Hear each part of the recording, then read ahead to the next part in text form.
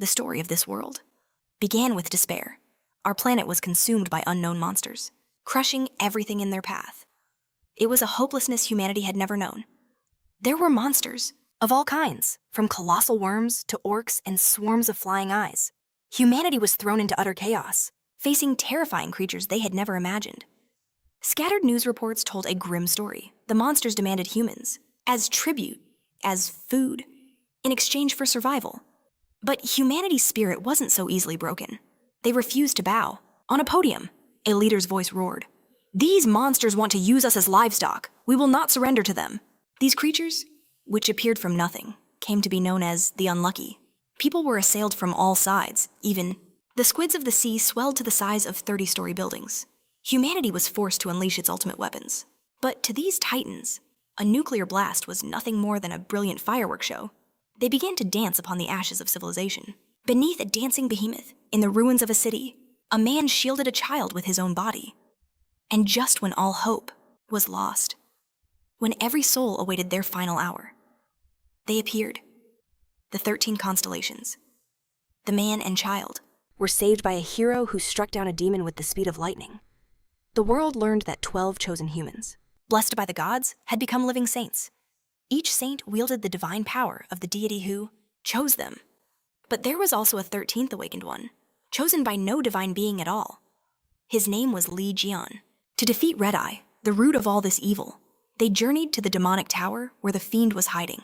Li Jian led the charge, a peerless warrior. He and the 12 other constellations engaged in a final battle with the demon. But now we see a different stage, a press conference where a question hangs in the air.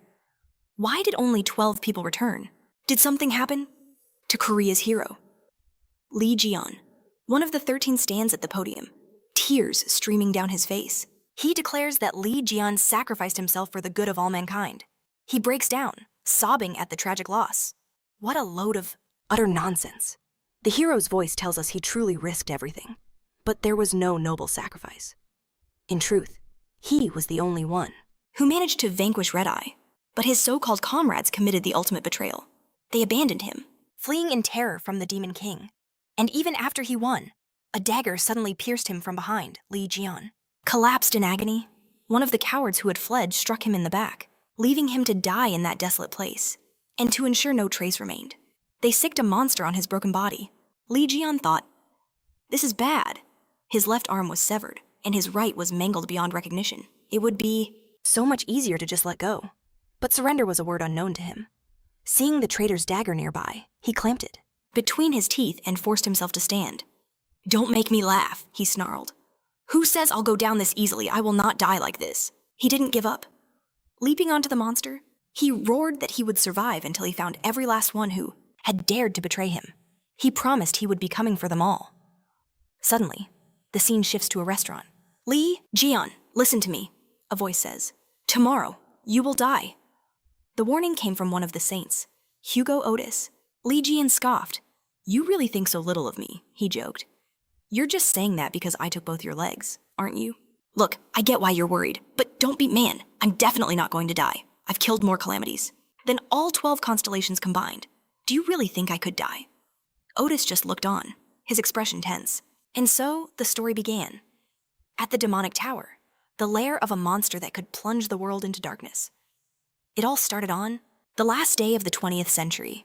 Powerful calamity bringers had cornered humanity with their overwhelming strength, leaving only a world of darkness and chaos. It was then that 12 gods, calling themselves sacred entities, appeared. They vowed to grant humanity the power to fight back, and they chose 12 mortals, blessing them with unimaginable abilities. But then, the unexpected happened. A 13th awakened appeared, without the blessing of any god. And this man was so powerful, so unbelievably strong, that even the 12 chosen saints were no match for him. Of course, it was Li Jian. "Thanks for helping us organize the attack on the demonic tower," one said. Li Jian replied that words weren't enough. He wanted a 5-year supply of free fried chicken. Someone asked if he ever got tired of eating only chicken. Then a female saint chimed in. "After we defeat Red Eye, we'll receive a worthy reward." Another added that since this was the most dangerous monster of all, the cause of all misfortune, they should demand at least $100 million. Li Jian just said they should have asked. For 10 years of free living at a 7-star hotel in Hawaii, After all, because of red-eye, many had suffered. Nations trembled on the brink of collapse. One of the so-called saints sneered, "Li Gong, if you truly want our cooperation, you'll need to offer something more. Don't you wish to mend that ruined body of yours?" But Li Gong saw them for what they were. Not saviors, but vultures, concerned only with saving themselves. They even told him to let people perish. "A few casualties will only drive up our value," they said. After dealing with red-eye, Li Gong wanted nothing more to do with them. He prayed he'd never see their faces again. But upon entering the demonic tower, they witnessed true despair. The Overlord's mere presence radiated a crushing and suffocating pressure. Suddenly, a roar ripped from its throat, shaking the very foundations of the world. The ground beneath them shattered and gave way. From the abyss, a pillar of raw energy erupted, blasting everyone into the air. It tore through the tower's ceiling as the 12 heroes watched in pure terror. Where they once stood, a massive crater now boiled with lava. The Demon Lord simply cackled with glee. The other heroes scattered like rats. But Li Gong's mind raced. How could he possibly fight this thing? And to think those cowards were called saints. He scoffed. "It doesn't matter. The one who defeats Red-Eye will be me. And me alone." Li Gong's voice takes over. "I was dreaming. A dream of the moment I was stabbed in the back by my own comrades. How much time has passed? What has become of the world outside? Does time even flow the same in here?" Honestly, I'm too tired to even think about it. The scene shifts, revealing a horde of monsters. And our hero is tearing them to shreds. He's trapped in a special dungeon where the waves of monsters are endless. But an invincible aura surrounds him. He knows he will not break. He roars a promise into the void. "Just you wait, I will survive this, and I will tear every last one of you traitors apart." Time flowed on without mercy. 20 long years passed in that desolate place. A lone monster now screams in terror. As Leon finally closes in. "You're the last one," he states coldly. The creature wails for help that will never come. There's no one left to save it. "Scream all you want," the hero says. "It's over." And with a final strike, it was done. Finally, it's finished. He thought he could leave, but his body gave out. He collapsed, utterly spent. We are whisked back to the outside world. Cities now lie in ruin. Amidst the rubble, 2 boys are running for their lives. "Run faster!" One screams, "I told you this was a bad idea.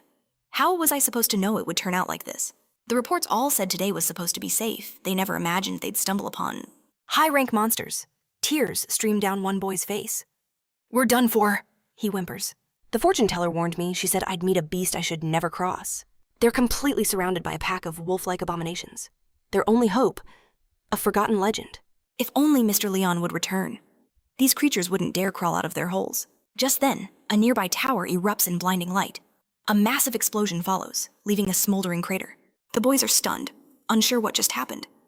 Through the smoke, a figure emerges. It's Leon, brimming with power, his mangled body now fully restored. His voice is ice. "Stab me in the back. Leave me to rot in that hell. I will never forgive you." The boys can only watch in shock as he tears into the monsters with his bare hands. They can't believe their eyes. He's effortlessly destroying orange-class beasts.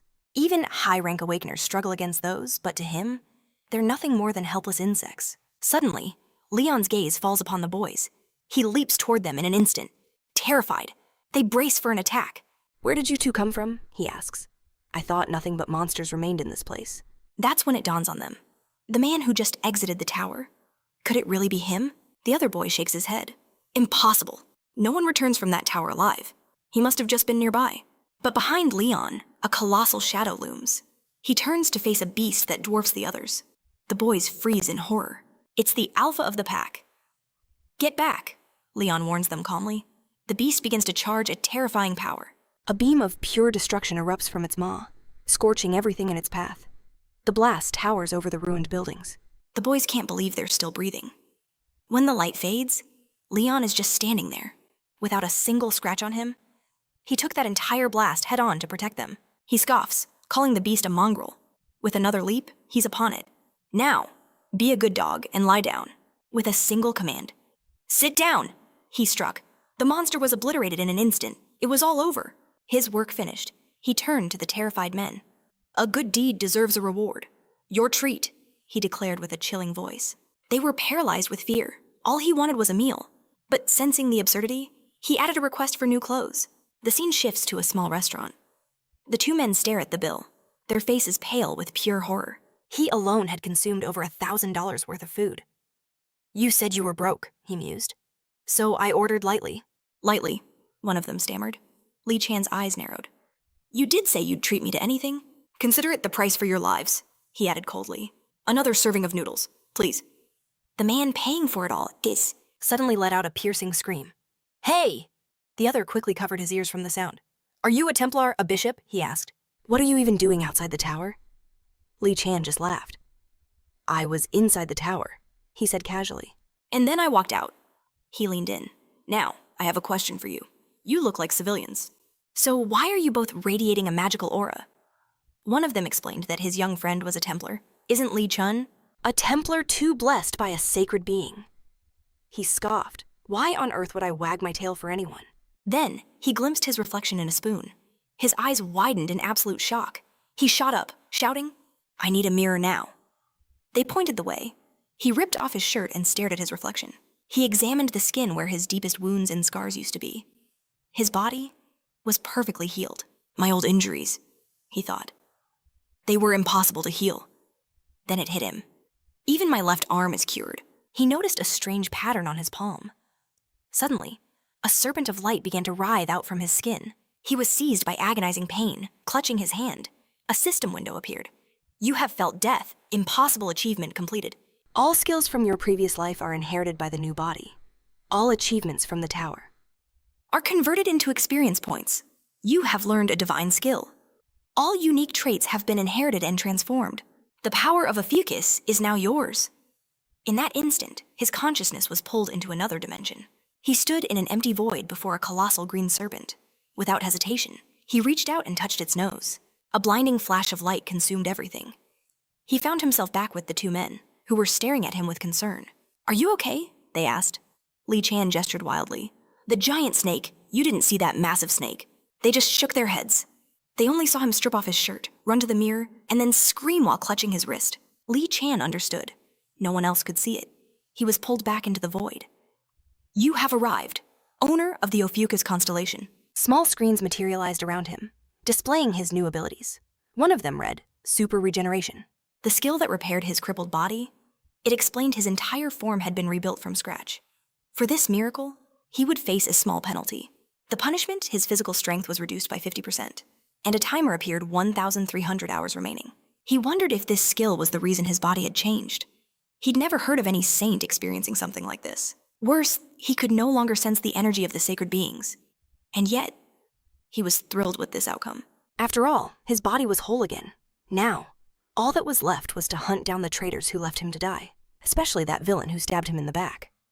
Just the memory made a murderous aura begin to radiate from his body. The two men flinched, shocked by the terrifying pressure that suddenly filled the room. Meanwhile, the tower itself was now a disaster zone sealed off by police. The fortress once thought to be indestructible had mysteriously collapsed. This news was about to shake the entire world. This place held a special connection to the hero, Li Gan.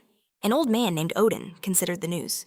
Could this be the work of his followers, or the saints who opposed Li Gan? He recognized the name of the monster defeated there, a creature even high-ranked saints couldn't handle. Who else could have done this? They began to wonder. Could Li Gan truly have returned to the world, alive? They could only wait for more clues. Elsewhere, at a press conference, cameras were aimed at a podium. A crowd of reporters clamored for answers. They demanded comments on the tower's collapse. One of the saints, a man named YW, stood before them. He simply stated there would be no comment on the matter. The entire crowd erupted in stunned silence. Why would he refuse to say anything? Later, inside his car, he smashed his glasses in a fit of rage, repeating a name over and over. Li Gan, how many times must I hear that name? It couldn't be. It was impossible. He couldn't have survived in the tower for 20 years. Not with thousands of black-level monsters crawling through that hell. It was nothing short of a miracle they'd escaped by taking the Red Eye's head. He knew he couldn't have survived that hellscape. His body was pushed to its absolute limit by that monster's deadly assault, and he wasn't even armored, like the other saints. But if he somehow survived and returned, then it's game over for all of them. We cut back to Lee, Gang, holding a phone, declaring he'll start with this particular villain first. The scene shifts to an airport. A man steps off a plane, greeted by officials. To think I would have the chance to meet one of the 12 saints? This is a profound honor for me. This man was Hugo Ois. He asked for the Prime Minister and was told he was already waiting at his office, transport at the ready. With a simple nod, Hugo said they could go. The two employees were stunned. He radiated a majestic aura, the very picture of a truly chosen hero. Seated in the car, his phone buzzed with calls from an unknown number. He ignored them, assuming they were just persistent reporters. He couldn't believe the rumors of Li Gang's return had blown up like this. The thought made his blood boil. After all, 20 long years had passed. His mind drifted back to when he warned Li Gang he was going to die tomorrow. But Li Gang only smiled, asking if he truly thought so little of him. Later, as they began their assault on the demonic tower, he stood guard outside at Gang's request, holding back endless hordes of monsters. He prayed that his premonition was wrong, that Gang would make it out alive. But when he saw the others return, he asked where Gang was. The very saints who entered with him had abandoned him, returning only with the head of the red-eyed beast. This event soon became legend across the entire world. The 12 saints, himself included, were hailed as heroes, gaining unimaginable influence. Hugo recalled how he, unable to accept Gang's death, begged them to mount a search party. But he was shut down. Enough is enough. Janan Louis Morn had said, his voice cold. You know full well the number of monsters pouring from that tower. There's no way Li Gang could have survived. But if you're that worried, feel free to go look for him.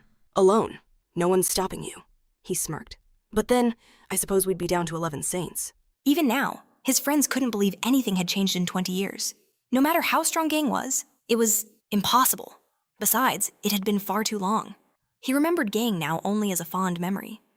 Suddenly, a call from the Prime Minister. The voice on the phone asked if he was free to talk. He confirmed, and the minister stated he'd likely already heard the rumors that the demonic tower was destroyed. The same old story? Hugo sighed. I'm sorry, Prime Minister, but if you're going to ask me to investigate this, I must refuse. After all, Gang died on that day. This incident with the tower is probably just a hoax by Gang's loyal fans. And if you intended to use this situation to gain more votes, the minister cut him off. That's not it at all. Because according to a report just delivered to the South Korean government, a call was recently placed from Li Gang's personal number. Those words made Hugo freeze. The minister added that the caller's number was unknown. Hugo was so stunned he ordered the driver to stop the Xiaopishui car. Could it be that the unknown number that had been calling him was Li Gang? He stared at his phone screen. 30 missed calls. He decided to listen to the voicemail Li Gang had left. A sinister voice echoed from the speaker.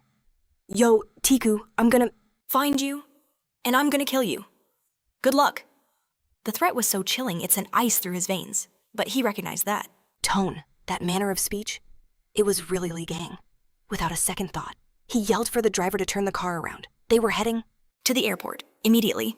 The driver reminded him of his job in the UK, but Hugo screamed that he didn't care, he had to get to the airport. Now, we return to Li Gang, who sits with a phone in his hands. You've grown up. Tiku, he mused, even daring to ignore my calls. Someone asked who he was trying so desperately to reach. Li Gang just waved it off. So, he said, changing the subject, this thing is called a smartphone, right? He seemed quite taken with it. The hero explained that he first entered the tower in the year 2005. But now, it was 2025. They were shocked that he was genuinely using a smartphone for the first time. They showed him how he could connect to the internet and check the news. The hero then asked if he could see the news about himself. They pulled it up for him. This is the hottest topic in the world right now, they said. There was an overwhelming amount of news about his return, which made him scroll through it all. Suddenly, his eyes landed on comments from haters, calling him worthless. A dark anger flared in Li Gang's eyes, and he clutched the phone so tightly it nearly cracked. The phone's owner cried out in alarm. He couldn't understand. How dare they steal his glory for themselves? They were the ones who ran at the first sign of a real monster. But then, he realized he should ignore them. In a way, their pathetic lies were almost cute. Just then, a news story about Li Gang's last will and testament appeared. He recalled his final will, a promise to give his entire fortune to orphanages and educational institutions, a final hope that his wealth would reach those in need. But the screen revealed a soul-crushing betrayal. Li Gang has bequeathed all his possessions, including the sacred relics, to the 12 saints, in the hope they would manage the funds for the good of the world. The lie was complete. Rage consumed him, and the phone shattered into 1,000 pieces. He swore he would skin them and their gods alive. As the dust of his old phone settled, Li Gang sat, contemplating his first move. He had to announce his return to the world, but his current appearance was nothing like the man he was 20 years ago. If he walked outside screaming, "I am Li Gang," they would call him a madman. No one would ever believe him. He decided, as he hunted down each of the 12, one by one, it was best to remain in the shadows. But suddenly, crimson tentacles erupted around him. A warning echoed in his mind. You are being watched. He had already felt the aura. Stepping outside, he looked to the sky. He saw colossal, cloud-like beasts soaring above. He knew instantly, these were avatars. The familiars of a holy sign, the sign of the white ram. In its name, the avatars conjured a powerful barrier. The influence of 2 constellations, the avatar's voices boomed. We demand a tribute from you. The sheer arrogance infuriated Li Gang. These were sacred entities, but who were they to command him? At that moment, he overheard a conversation. Seriously, this Li Gang guy again? Everyone's talking about him. The noise is going to kill me. Right, this nonsense is everywhere because of the news. His name is legendary, but it's weird how everyone's suddenly obsessed with him. Just then, the group noticed the saint's insignia on Li Gang's clothing. Their tone changed. They told him to leave immediately, fearing that any provocation would lead to serious trouble. The hero stood before them, silent. One of the men, trying to look tough, stepped forward. What are you looking at? He sneered, taking a long drag from his cigarette. He blew smoke directly in Li Gang's face. You got a problem. That was the final straw. A fire ignited in the hero's eyes. The thug laughed. Just try and hit me, his girlfriend chimed in. Don't scare the poor guy. He looks terrified. Another called from the back. Pathetic weakling. All of Li Gang's fans are exactly the same. Li Gang was utterly stunned. Since when did pathetic runts like these worship the saints? Calling them saints at all was a complete joke. The young man with him whispered, Be careful. These people are A-rankers, representatives of the Gemini constellation. Li Gang turned his back, then shouted over his shoulder, Hey, trash! They whirled around. Are you talking to us? He simply replied, I am. The saint stomped towards him, his face inches away. Repeat that, he snarled. A pathetic simpleton without a shred of magical aura. Before he could finish, Li Gang lifted a single finger and flicked him. The saint shot through the air like a cannonball, smashing into a distant building. Silence. Everyone stared in disbelief. A faint smile played on Li Gang's lips. Did she really think I wouldn't notice her sneaking up on me? With another snap of his fingers, he sent the girl flying into the building right beside her partner. He looked at the wreckage. Weaklings, the remaining men stammered. Using magic in the middle of the street is strictly forbidden. Li Gang scoffed. Nonsense. If I had used magic, there wouldn't be a trace of them left. They were completely shocked. He had taken out 2 A-rankers with nothing but raw brute force.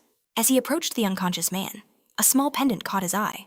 Ripping it from his neck, he murmured, So this is what I felt. It's a relic, isn't it? But how did trash like this get one only saints should possess these? The kid nearby asked. Do you really not know anything? And so, the story began. Decades ago, humanity was nearly wiped from the face of the earth. But thanks to sacred entities and their chosen constellations, a handful of humans survived the great calamity. However, only 12 people were not enough to protect the entire world. So the saints began gathering followers, calling them branches. Those who received a fragment of a saint's power became known as Templars. These warriors were divided into ranks based on their strength. At the very top, just below the sacred entities, stand the saints. Below them are the cardinals, potential candidates to become the next saints. Then come the bishops, the strongest of the Templars. And at the bottom, the Templars themselves. He added that a Templar's main source of power is their faith. This created fierce competition between the branches to attract more followers. In this new world, chosen Templars receive relics from the sacred entities. Li Gang finally understood. In 20 years, everything had changed. Suddenly, a voice called out, Look, over there! The avatars were still watching him. Avatars of wealth and greed, tied to the constellation of the White Ram, they were enjoying the spectacle. They demanded that Li Gang finish the job. The avatars craved more bloodshed. They wanted a massacre. For their help, they promise him a worthy reward. But the guys are frozen in terror. These aren't just Templars. They are avatars, reflections of the sacred entities themselves. To stand against them is to challenge the very gods. They plead with Li Gang to do whatever the avatars demand. In that instant, Li Gang finally understood. He knew why he felt. The vile aura of Ares so intensely. Rage burned within him. They were just another pack of celestial parasites, looking to feast, He scoffed. Nothing had changed. Bending his knees, he prepared to launch himself. Then exploded towards the avatars. A massive crimson cloud erupted in the sky. He sneered. All this showing off for a bunch of weaklings? His friends were stunned. The constellation had actually retreated, the barrier vanishing with it. They finally realized this man was on a completely different level. The hero turned to them. Those two weaklings, they're with the Twin Branch, right? They explained that in their country, the Twin Branch holds immense power. It's an elite group controlling 2/3 of all major corporations. A grin spread across Li Gang's face.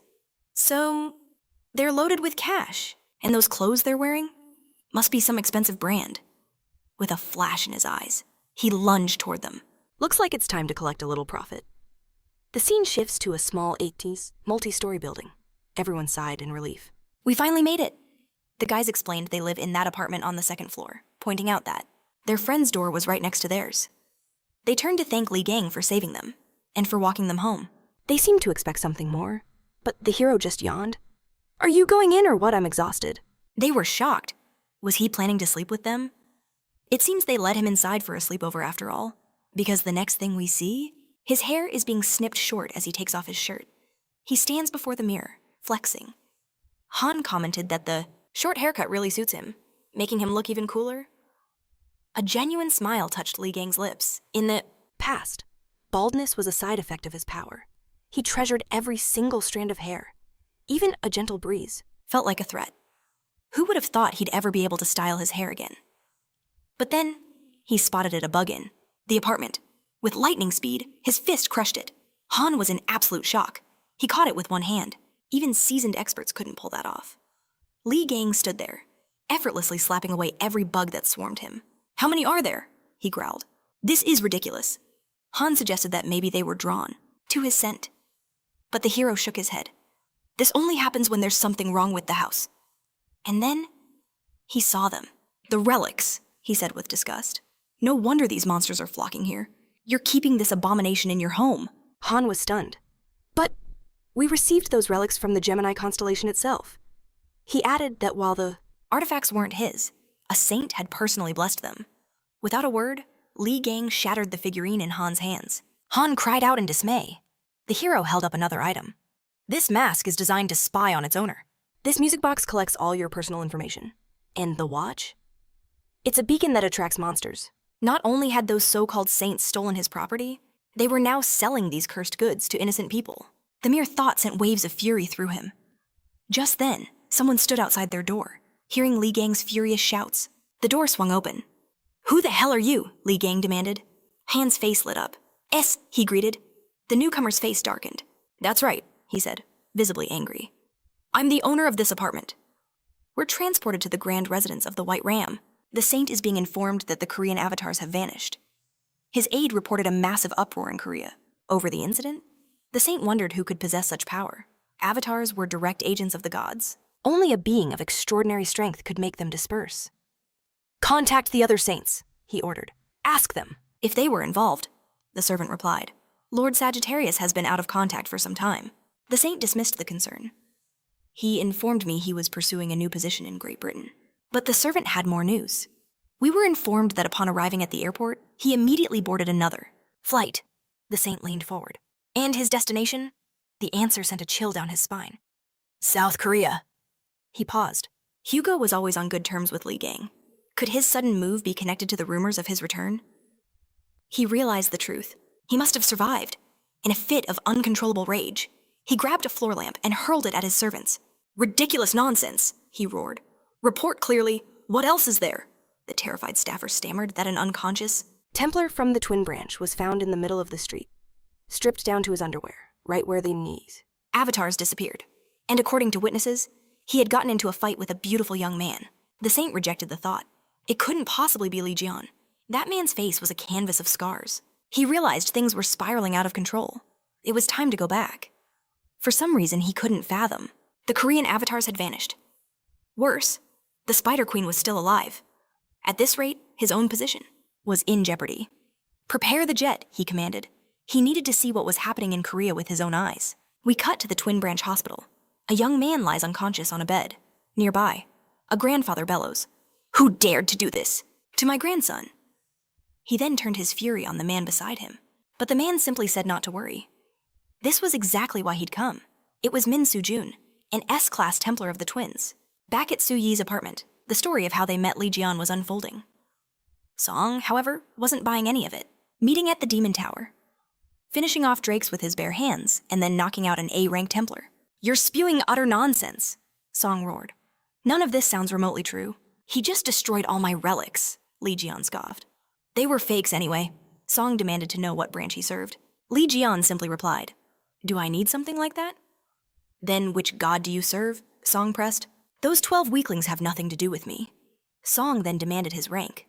The hero hesitated, before saying, "I'm a production worker. Your name? I am Lee Ji-yeon." Han desperately tried to Calm Soo-yi down, but he was already a storm of unstoppable rage. "You broke into someone's home without permission, you destroyed my precious relics, and you dare impersonate the great Lee Ji-yeon." Han screamed for him to cool it, warning that he was about to burn the whole apartment down. A system warning flashed in Lee Ji-yeon's mind. A follower of Gemini's magic had been detected. It seems, he thought, that he intends to leave nothing but ash. He activated the skill god's gaze. A status window appeared. Templar of the Gemini constellation. Rank A, nickname Smashing Strike.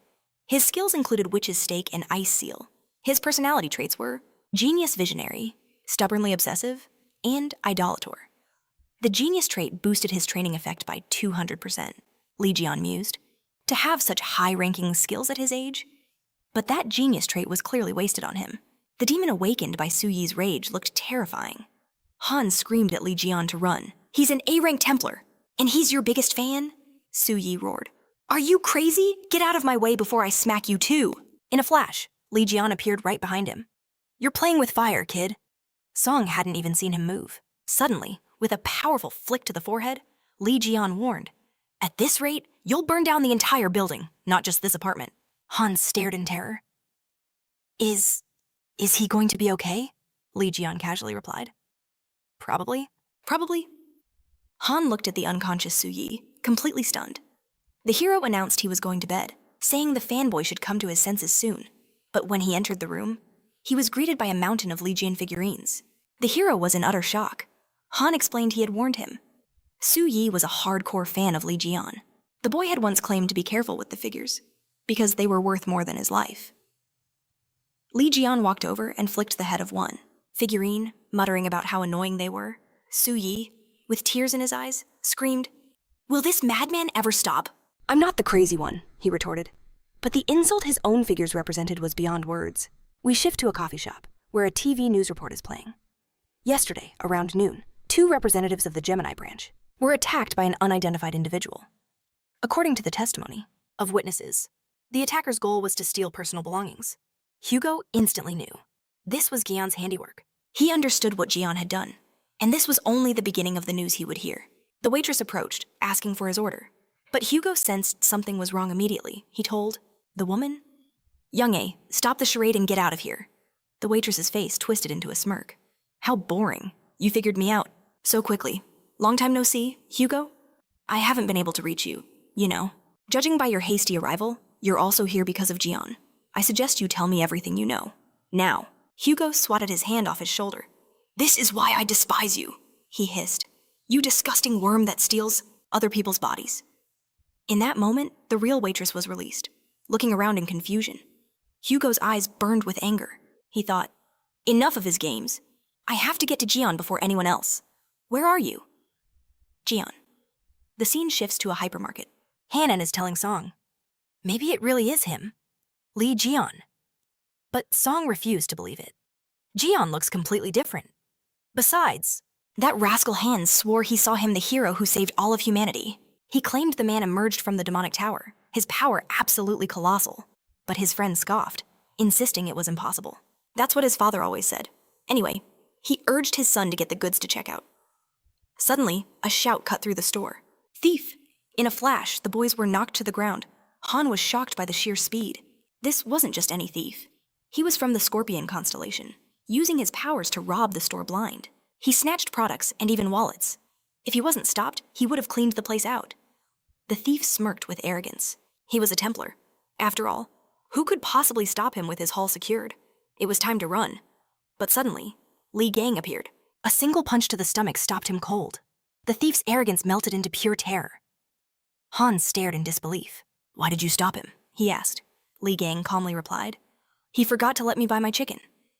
Just then, a man from the hospital approached. He remarked that the hero had done well. Catching a Templar from the Scorpio constellation, given their legendary speed, was impressive. "Still," he added, "judging by your aura, you seem to be just an ordinary investigator. Next time, report this to the police." As Li Gang wondered who this man was, the ground began to violently shake beneath them. The entire store trembled. The thief saw his chance. This was the perfect moment to escape. He bolted from the scene. He thought he was incredibly lucky. The earthquake was a blessing, but then, a monstrous centipede erupted from the ground. The thief froze. A monster like that. In a green zone. He knew in his gut that he had to get out of there before it was too late. He leaped high into the air, thinking he was safe from its reach. In the next moment, he found himself inside a monster's mouth.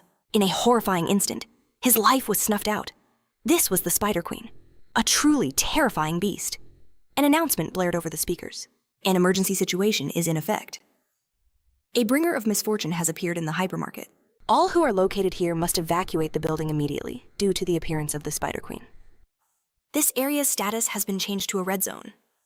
People scrambled, running for their lives in every direction. But one small boy stood frozen, crying in terror as a massive monster flew straight toward him, ready to devour him. Just then, Li Gang crashed into it. The monster was completely annihilated. The boy was speechless, shaking with fear. "You should be more careful next time," Li Gang said, offering his hand. "Are you hurt?" The boy was too scared to answer. He just ran away. So much for Li Gang's cool action movie moment. He coughed awkwardly. "Well, I guess he's fine," he muttered, then wondered what a beast of this magnitude was doing here. He summoned his snake. A grin spread across his face. "It's been a long time," he said, "since I've been able to have some real fun." Meanwhile, in Young Wise's car, he demanded his subordinate repeat the report. "A bringer of misfortune has appeared." In the middle of a hypermarket in Bishan City, Young Wise's face grew grim. "Repeat the monster's name." The reply came, "It's the Spider Queen." The saint looked absolutely horrified. He remembered their last raid. A catastrophic failure. He had barely managed to seal her away, and now she had escaped. He knew with chilling certainty that he couldn't face a red-class monster alone. It is said that after the bringers of misfortune appeared, the world was divided into 6 classes based on danger. First is the blue zone, a blessed abode. The second is the green zone, a safe place. Third and more dangerous is the yellow zone, indicating light danger. The fourth is the orange zone, where there is a great threat to life. Fifth, the red zone, are locations teeming with deadly monsters. The last and most dangerous is the black zone, where life is absolutely impossible. Yang understood the terrifying truth. Since the Spider Queen appeared there, the hypermarket was now considered a red zone. "What should we do about the situation?" his staff asked. His reply was cold and swift. "Seal everything up. After all, if even one person found out this was because of their last failed raid, then they were finished." He told his servants there was no way to save those inside. "Send the Templars," he commanded, "to completely seal the building." Back at the hypermarket, a Templar who was already there began his assault. He slammed his ice spears into the ground, shouting incantations, unleashing his magic. It was one of his strongest spells. But a few seconds later, the imprisoned monsters shattered the ice. The attack had bruised his ego. How could they break his spell so easily at that moment? Li Gang strolled over, carrying a bunch of cans. The Templar didn't even notice him approaching. "So," Gang said to the monsters, "you're the parasites so hungry that you decided to eat people." He grabbed a can, wound up, and shouted, "Then eat this," as he threw it. Instantly, the huge monster was sliced in half. In that same moment, Li Gang had closed the distance, stabbing it as he declared, "Pathetic. Mobs should learn their place."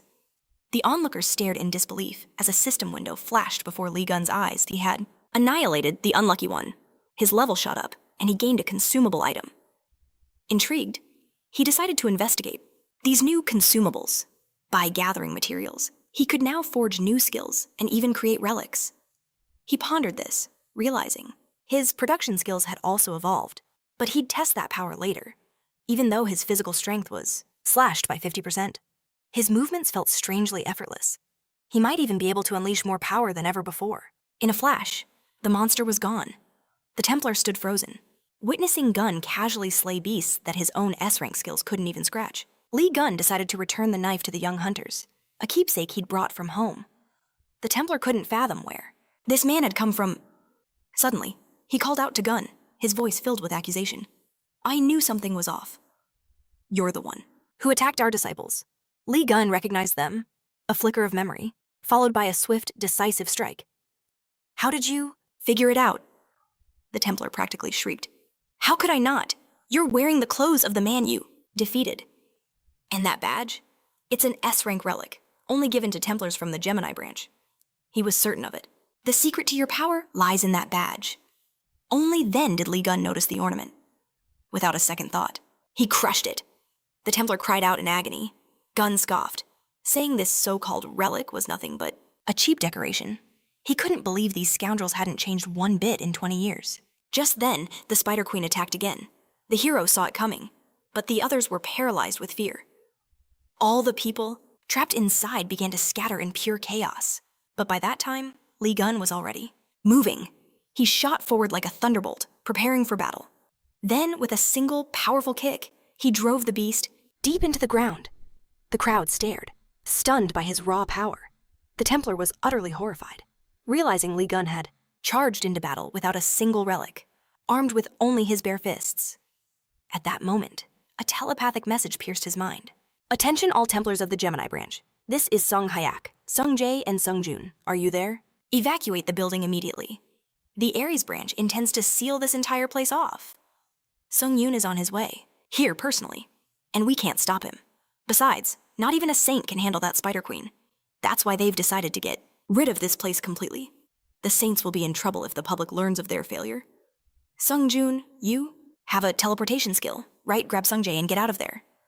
But Sung Jun only prepared to take the two of them, seeing how many civilians and monsters were still swarming the area. Meanwhile, Lee Gun continued his relentless assault on the Spider Queen. At the same time, Sung Jun began to hesitate. Sung Hayak asked, Is there a problem? Can you two not leave together? Sung Jun replied that it wasn't a problem, but Sung Jae exploded. What are you talking about? The rescue teams outside aren't enough. Can't you see the mess we're in? Or are you saying we should just leave all these people here to die? Sung Jun said he understood, but his logic was cold. If the Spider Queen breaks out into the city, what do you think will happen? The citizens will blame the constellation branches, their faith will waver, and the power of the saints will crumble. Humanity's faith in the sacred beings must remain absolute, but Sung Jae refused to abandon the people. Sung Jun pulled out his phone, stating flatly that he could only teleport one other person.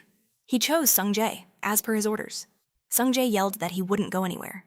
Without his friend, not while so many others were still trapped. Sung Jun's patience wore thin. This is no time for sentimentality. I have no desire to die here because of you.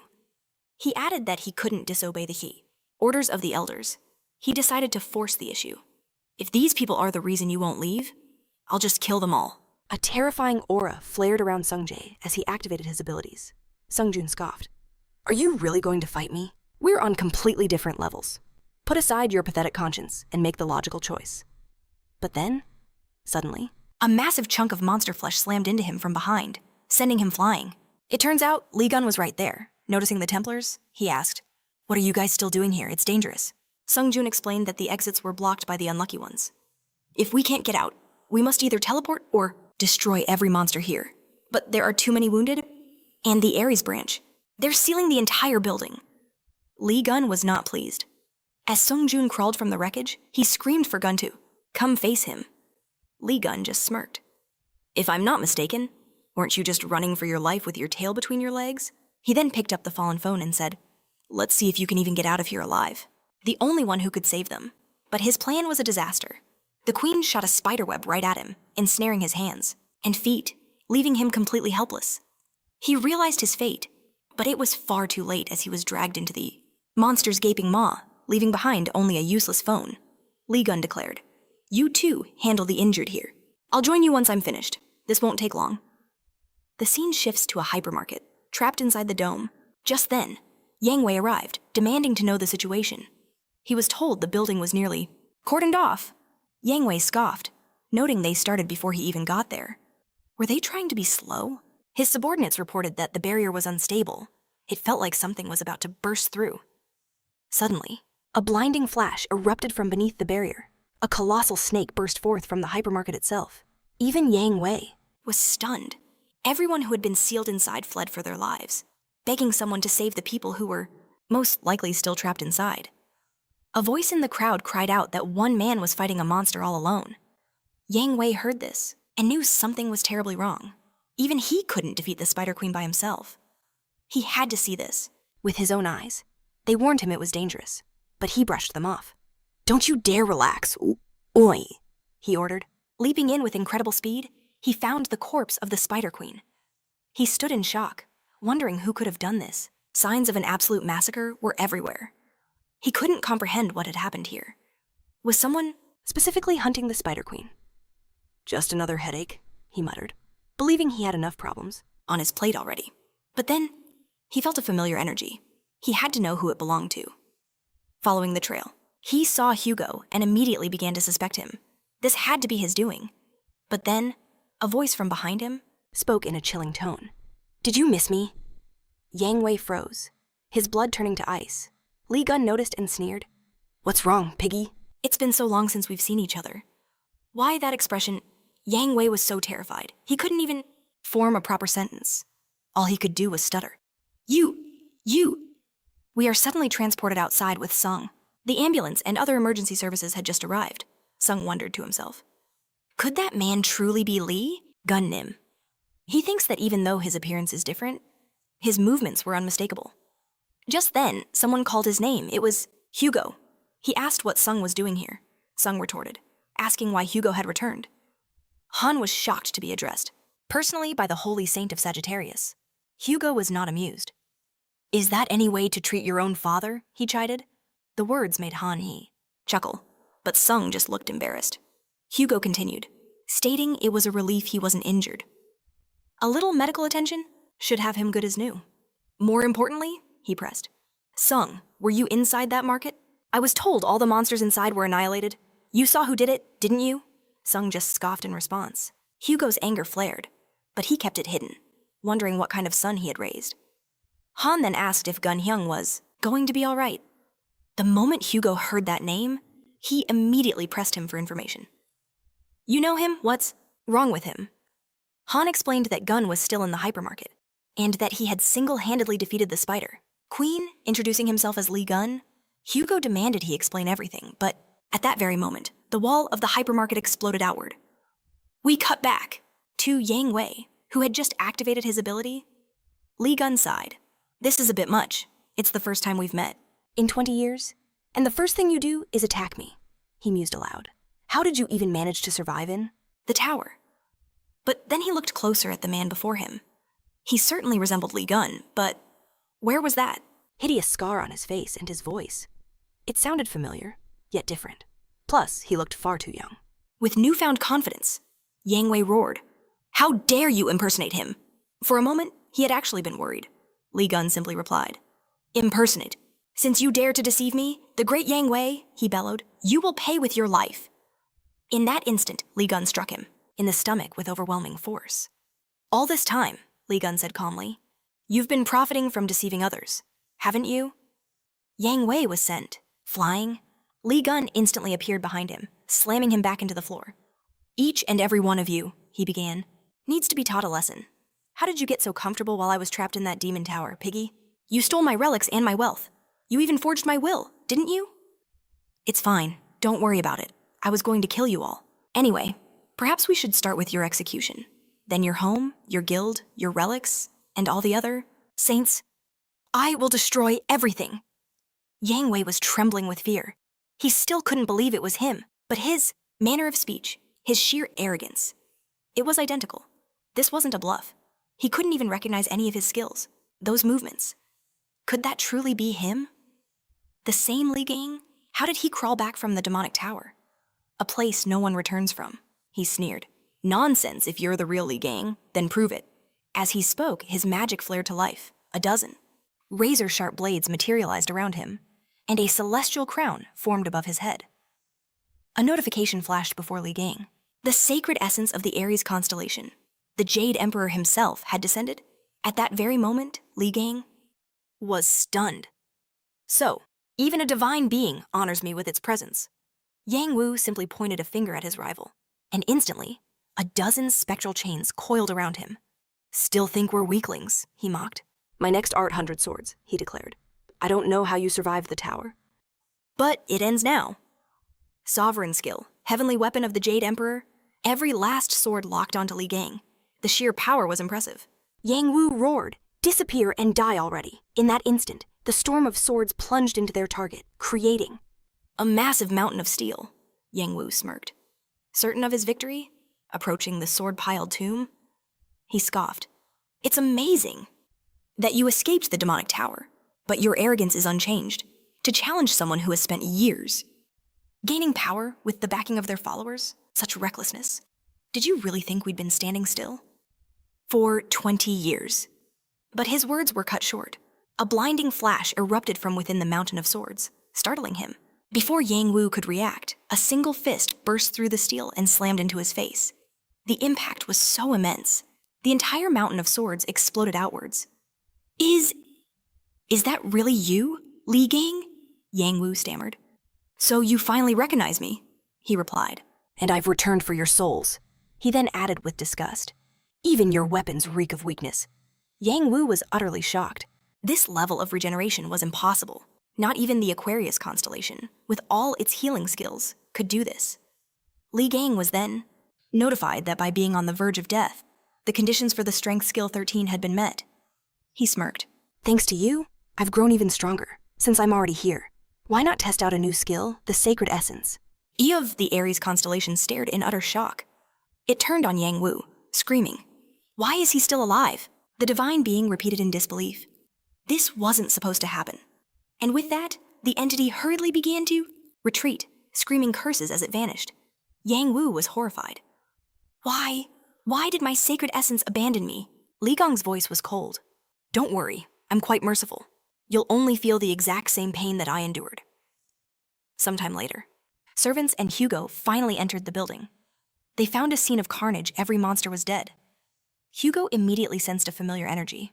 Using his ability, he traced the energy's source. It was Yang Wu's. And Hugo knew, without a doubt, this was the work of Li Gang. He always causes trouble. But this is on another level. The servants could feel his aura as well. "It's incredibly weak," they reported. Hugo commanded everyone to stand back, then slammed his hand on the floor. Instantly, the ground gave way, dropping them to the floor below, where they found Yang Wu. "That guy, it's really him," Hugo sighed. Pinned to Yang Wu was a note. It read, "Sent to the piggy." The scene then shifts, and we find Li Gang already standing on the threshold of the Aries mansion. He must keep all his best relics here, he mused. Stepping inside, he saw a massive collection of relics. Pretending to be some god of treasure. But Li Gang could instantly sense their nature. He realized the clothes were genuine, taken from his old home. But the weapons were all fakes. Then, his eyes locked onto a familiar toothpick, the very one he used to use. A smile touched his lips. Just as alarms blared throughout the hall, guards swarmed in from every direction. They surrounded him, demanding he drop the relic. Li Gang sighed. "I'd rather not, but I suppose I have to." In a flash, he dispatched every single guard with blinding speed. "The old stuff is always better," he commented. Then, he said, "It's good to see you again, old friend." He was speaking to a slug. A notification identified it as a relic, a lump of slime that could recreate anything.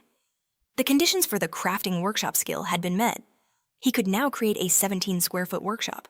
Since his hidden skills were unlocked, he could even grant the slime his own trait.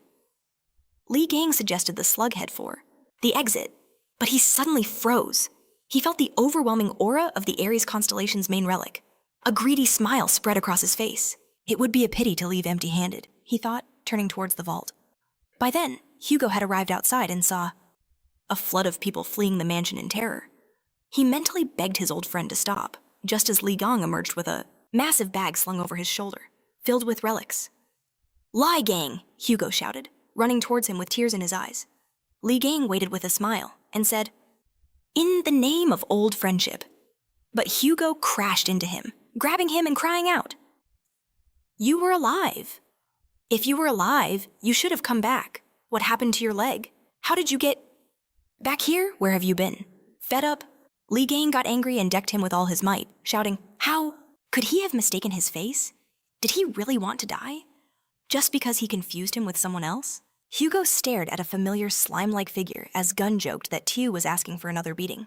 But Hugo was simply too overjoyed to see him. Tears streamed down his face as he rushed in for a hug. "You're alive! Is it really you?" Gun was just as happy to see him. But his simmering anger took over first. A sharp punch landed in Hugo's stomach. "How dare you charge at me like that?" That familiar punch. It was definitely him. Suddenly, Hugo's sacred essence materialized beside them. It was a god, and it looked exactly like Hugo himself. They stared in shock. Why would his divine form choose to appear now? As they stood baffled, the sacred entity, Apollo, voiced his doubt about the truth of Lion's survival, and offered to verify it himself. When Hugo asked how, the divine archer pointed his arrow straight at Lion, declaring, "One shot and everything will be clear." Lion Gang scoffed. "Let's just eliminate this vile god." His first instinct is to point a weapon at someone he just met. Hugo desperately tried to calm the explosive tension between them. He pleaded with Li Gang.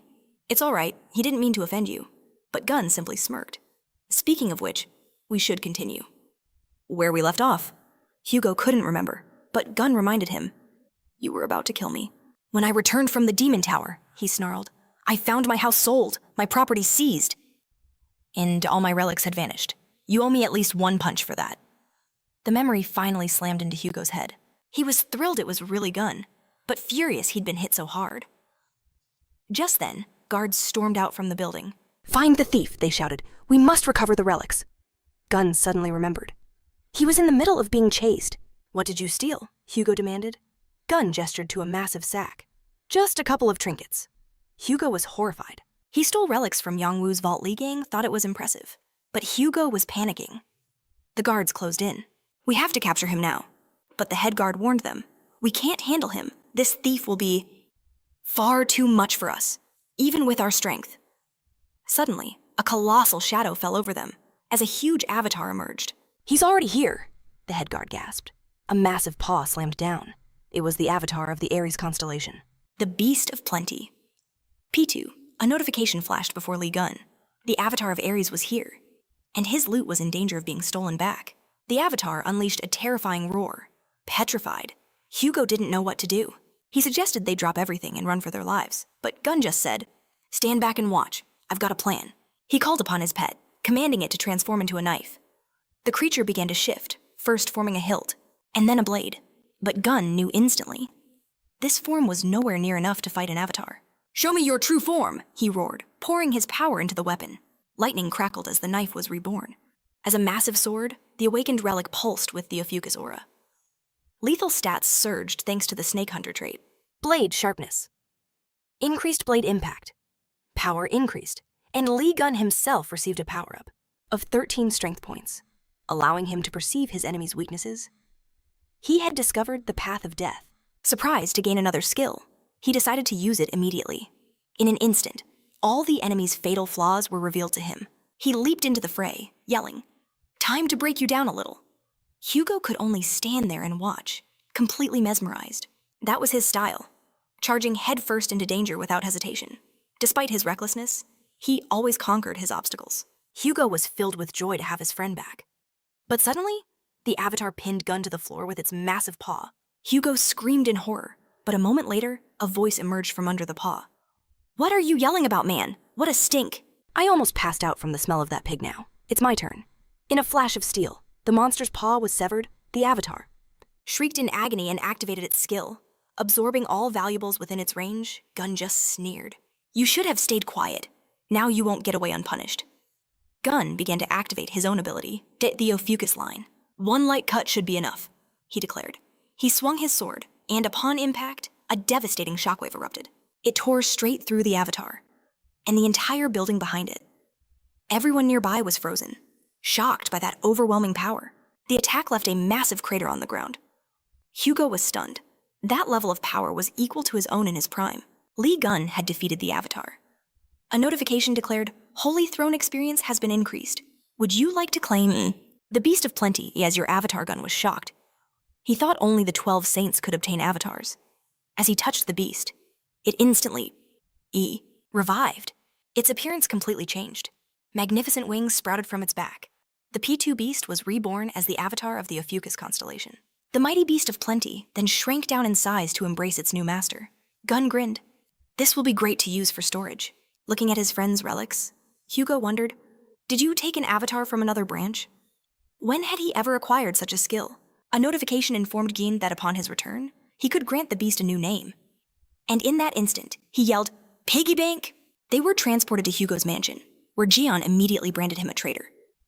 Hugo, wounded by the accusation, shouted back.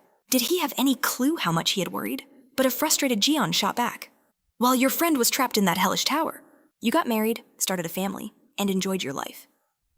Traitor, to some, life had been an agony comparable to the torments of hell. But his supposed friend was living his best life, happily wasting his days away. You didn't even try to find your missing friend. Is that what friends do? I returned after 20 years, and you don't even recognize me. I know my appearance has changed a bit, but still, it just makes me depressed. Was this the reason he had fought so desperately to come back? Hugo was struck by a mix of anger and sorrow at his words. Gian then declared he would leave and not bother him any longer. It's fine, Hugo said. You can stay the night. I still live alone. At this, Gian began slapping his back. Apologizing for bringing up a painful subject, trying to cheer him up. He even hinted that divorce wasn't such a terrible thing these days. But Hugo roared back. I'm not divorced. Just before he could finish his sentence, he quickly changed the subject, asking what really happened inside the demon tower. Hugo knew that Song and Yunho were too crazy about Gian to speak rationally. He explained his side of the story. He was positioned outside during the raid to hold back the endless monster hordes. Because of that, he had no idea what transpired inside. Why did you all come back with red eyes? Jian's face darkened. It's a tragic story. They stabbed me in the back and left me to rot. The tower was a trap, swarming with countless hordes of demonic enticers, and rising from among them was Red Eye, the very foe he thought was dead. Hugo was stunned. How could he have revived Hun? Explained that the being they fought during the raid wasn't his real body. The true form was hidden, deep within the tower. And though Gian managed to defeat him, the real enemy wasn't Red Eye. It was the tower administrator. Again and again, the administrator revived every Drake Gian slaughtered. He tore each of them to pieces, but a creeping despair took hold, the chilling realization he might never escape. After felling the very last one, he collapsed from sheer exhaustion. He admitted that if his memories were correct, at that moment, he was already dead. But then he opened his eyes and found himself somehow outside the tower, filled with a strange new energy. He said he was only certain of one thing. The scoundrel who betrayed him knew the tower's structure perfectly. He threw him into that dragon's den, as if he knew exactly what awaited him. Gian stated with cold confidence that he would eventually hunt down those who stole his property, but for the traitor who stabbed him in the back, a special punishment was reserved. To accomplish this, he needed to prepare, and so he began to craft legendary equipment, summoning a workshop, and laying out his precious materials. Among them was the Spider Queen's core, which devoured the magic of anything it touched, and a misfortune-inducing fragment, a rare item that boosts the success rate of crafting and enchanting. Holding it all within a creation shell, he thought, I just need to mix it all together. With that, he added these divine materials to a simple toy horse. The entire house flashed with the blinding light of creation. A new entity was born. It was a fake crimson horse. If you write a name on it, the magical power of anyone who touches it will flow directly to the owner of that name. Gian explained that relics with their own consciousness can evolve on their own. Hugo was so impressed he even patted him on the back. Then he declared, It's incredibly valuable, but the design is just hideous. Gian exploded. Do you know how much material I spent to create this? He fumed that with the leftover materials. He had planned to make something, for him, but now he'd changed his mind. Hugo instantly backpedaled. What an elegant design. You are a master craftsman of beautiful relics. By disgusting, I meant my own inability to appreciate the deep aesthetics of the object you created. Gian, calming down, said he'd watch his behavior. Their first mission, he announced, was to lure out all the saints. Hugo questioned how he planned to do that, since it was highly unlikely the other constellations would ever leave their sanctuaries. Gian simply said, This will be enough, and revealed a golden box. It was a royal relic, a storage of the Golden Fleece, an item that can store objects of any size and for a price. Even multiply the items kept within. Hugo gasped. Royal relics were the most priceless artifacts in existence. How did you get this? He asked. Only the 12 zodiacs have access to them, Gian replied. since Hugo is a beggar saint's constellation. He brought this divine artifact to use as a wallet. Hugo erupted in fury, shouting that his constellation had a proper name. Gan explained that high-quality relics demand far more materials than common ones. But with this, he could generate new materials from nothing and forge tons of high-ranking relics in turn. Hugo demanded to know how, since there was no one present who could activate it. Gan fired back, asking why Hugo couldn't. He bellowed that his sign is Sagittarius. Their spirits sank. The hero sighed, a feeling telling him they could somehow activate it. His friend insisted it was impossible, and they'd have to find another way. But Gan calmly stated he'd already submitted a request to the news network. That broke Hugo. He demanded again. What did you do? Gan just pretended not to hear him. Hugo screamed, What did you send? To the news network. Apparently, what Gan sent was enough to leave Hugo utterly terrified. The scene shifts to the Blue House in South Korea. One of the officials laments their utter disgrace, failing to defeat even a single spider. He sneered that they should stick to selling talismans. Why did they ever get involved in battles with monsters? This was Bishop Leo Oliver. He was warned to refrain from such inflammatory statements. Oliver just smirked, retorting that he'd heard the Spider Queen was killed by some unknown kid. Could it be that Li Gan himself had risen from the grave? A glass shattered as someone roared, Enough! He glared at Oliver, snarling that he must be truly captivated by Li Gan's past achievements. This was Sung Hayak. Oliver shrugged. What's the big deal? Li Gan would have crushed that thing without breaking a sweat. Did you not see the video from Burning Russia? Sun snapped back that Li Gan was only empowered by other saints, armed with the best weapons. Under such perfect conditions, even they could have done better. Oliver laughed, mocking them for failing to capture the spider despite their supposed advantages. Sung shot back in a venomous tone. I'll have you know, the Spider Queen was ultimately destroyed by us, the Twin Branch. The price, however, was the life of an S-rank Templar. Oliver called them poor things, having paid such a massive price. He'd love to shake that poor hero's hand. But alas, he'd have to dig through a monster's stomach for that. A furious aura flared between the two of them. A man sitting nearby listened to it all, wondering when the Blue House had turned into a den for these pathetic scoundrels. Suddenly, a servant burst into the office, announcing an urgent report and begging them to turn on the news. On the broadcast, an announcer's voice trembled. We have an emergency power-up. Our news channel has just received a mysterious package. Inside were photos of the holy sign of Aries, Yang Wei, and a short, chilling message. The note read simply, I'm back. According to forensic analysis, the handwriting is a 99% match to that of the fallen hero. Li Gan, we cut back to Hugo's house, where he's shaking with rage, demanding what Gan was thinking, sending something so insane. Gan just shrugged nonchalantly. It was just an announcement, to let them all know. Their heads will soon be on my plate. Hugo screamed that this was more than just getting attention. Yang Wei's death was already a catastrophe, but Gan had just made things infinitely worse with that message. Gan turned to him and said coldly, Yang Wei isn't dead, but he's certainly not alive. Hugo stared in absolute horror as Gan pulled out a small doll, declaring, This is Yang Wei. The doll, with its many name tags, seemed to confirm the impossible. The doll then detached itself from his hand. Gan explained that due to his recent battles, all of his skills had improved slightly, and he was able to imprison Yang Wei's astral body inside this very toy. Hugo couldn't even process if that was possible. Gan said that wasn't the most important thing. He handed Hugo a dagger. This is the same dagger that was stuck in my back, the very weapon that caused my imprisonment. Hugo stared at it, realizing it was the blade that had nearly killed Gan. From its design, this was no ordinary dagger. He realized that if this was the weapon, then the one who attacked him definitely wasn't Yang Wei. Gan stood there with a vicious smile, stretching the toy.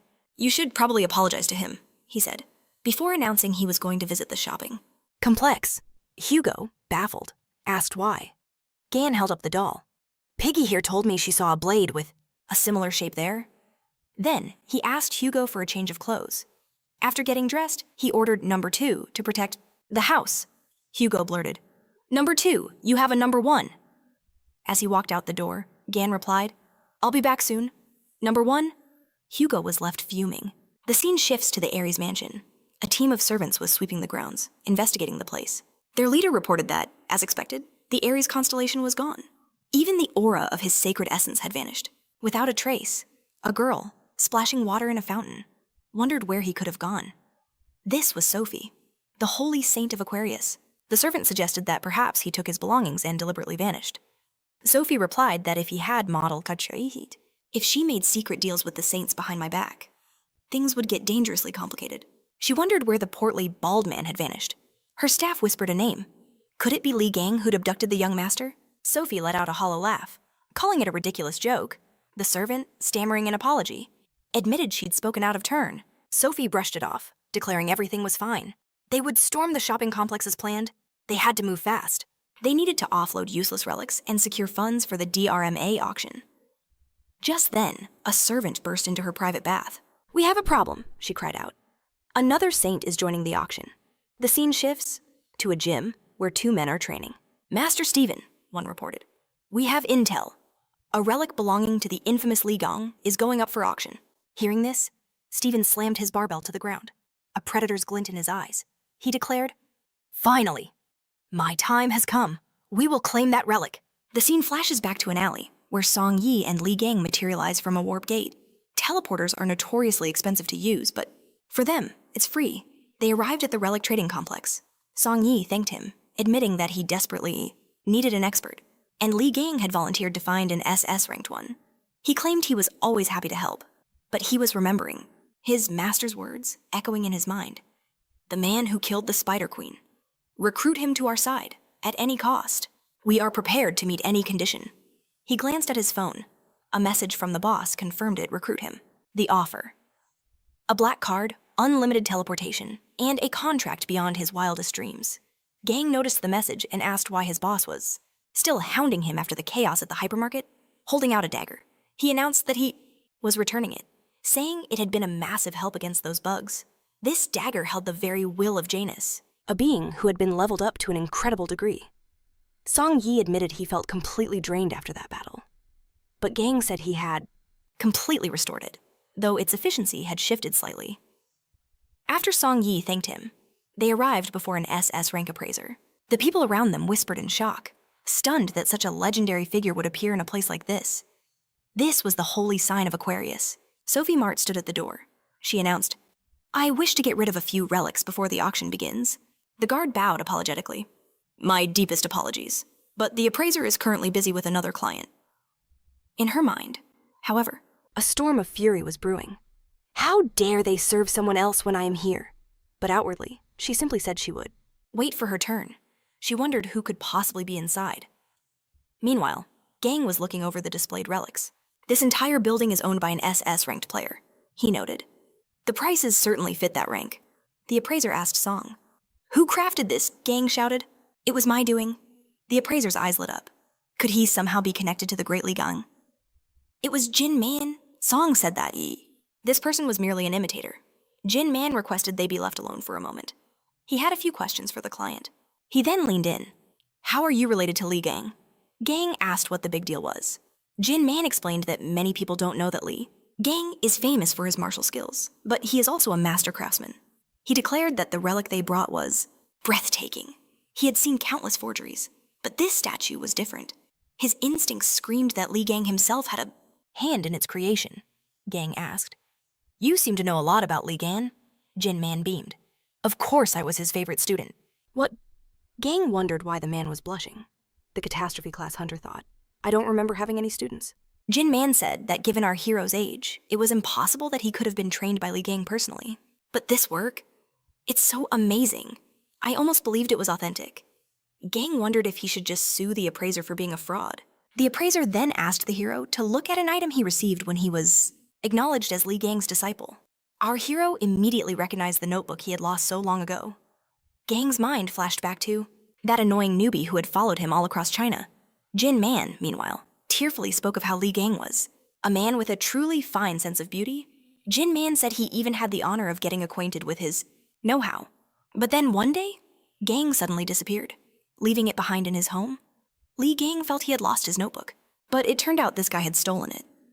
Jin Man admitted that he couldn't make out the handwriting, but he was sure that countless brilliant ideas were hidden within this notebook. He was overjoyed to have inherited such a treasure. In reality, it was just a list of Li Gang's victims. Our hero thought that after his awakening, he always obtained information from his fights. But since this man was an SS rank awakened being, Gang believed that Jin Man would be able to extract far more information. Jin Man handed over the notebook and said, "I think this will serve a young talent like you much better than it would me." Li Gang thought this was perfect. The notebook held his very first sketches. He had been incredibly upset when he lost it. Just then, a notification appeared. The dormant magic of the notebook was reacting to the aura of its owner under the influence of Ott's magic power. The notebook was transformed into a relic. Jane shouted and said it was a memory-type relic. He said that it looked like Li Gang had cast a spell on him, as the memory of his past life surfaced. The door suddenly burst open. An underling informed Mr. Chin that disaster had struck. A saint-level being was waiting for them outside. Jin simply scoffed, a smug look on his face, wondering why they were making such a scene. Nothing.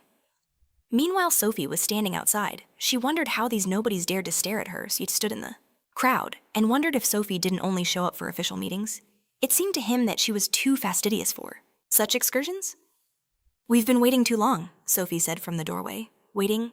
It's a waste of time," she said. She thought she should go in there and personally hurry them up at the same time. She was angry because in her opinion, the appraiser should buy their relics at a good price so that they would have enough finances at the Derma auction. She was told there was still a customer inside. However, she was wondering what kind of client they had. That they didn't think much of her. She wanted to be allowed to look at that snickering face. Then she saw Li Gang. Suddenly she was surprised. She looked at him and thought how handsome he was. She just wanted to take a closer look at him. However, then she saw a huge snake. The girl was shocked. After a moment, she fell to her knees. They asked her if she was okay. Sophie wondered what kind of terrifying aura she had just sensed. She felt as if hundreds of venomous snakes were coiling around her body. She realized that she needed to get out of here as quickly as possible. JY wondered why she had suddenly run away. "She doesn't seem to be doing well," Ganel said. A notification came that a subordinate of another sacred entity dared to approach a Fuchsias. The opponent's divinity has been transferred to Otis, and the current rate is 35%. Gan wondered if divinity wasn't the same thing as magic power. Divinity is the sacred power required to maintain the power of a sacred entity. Gan can steal divinity from followers of other branches. If the value drops to 0, the sacred throne will start to lose its power. In this case, the gun will become vulnerable. Gun was surprised that there were even such mechanics. Gun asked JY if the girl who had just entered was a saint. JY asked if the hero didn't know her face, even though she was featured in all the news stories about the saints. The man said it was Sophie M., the holy sign of Aquarius. The hero laughed out loud and said that he was puzzled that everyone was so excited about the saint, but she was the saint. At the same time, Gun was thinking that Sophie had transformed quite well. It wasn't surprising that Gan didn't recognize her immediately. She was always pretty, and now she's even better. But even if her appearance had changed, her rotten little soul was still there. Jean said that if you put together categories of things that he despises, like fish bones, pests, and sewage, Sophie would become a pest. He said that he didn't even want to think of her as a human, because for her, the condition of her skin was much more important than human lives. Jin said he didn't understand why everyone thought she was a saint of mercy and self-sacrifice. He said that she actually has a very nasty and selfish personality. Gun was surprised and said that Jin was quite knowledgeable. Jin said that she once gave Mr. Li Gang healing aid, and under this pretext she tried to appropriate all his accumulated property. But Li Gang's wealth was also targeted by other saints. So the matter fell into the hands of the government. Gan wondered if they were trying to take away the finances accumulated under his name. Jin said that it seemed like she was about to call out the young man's name. The man asked if it could be that the guy was previously familiar with the Saint. Gun said they were old friends then, were transported to a nearby alley. The subordinate asked if Miss Saint was okay. Sophie was startled and wondered why it was his face that came back to her at that moment, but that magical aura that wanted to consume Sophie was very similar to that person's aura. Sophie asked her subordinate if she had ever been so scared that even death seemed like a more inviting option. She ordered her to go back to the pawn shop and find out who the man was. The subordinate said that she understood and then asked about the appraiser. But suddenly Sophie changed her mind. She ordered a subordinate to just finish them off. The subordinate said that the appraiser is under the protection of the Virgo branch, and they still need to sell the relics. To him, Sophie told them to do it on the pretext that one kept the saint waiting, and the other dared to embarrass her. Sophie said they both deserved to be punished. She said that she would even hand her a relic and lend her a piece of sacred essence power. The subordinate said that it is forbidden to use magic in the neutral zone. However, Sophie asked if the subordinate was refusing to run errands for the saint. The subordinate was in a desperate situation. She declared she wouldn't dare refuse. For a saint's desire is the will of a sacred entity. She bowed her head, accepting Sophie's gift. To her, the sacred essence's wish was the command of heaven itself. How could she possibly defy one of the 12 saints who uphold their very world meanwhile? Gin, standing nearby, simply wondered, is our roof leaking? The scene shifts to the relic trading complex in the central zone. Sui was taking a leisurely stroll, sipping his juice. But then, his eyes caught something strange. He thought, it hasn't rained, so why is there a puddle here? Sui leaned closer. He sensed it, even if faint. A trace of magical energy was radiating from the water. Suddenly, a reflection stared back a water copy of himself. Terror seized him. He leaped back, dropping his drink as the creature clawed its way out of the puddle. It was some kind of liquid monster. What is happening here? Sui wondered, his mind racing. He spun around, only to see that, for every person on the street, a water monster now stood. Some mistook it for a street performance, while others screamed in pure horror. At that very moment, Sophie watched the chaos with a contemptuous smirk. Duplicate mirror, she whispered. The summoned creatures were only comparable to A-ranked Templars. But in her mind, when an army of insects swarms, even an elephant will fall. Her superior turned to her. Sophie, he demanded, why are you using combat skills in a neutral zone? Stop this at once, he roared. But the subordinate simply replied that this was a saint's order, so there was nothing to worry about. We act according to the will of our god, she proclaimed. Activate the relic, she screamed. Sui lunged towards her, but the flash was far too fast. A blinding pillar of light shot into the sky. Her subordinate trapped bystanders, inside shimmering water prisons. I will handle the man from the relic evaluation point, she declared. To the others, she commanded, capture the appraiser himself. In an instant, all the water copies behind her surged forward. We see Sui realizing he was trapped in a truly desperate situation. He knew he had to escape. Before he lost consciousness, he had to get out, no matter the cost. But his vision was already starting to fade. Back in Sin, Gan noticed more and more water dripping from the ceiling. He just stood there, watching it with an unsettling calm. Jin asked, is something happening outside? I can feel strange currents of magic. In the next instant, water copies swarmed and seized him. At the same time, the cold steel of a knife was pressed against Gan's throat. The subordinate ordered Gan. Don't move, she said. It's nothing. Personal. But you had the audacity to offend a saint. Don't do anything foolish if you wish to avoid bloodshed. The subordinate revealed the saint's decree. She ordered us to kill you both, but then she added, however, if you offer a sincere apology and buy her relics at a premium, perhaps I could put in a good word for you. Jin didn't seem to hear her. He was utterly unfazed. Gan spoke up. I do believe, he said calmly, that people aren't allowed to brandish knives in public nowadays. This response left Jin speechless. Gan continued, I never considered just using a gun. He then told Jin Man to ask them to come out and pay for the damages. But the appraiser's mind was stuck on one thing, that knife was a sacred gift from the Aquarius constellation. Yet Gan had just shattered it with his bare hands. The subordinate's face twisted in rage. I told you, she seethed, not to push your luck. A water serpent lunged to attack Gan. He simply swatted his hand, and it exploded into nothing. Do you have any more? Gan asked. That felt amazing. The subordinate's mind reeled. This was impossible. Gan destroyed the clone with a single, casual blow. She thought back. She knew that. The saint hadn't fallen ill for no reason. This man?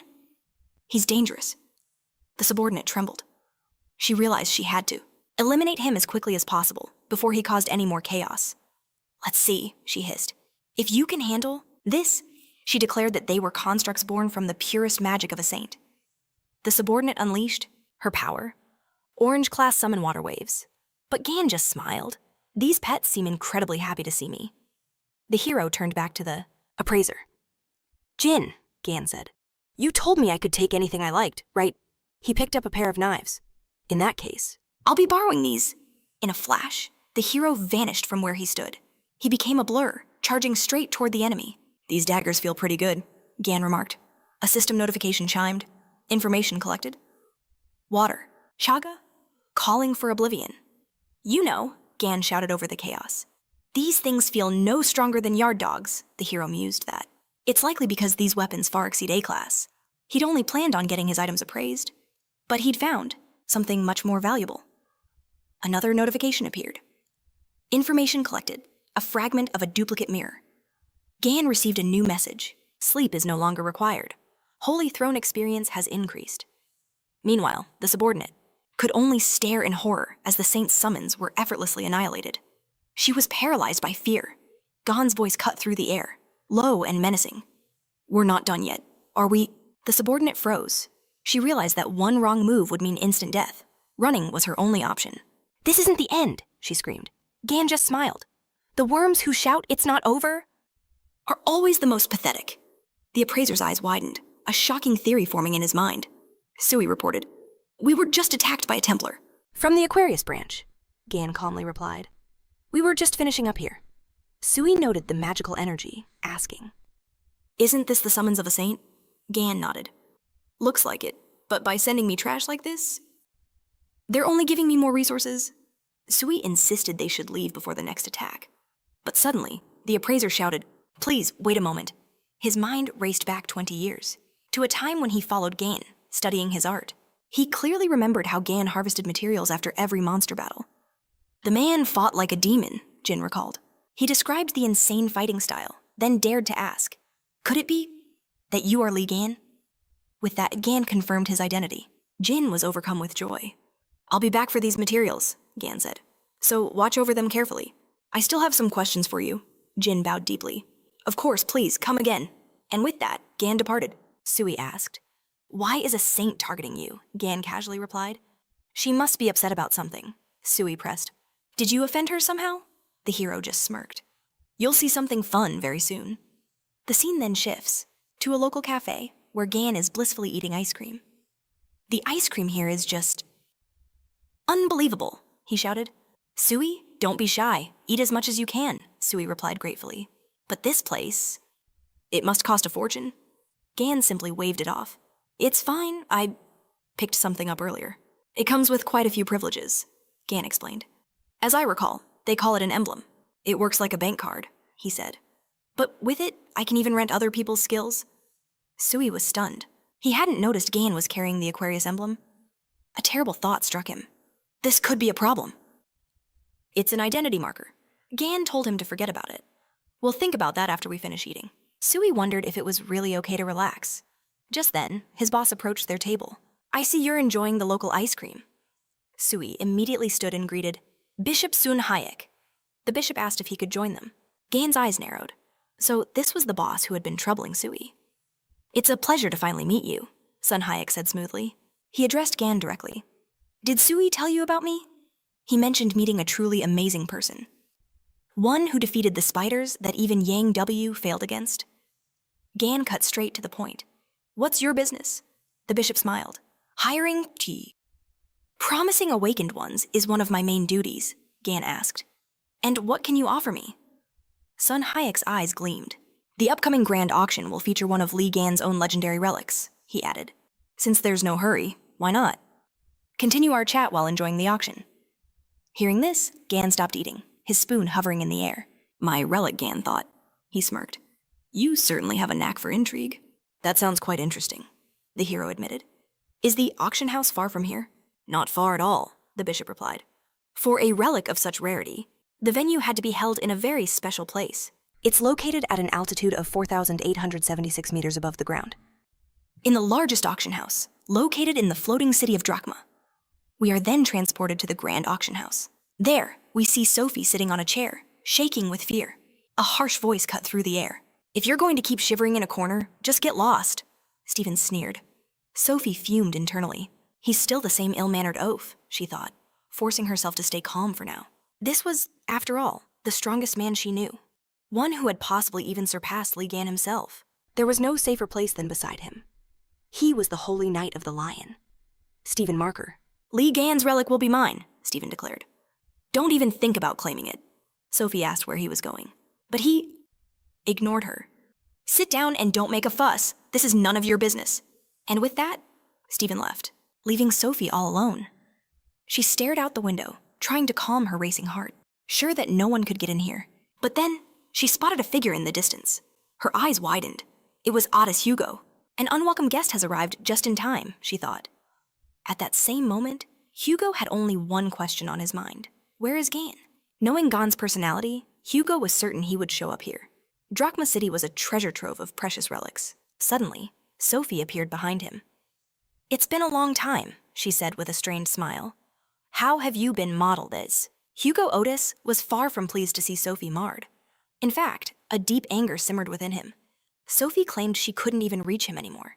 She mused that time spares no one, saying Otis was once a handsome man who embodied the saints. Hugo's expression twisted in fury. She then twisted the knife, asking if it was due to his negligible number of followers. "Back off!" Otis snarled, his voice low and dangerous. "I don't want to talk to you." She simply asked if he'd decided to ignore her once more. Sophie warned that at this rate, his son might suffer the same terrible fate as his wife. With a cold smile, she continued. "She isn't dead, but her condition is indistinguishable from death." Sophie called it a disgrace, a stain brought upon his house by none other than its master. "Isn't that right?" she taunted. Hugo was consumed by fury. In that instant, his aura exploded. They stood in the ruin, facing each other. "I told you to get out," he growled. But Sophie remained calm. She laughed, mocking him for finally managing to restrain himself. She'd thought he had forgotten the binding agreement he'd signed 10 years ago. "Perhaps," she purred, "I should teach that arrogant boy a lesson." Suddenly, a new voice cut through the tension. "Parasite!" it called out. Sophie spun around, only for a finger to strike her forehead, knocking her out cold. One casual flick, and she lost consciousness. Hugo turned, his eyes widening as he recognized the newcomer. "Gan?" They stared at each other in shock. "What has Otis been up to?" Gan asked, a smirk playing on his lips. He said he was worried. "Because you can't let Gan out of your sight for a moment," Gan shot back.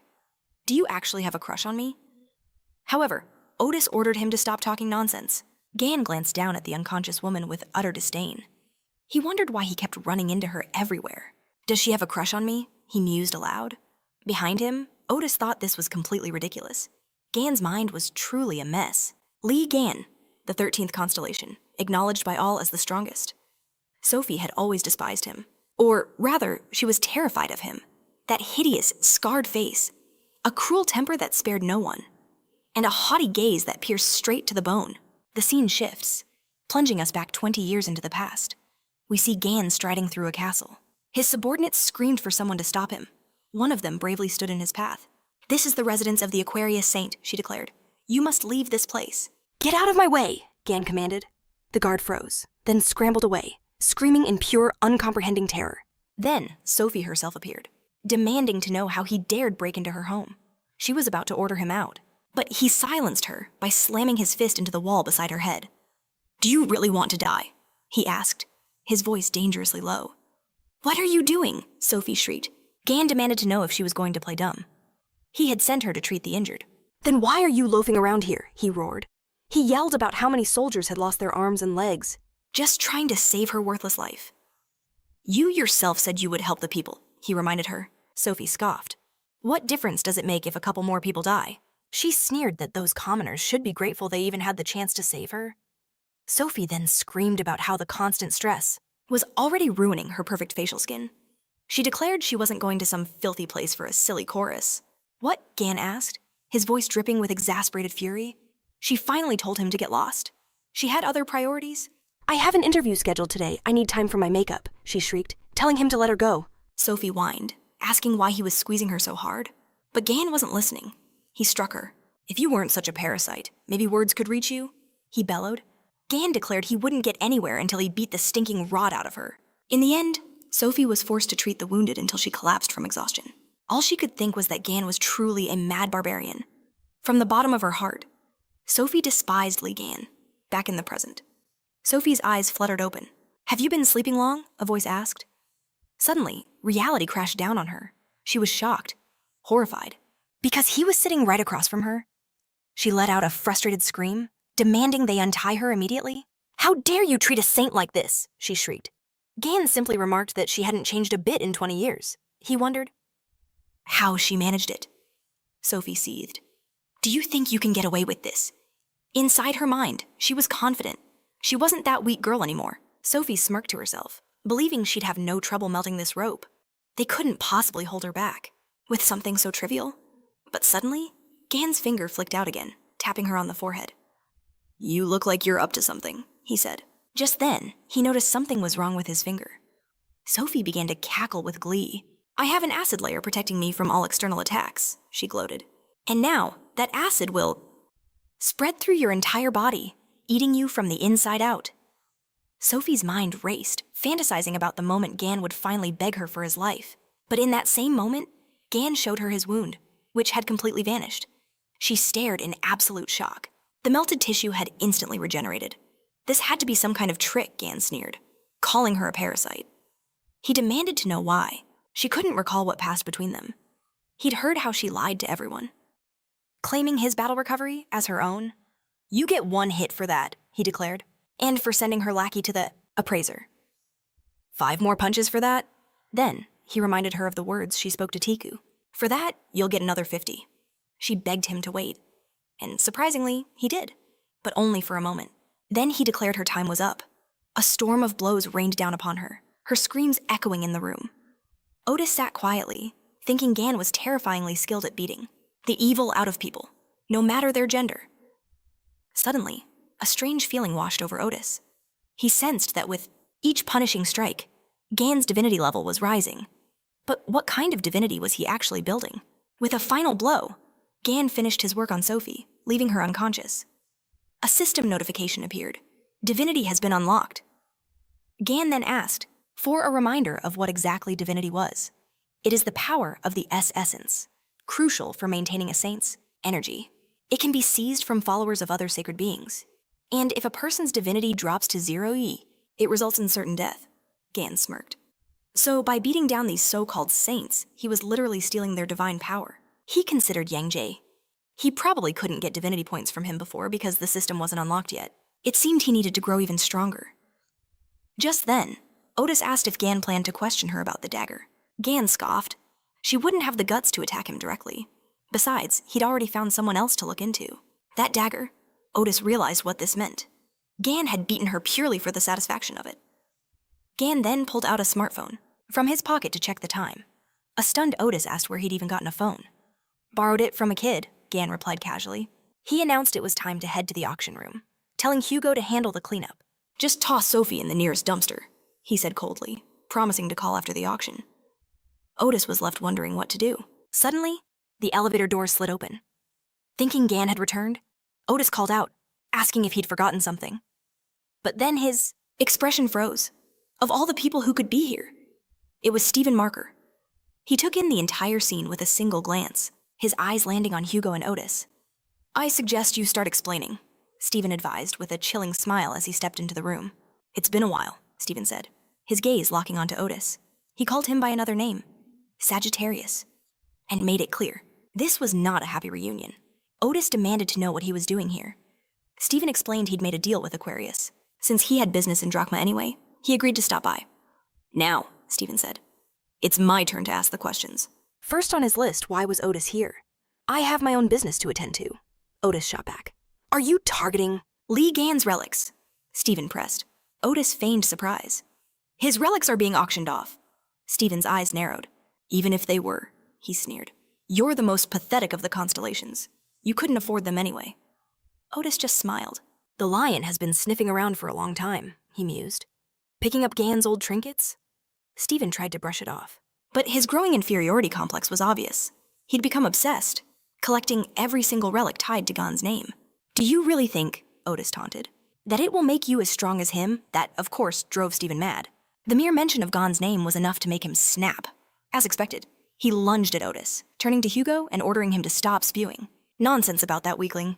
He grabbed Hugo's hand in a crushing grip. "Don't you ever say his name in front of me again." Stephen was seething with rage. "I became stronger than Gan a long time ago."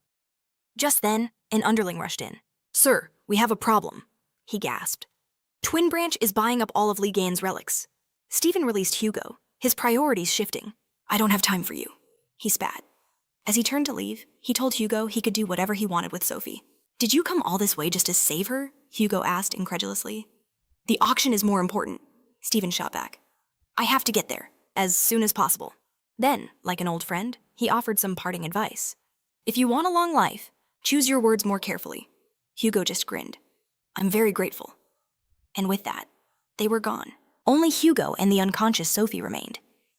He glanced at his hand, which Stephen had nearly crushed. He wondered what it meant that Stephen didn't even consider him weak. The scene then shifts, transporting us to the drachma auction house. The bidding is fierce inside the VIP room. Once again, Twin Branch takes the lot, the host announced. With that, she declared, the first stage of the auction had concluded. The second stage will begin after a short break. Meanwhile, Gan was enjoying a drink. Add another one to the collection, he shouted victoriously. Chun-Sung offered his congratulations. At this rate, he said, you can buy anything your heart desires. Bishop Sun played the part of the perfect host, acting far too generous. After all, he'd ushered Gon into the VIP room and was now offering to buy anything he desired. Sun insisted it was the least he could do for him, but Sui, ever watchful, questioned if the bishop was sure, reminding him they'd already spent an obscene amount of money. Everything is fine. Sun brushed it off, then turned to his subordinate. Sui, could you handle the alcohol bill? Sun claimed he'd forgotten his card and would pay him back later. Sui grumbled internally. He'd already paid for so much today, but he couldn't exactly argue with his boss. Just then, Gan spoke up, telling him not to worry about it. With a casual wave, Gan produced a card. The alcohol is already taken care of. Sun's eyes widened in shock. Was that a legendary black card? Gan noted that Sun looked a little too drunk to be paying. Besides, he couldn't let his subordinate, Sunhyuk, cover everything. Sun quickly backpedaled, claiming he was just about to pull out his own card. Inwardly, he seethed. Gan was young, yet infuriatingly arrogant. Still, the bishop reminded himself this boy was a genius. A monster who had single-handedly defeated the Spider Queen. If he could successfully recruit Gan to his side, the price of a few drinks would be nothing. We've gotten a bit sidetracked, Sun said, his tone shifting. Shall we move on to the main topic? Sun declared he had immense hopes for Gon's future. He truly believed Gon had the potential to become an S-ranked hunter, or perhaps something even greater. Especially, Sun added, if you earn the favor of our saint. But Li Gan wasn't listening. His mind was focused on the subtle fog of mind control swirling around him. It was nearly invisible to the naked eye. While its effect wasn't overwhelming, it subtly coerced its target into believing the caster's words. Sun continued his grand speech, promising that Gan could even become a cardinal. But that's not all, he tempted. Wealth, glory, and the respect of the great Gemini leader. It was all within Gon's reach. He held out his hand. Take it. Be reborn as a true follower of the Gemini constellation. Suddenly, a loud laugh erupted from Gon. I seem to be laughing a lot these days, he chuckled. Is this what you wanted? You really want me? To become the next apostle for your worthless god? Sun was utterly stunned. He had treated the boy with nothing but respect. He couldn't fathom why Gan was so hostile, trying to salvage the situation. Sun quickly changed the subject. It seems there's been a misunderstanding. Here is your one-of-one relic, a voice announced from outside the room. Sun breathed a sigh of relief. Perfect timing. Come in, he called out. A woman entered, apologizing for the intrusion. She approached Gan with a box. Congratulations, she said. This item now belongs to you. Li Gan, all the necessary certificates are prepared. Sun reeled in shock. You won one of Li Gan's relics, he stammered. The hero smirked. You yourself told me to choose anything I wanted. It wasn't exactly what I was looking for, Gan admitted, examining the item. But it will definitely prove useful. Sun knew Stephen was obsessed with these relics. They were practically forbidden to even touch. He quickly tried to apologize. It turns out this relic already has an owner. But it was too late. The VIP room door was suddenly smashed off its hinges. Everyone's gaze snapped towards the entrance, where Stephen stood, radiating menace. Who dares to touch my relics? Gan met his fiery gaze. So you're the Stephen who claims them.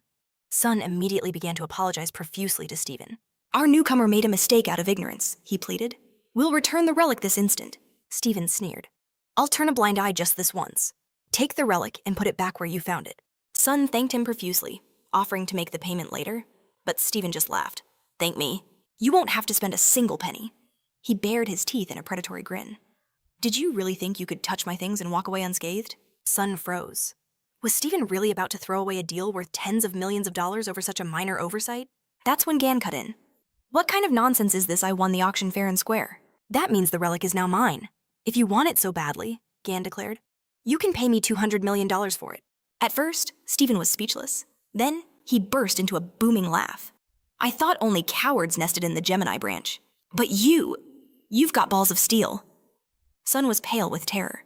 Did this kid have any idea who he was provoking? But Stephen seemed impressed. I like you. This is how a real man should be. I believe our meeting was destined to happen, Stephen declared. Why don't we introduce ourselves properly? When I meet interesting people, I always give them a warm greeting.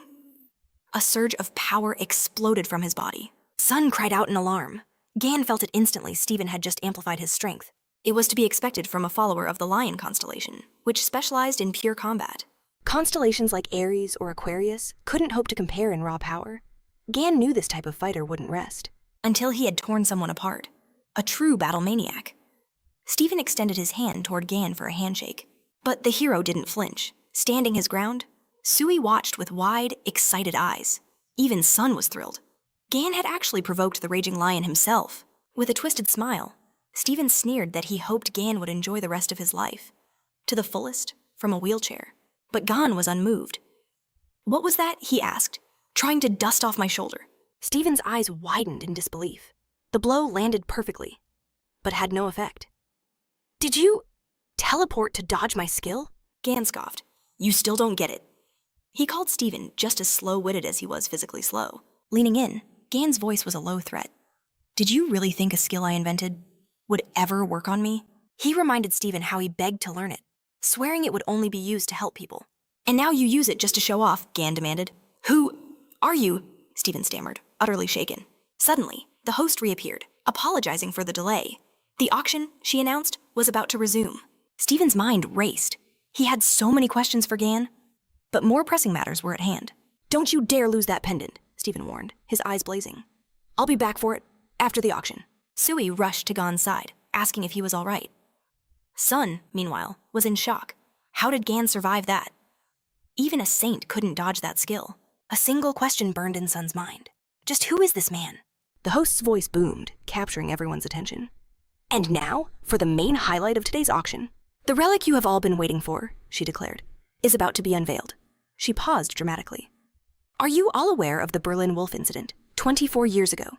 A legendary catastrophe that descended upon Germany. A living hell on earth. A place where even weapons and armor would melt away. The world's saints tried and failed, their raids ending in utter defeat. But then, a hero appeared. Li Gang He alone managed to defeat the seemingly invincible monster.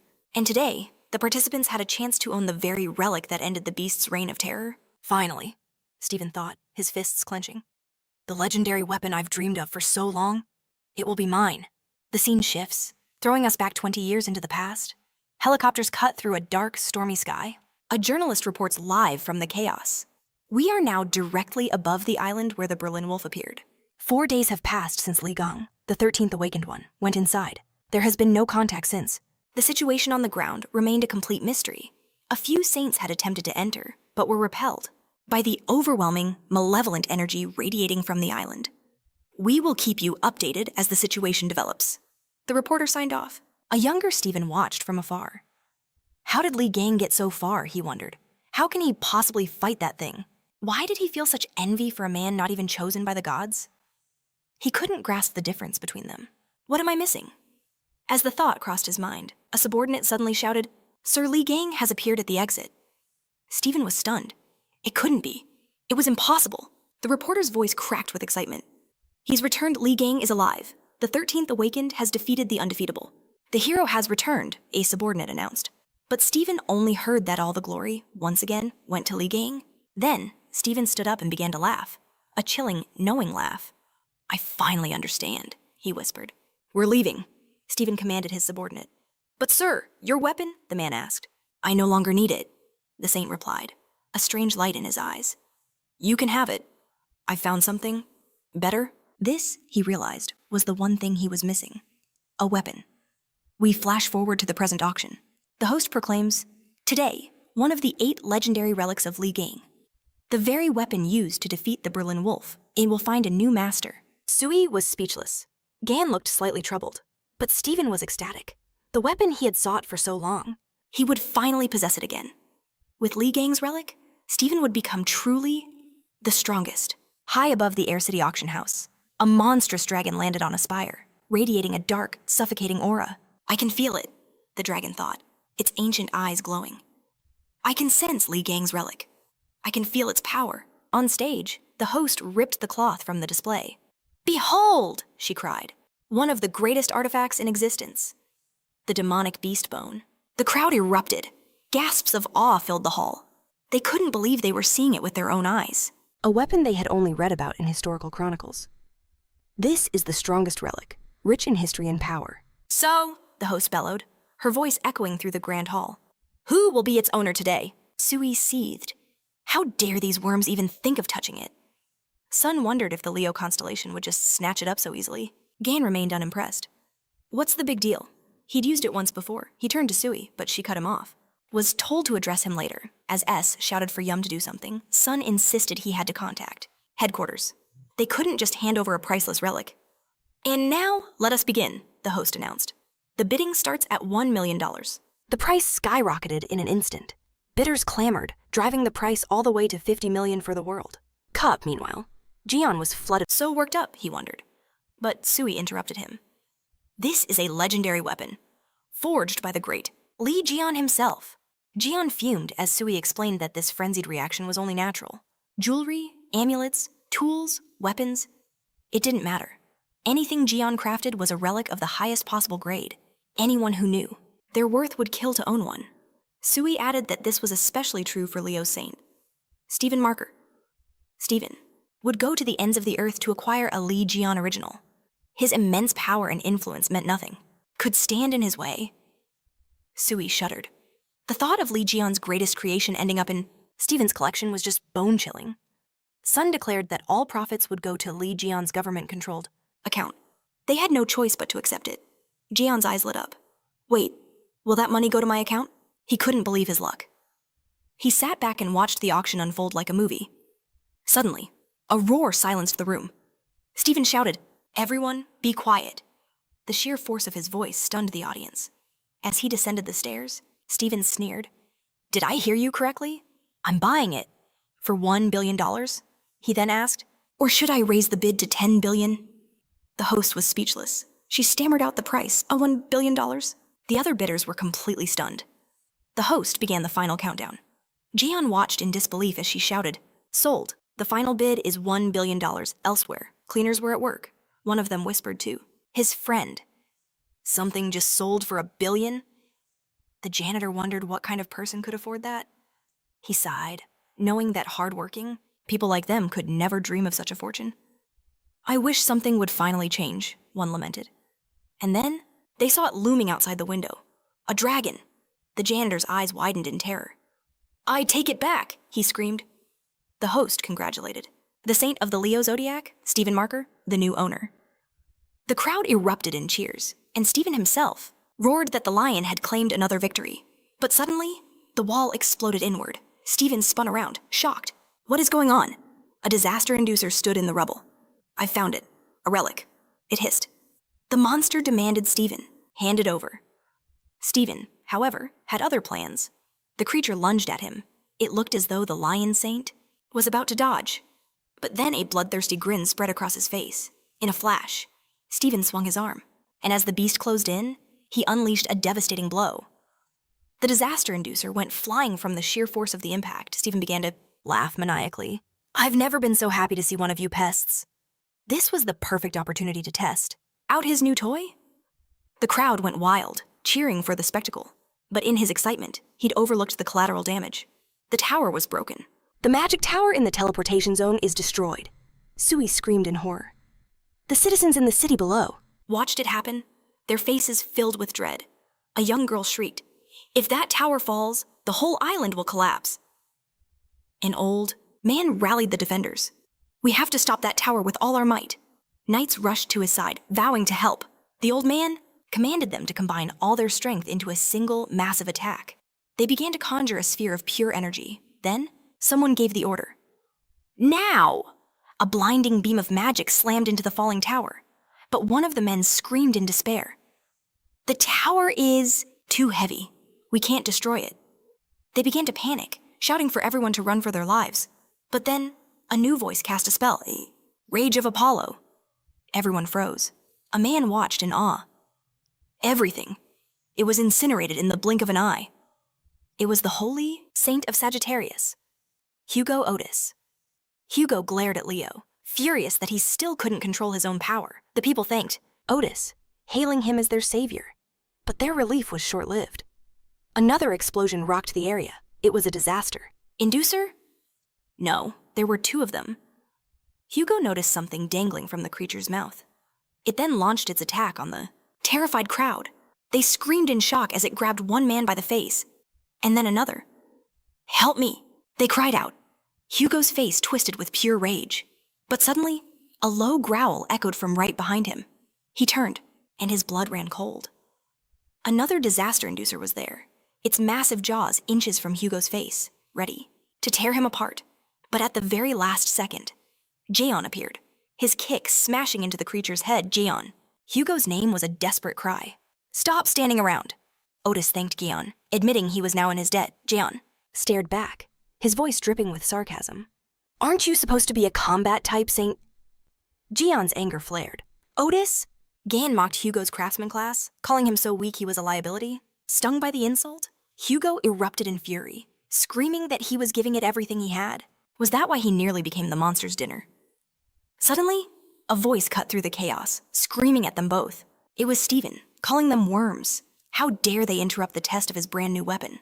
Just then, the enticer roared with rage, Gan muttered, almost forgetting about the monster in their midst. But something else caught his eye. Steven bellowed that no one would spoil his reunion with the demon beast.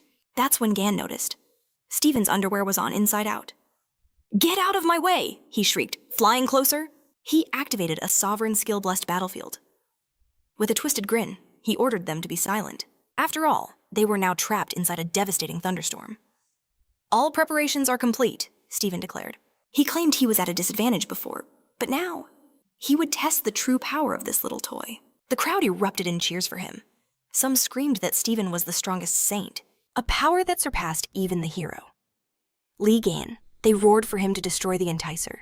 Even the monster seemed unsettled by his presence. "It's time you answer for this mess," Steven sneered.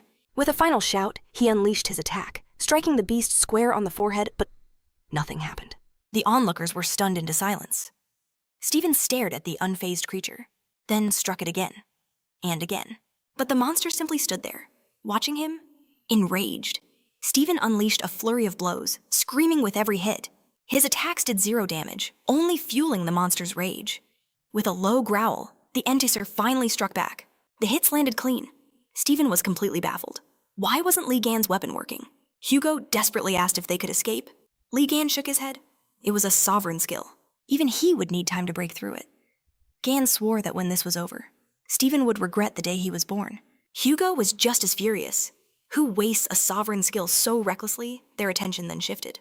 Gan stated their first priority: dealing with the horde. Were these creatures part of the enticer's power? They moved like zombies. But Hugo knew the horrifying truth. They weren't monsters. They were people, controlled by the enticer. Looking at how they were positioned, Hugo realized the creature's cruel strategy. It was using them as human shields. A perfect defense. The heroes couldn't attack without hurting the innocent. The controlled army began to charge. It seemed they were cornered, with only one path forward. "Do you have a plan?" Hugo asked, a spark of hope in his eyes. Lee Gan's solution was simple: just beat the monster senseless. But as he moved, Hugo screamed, "Gan in front of you!" An infected citizen lunged at him with startling speed, but the hero caught him effortlessly with a single hand. Then, with a gentle pull, he detached the enticer's tendril from the man. Hugo stared in disbelief. The monster watched, equally surprised. It clearly didn't expect such a delicate touch. He's alive!" Hugo exclaimed. Gan confirmed the man had only passed out. "How did you do that?" Hugo asked, amazed. Gan just smiled. "With my power." Hugo muttered that he was probably just too tough to do that, unlike some people who weren't just a terrifying brute. Gan shot back with a sneer, saying he knew from the start he'd have to handle this alone. Hugo, in his eyes, was completely useless, annoyed. Hugo grumbled that he could at least try to be encouraging, but with a sigh, he dropped it. His focus shifted back to the battle. "Are you charging in?" If so, he would provide cover from the rear. Gan smirked. Looks like Hugo still has some of that old fire left. All right then, let's get started. For the first time in ages, they were about to fight as a team again. "Let's end this in one swift strike," Gan declared, and burst forward in a flash of speed. He vaulted over the entire crowd of victims, then slammed into the ground, a shockwave erupting from the impact. In that single, powerful move, Gan freed everyone from the enticer's curse. The monster stared, completely stunned by this display. Its shock turned to rage as it lashed out with its tentacles. Your efforts are futile, Gan taunted, walking toward it calmly. But the tentacles didn't stop. Gan realized in an instant they weren't aiming for him, but for the people behind him. The shadowy appendages were just about to reclaim their victims, when a brilliant light seared through the darkness. It was Hugo's arrows of light, incinerating the tentacles. Not on my watch, Hugo declared from a distance. Nice one, Hugo, Gan shouted, never breaking his stride. He finally stood before the beast and commanded it to stop. To stop wasting time. Gan swung his fist straight at the enticer. His blow connected, striking the beast dead center. The sheer force of the impact launched the monster skyward. A piercing shriek echoed as the enticer was sent flying. It smashed against the barrier, which shattered like glass upon impact. Hugo rushed over to Gan, ecstatic, saying that as expected, he handled the enticer with ease. Of course, Gan replied coolly. He added that the people freed from the monsters' control should awaken soon. Suddenly, a vibrant green light erupted from Gan's palm. He looked down, finding a strange snake sigil etched onto his skin. What could it possibly mean? At that moment, a flood of system notifications appeared before him. By destroying a powerful beast with his bare hands, his divinity had increased the current divinity score. Was 81%, another prompt appeared, asking if he wished to consume divine energy to activate the battle instinct skill. So, this skill requires a certain amount of divine energy to use. Gan considered it, thinking this was the perfect time to test it, but he decided against it. Not yet, he muttered. The scene shifts to a battered and bruised Stephen. To think everything had ended like this, Stephen thought, glaring at the enticer. He couldn't understand why his precious artifact wasn't working. Am I unable to unlock its true power? Or am I simply too weak? The lion constellation taunted him. He pressed on, clashing with the enticer. The onlookers murmured, disappointed that their hero, Mr. Stephen, was losing. But then, one person pointed towards the edge of the arena. Look over there, he shouted. Something was happening to the barrier. It was Gan. Tearing a hole through it with his bare hands, Stephen stared in absolute shock.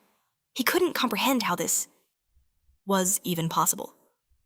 My sovereign skill was broken, he stammered. The enticer, however, recognized a true threat. It had to eliminate this new danger first. The beast lunged towards Gan, but the hero merely shouted at the creature. In that instant, the monster was slammed into the ground as if by an invisible force. Everyone was thrown back by the shockwave. Gan stood there calmly, while before him, the enticer writhed in agony. How could this insignificant human possess such terrifying power? You're not human. Are you? The beast rasped with its dying breath. Gan simply scoffed at its babbling.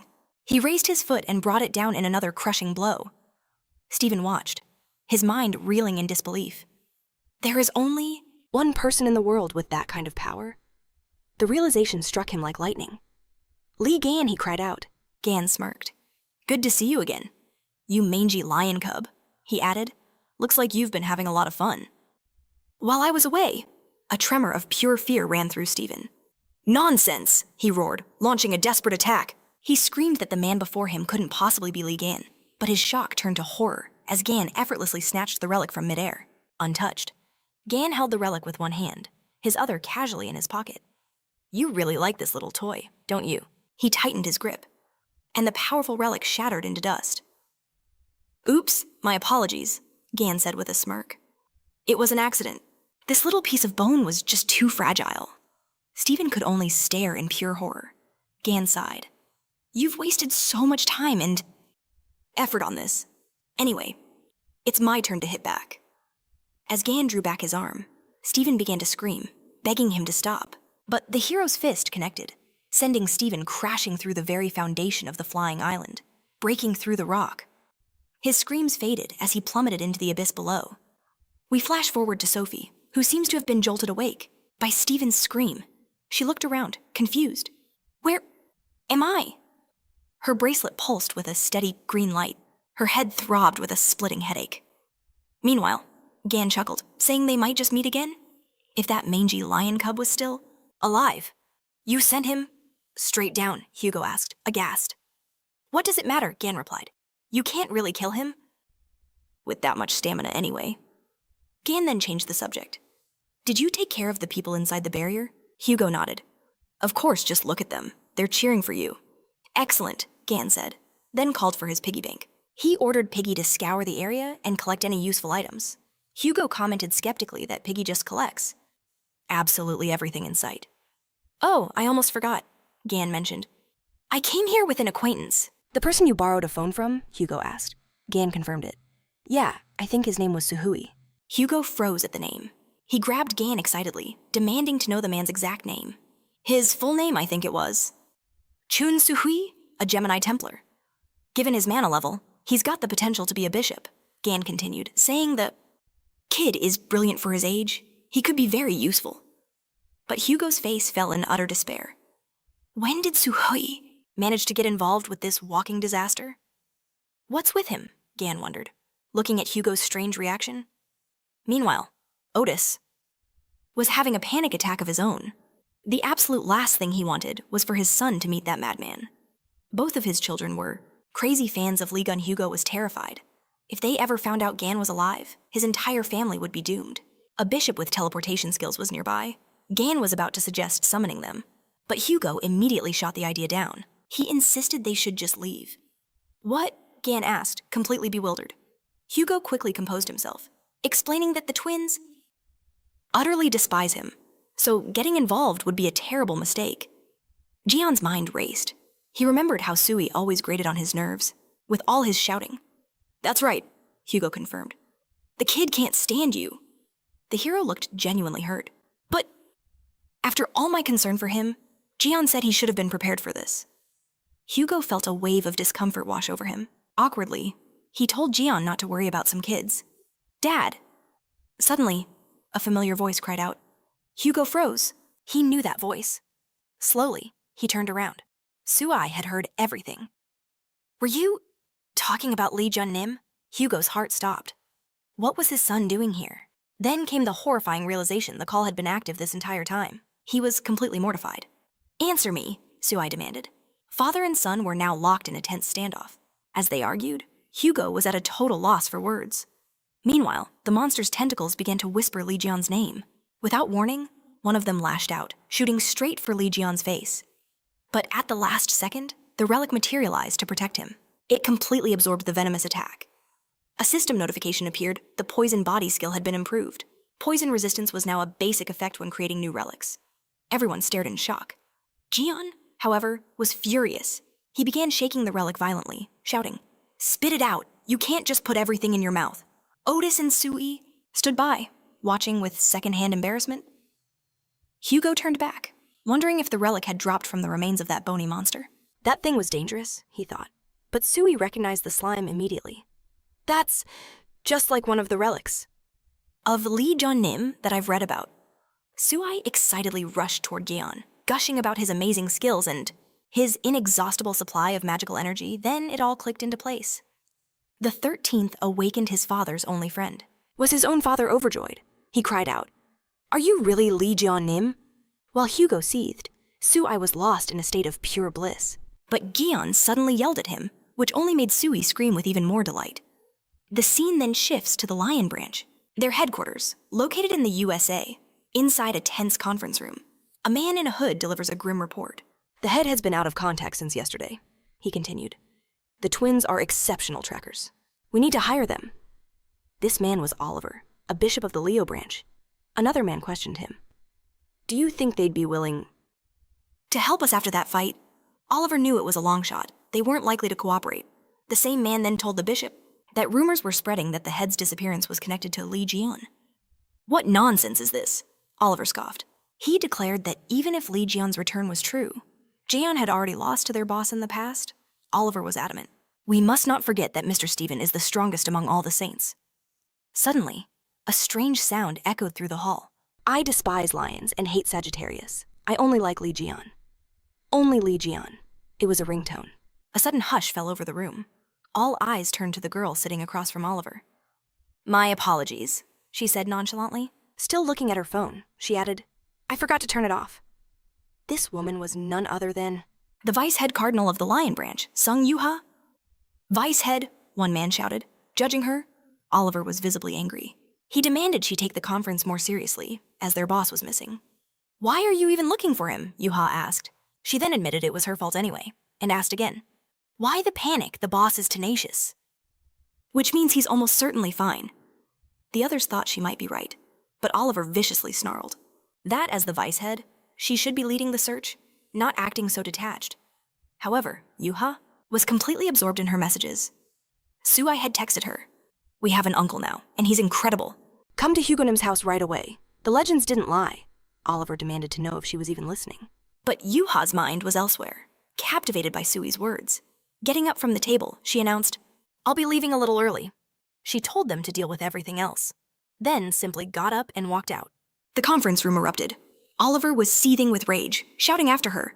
We are then transported to the holy abode of Aquarius, the residence of Sophie Martel. Crowds of reporters had gathered, asking who dared to kidnap her, and whether the incident was related to Li Jian. Her subordinates pushed through, announcing that they had no comments today and asked the journalists to disperse. They claimed the lady needed to rest, and that later, she would answer all questions in an official broadcast. But inside, we see a terrified Sophie. "You, Li Jian, stop this!" she screamed. She wondered how he dared make such a huge spectacle out of that incident. Her mind flashed back to memories of what just happened, as Sophie Mard was finally rescued. A murmur swept through the crowd when they realized she'd been abducted all this time. Suddenly, her necklace began to pulse with an ominous light. Everyone stared in shock at the message it projected. "Who killed me, Li Gang?" The truth from 20 years ago. The words hung in the air, a chilling accusation. Sophie was paralyzed. What was she supposed to do? If she revealed the truth, the other saints would never leave her in peace.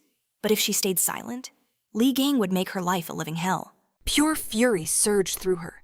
How dare Li Gang pull a stunt like this while she was helpless? Sophie's terror boiled over into a scream. She shrieked that this was all Li Gang's fault at that exact moment.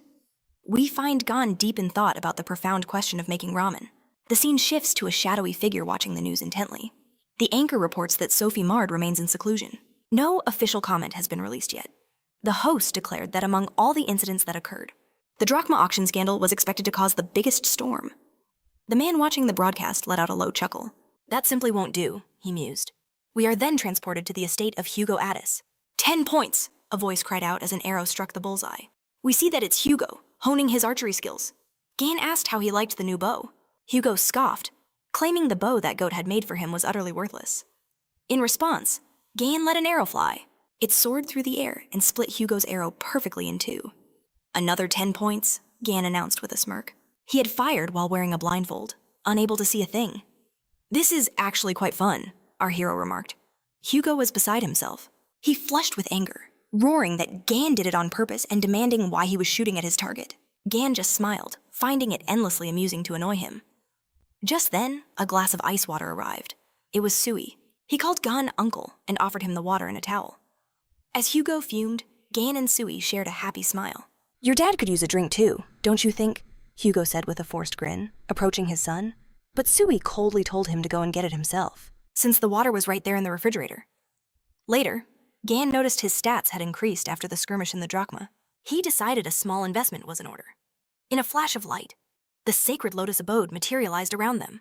However, due to its low level, the space was very limited. A sacred abode is a private realm where a constellation bearer can live, train, and test their true strength. Gan now had full control over this sacred space. He could even summon a low-level avatar, a pig bank. By bringing human followers to the abode, Gan could strengthen its power. His thoughts were interrupted when Sui said it was time for them to leave. Sui mentioned he also had business to attend to, so they could head out together. Gan hadn't even noticed how much time had passed. Hugo asked if he had an appointment. Our hero nodded, saying he had to meet a lot of people today. The scene cuts to the Red Ice Studio, where Sun sat across from Gan. He asked if Gan would be willing to join the twins. Gan observed that Sun seemed to have his hands full already. The bishop admitted he was overwhelmed with work, but insisted that recruiting promising people was always his highest priority. Then, Sun's tone sharpened. Was Gan just going to leave them after buying $1 million worth of items with the Gemini branch's money? Hearing this, Gan suddenly froze. Sun thought he had him cornered, believing this was Gan's plan all along. At the same time, Gan was thinking that Sun, who seemed annoying at first, was turning out to be quite useful. Pig, parasite, lion cub. Who should he deal with next? That damn purple witch. Gan said that. They had an agreement that he would give in to the twin branch. Sun replied that they just needed to discuss the official date. But suddenly, Gan stated that there was one condition. He pointed directly at the badge Sun was wearing. The subordinates erupted, shouting that their lady saint had personally handed that emblem to their bishop. Sun asked if he needed this logo to enjoy all the privileges of their branch. Gan said they could flood him with promises. But it's hard for him to believe anything until he gets his hands on something real. He asked if Sun was willing to make a small investment. Sun's face grew serious. He said he needed to think about it. His subordinates shouted in protest, but Gan pressed him. You should decide faster, he urged. After all, another meeting is waiting for us. Sui then texted Gan, telling him not to hurry. Nuna had said she was also running late. Sui was thinking this place is famous for its excellent ice cream, and he hoped his uncle would appreciate it. He was thrilled to be able to call the great Lee Gangnim his uncle. He couldn't wait to see her startled expression when she found out. He imagined how, when his uncle arrived, he would ask for an autograph on the dagger he'd repaired for him, but someone suddenly approached Sui from behind, snatching the dagger from his hand. It's dangerous to play with knives, a voice sneered. You might get hurt. I'll confiscate it, the guy said. Sui furiously asked what that meant. The one who took the dagger was from the twins. Return the dagger, Branch Templar Yanshu Sui demanded, his voice laced with fury. But Yoon simply sneered, asking if that was any way to greet someone. Sui's blood boiled. Yoon always used his seniority to push him around. He desperately wished they were somewhere else, someplace where he could wipe that smug look off Yoon's face. But he couldn't get into a conflict. Not with this worm, because that worm was the son of the Labor Saint, a title that let him act with total impunity. Sui spat, asking if Yoon even understood the value of what he held. Sit down, Yoon commanded. In an instant, his goons swarmed Sui, slamming him onto the table. You should learn to be quieter in public, Yoon finished. Do you really think you can get away with this? Sui growled. Yoon just laughed. Big words for someone with their face pressed against the table. He leaned in, feigning concern.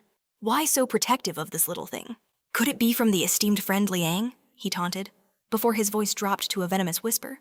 Or does it belong to your incapacitated mother? That was the last straw. A murderous rage exploded from Sui just then. A system window appeared.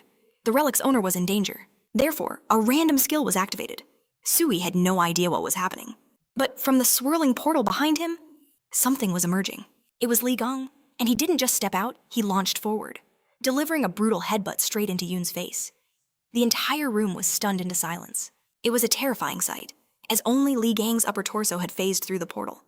Yoon collapsed to the floor, screaming in agony, but Sui's eyes filled with tears of pure relief. Uncle, he cried out, how did you know I would be here? 1 minute I was in a restaurant, Gun said, looking around.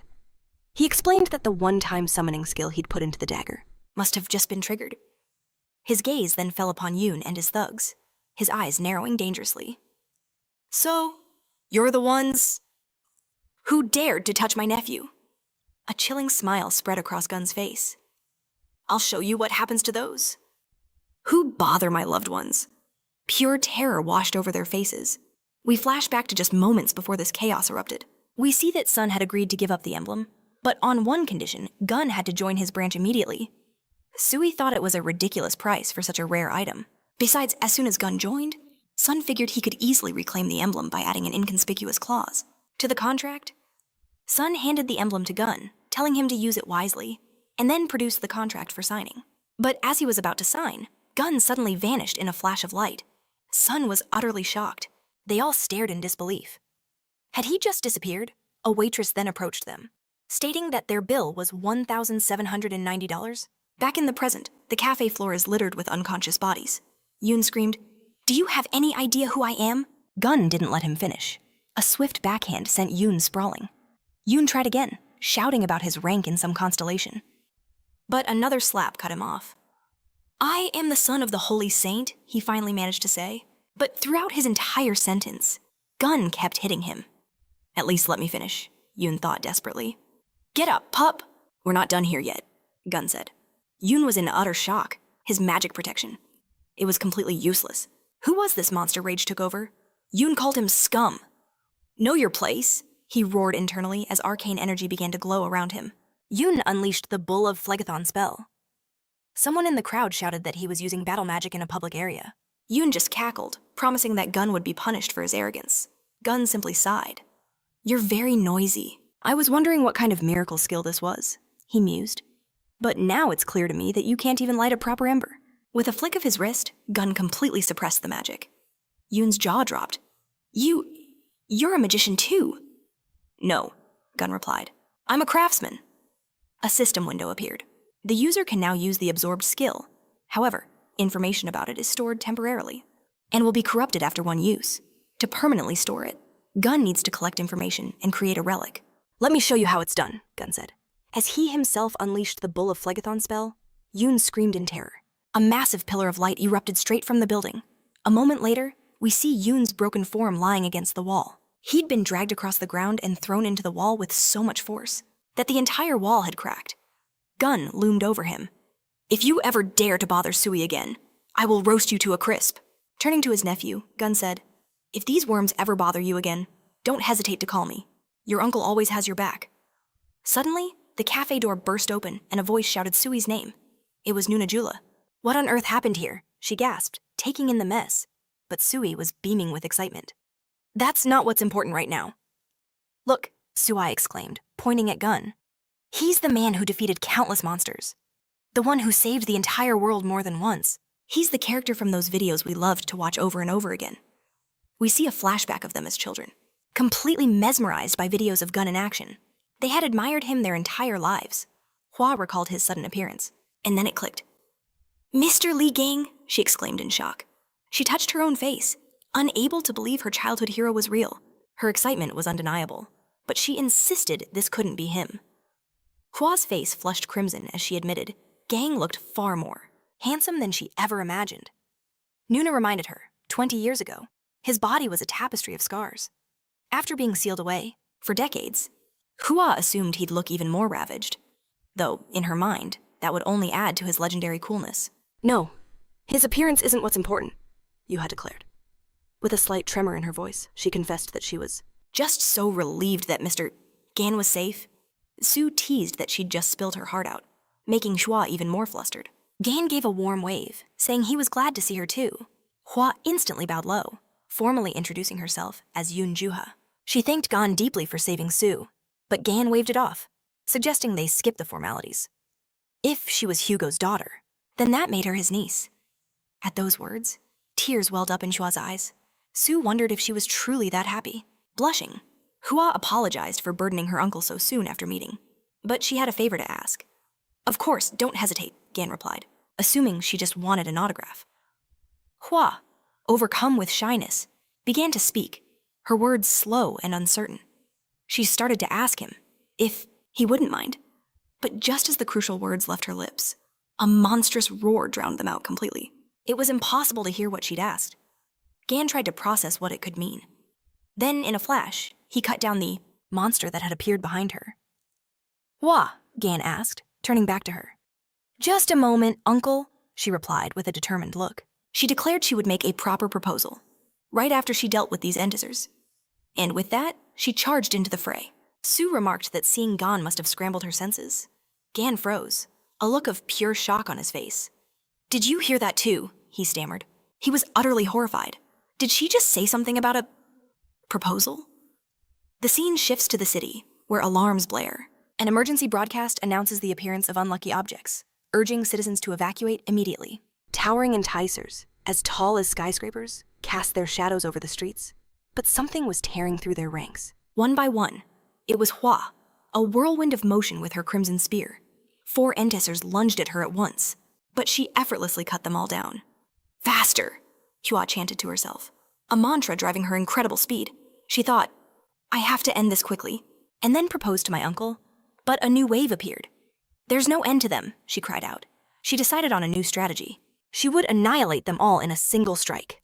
Planting her feet firmly, she began to spin her spear, gathering immense power. With a crazed look in her eyes, Hua screamed, You dare interfere with my love! And with that, she unleashed her spear.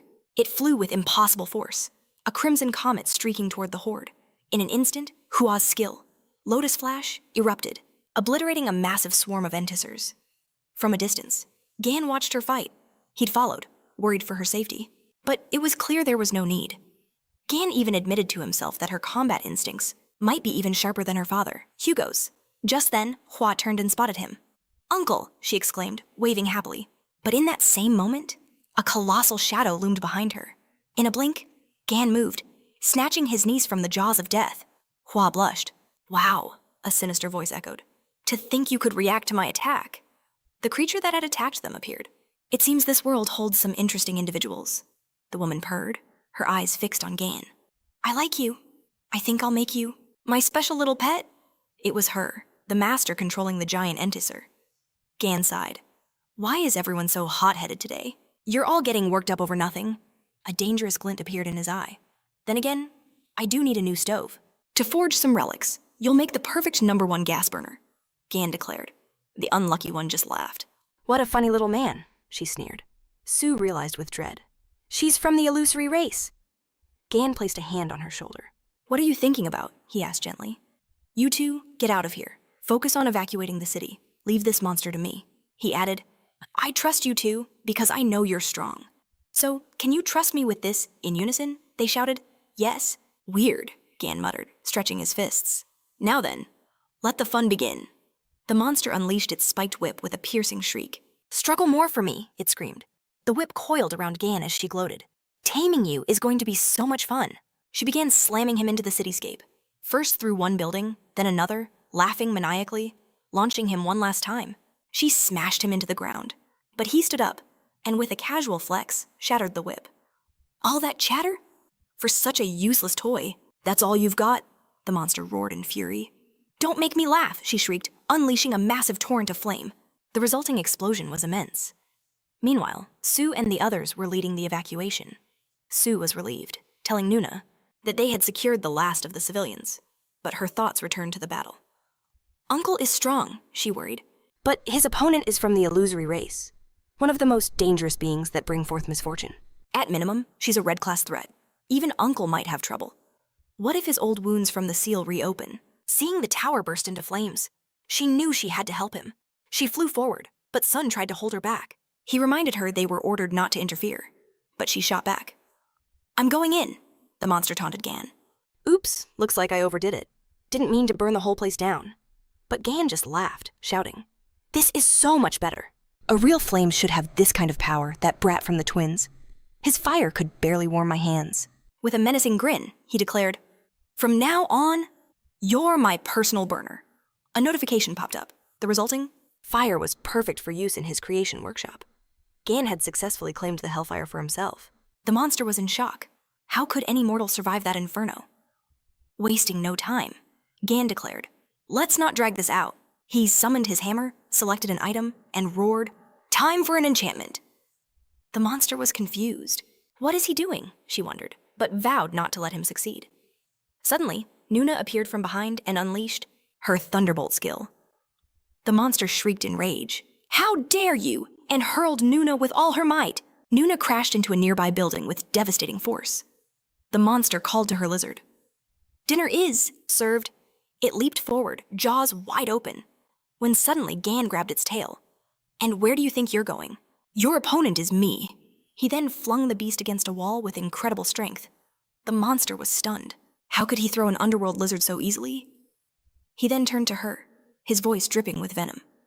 Hey, if you touch JEA again, I will wipe you from existence. He summoned his snake. The monster froze in absolute terror. That snake! It could devour me, the thought echoed in her mind. She, a member of the illusory race. How could a mere human dare to devour her at that moment? She decided the games were over and began to unleash her true form. Nuna felt the overwhelming surge of magic. The monster spoke. I hate this form. I can't train properly in it. But it seems I must finally acknowledge you as an opponent. Her voice turned vicious. First, I will incinerate you. And then everyone else in this area. She unleashed her ultimate skill. Calamity, a colossal purple bird of flame, soared. Towards Gan, Nuna screamed his name. A blinding flash engulfed the area, followed by a world-shaking explosion. The monster couldn't believe her eyes. Gan simply remarked, This glove is more useful than I thought. It was an ordinary plastic glove. Enchanted with the essence of hellfire, the monster was aghast. Nonsense! How could a plastic glove stop those flames? Gan activated his super regeneration. Now, it's time to pay the price for burning down my city. She found his words humiliating. But Gan just laughed. Why are you looking down on my glove? You have no idea how useful this is when eating fried chicken. A notification appeared. The target possessed too much negative energy to become an avatar. It required purification. A chilling smile spread across Gan's face. Good thing I have a purifying fist, she screamed, begging him to stop. But the hero only repeated, cleansing fist. After countless blows, he paused, still not purified. He tried to make her his avatar again, but the notification was cold. Impossible. Dead targets cannot be cleared. He was surprised. She couldn't even handle that. Turning to the terrified lizard, he sighed. Looks like I have no choice, he added. Since the gas burner is broken, you'll have to be the replacement. The netherworld lizard immediately surrendered, becoming his prisoner, Gan asked. Which name do you prefer, Torch Gas Stove, or maybe Lizard? The creature quickly chose. The name Torch. Just then, Nuna and Sun rushed over. Are you all right? Gan simply asked them the same thing. They confirmed they were fine. Nuna then asked the question that had haunted her. Uncle, you didn't really sacrifice yourself in the demon tower, did you? I've been tormented by this for so long. The other saints claim you sacrificed yourself for everyone. But it never made sense in the battle with Red Eye, the monster who nearly destroyed humanity. Only the strongest saints died. Of the 13 saints, it seemed absurd, with no proof. My doubts were just suspicions. But now, after seeing you fight with my own eyes, I'm certain you didn't sacrifice yourself. You were the victim of an insidious plot. Gan was impressed, a small smile on his face. You're as sharp as I'd expect from Hugo's daughter. He confirmed everything. 20 years ago, in the demon tower, I was stabbed in the back by one of the 12 saints who raided it with me. Nuna and Sun were consumed by rage. Sun shouted, But the saints are supposed to protect the world. He continued, Li Gan was humanity's brightest hope. How could they betray our greatest hero? Gan's expression grew cold. That's exactly why they did it. Because I was stronger than them all. And because I was the only one who could defeat Red Eye alone. I suppose that's why they had to get rid of me. Could have placed the entire world at their mercy. The only barrier standing in their way was him. He admitted it was just a theory, but the most plausible one they had. Song and Nuna burst into tears hearing such a devastating story. To think he was locked away in that tower, all alone, while they stole his rewards and claimed his glory.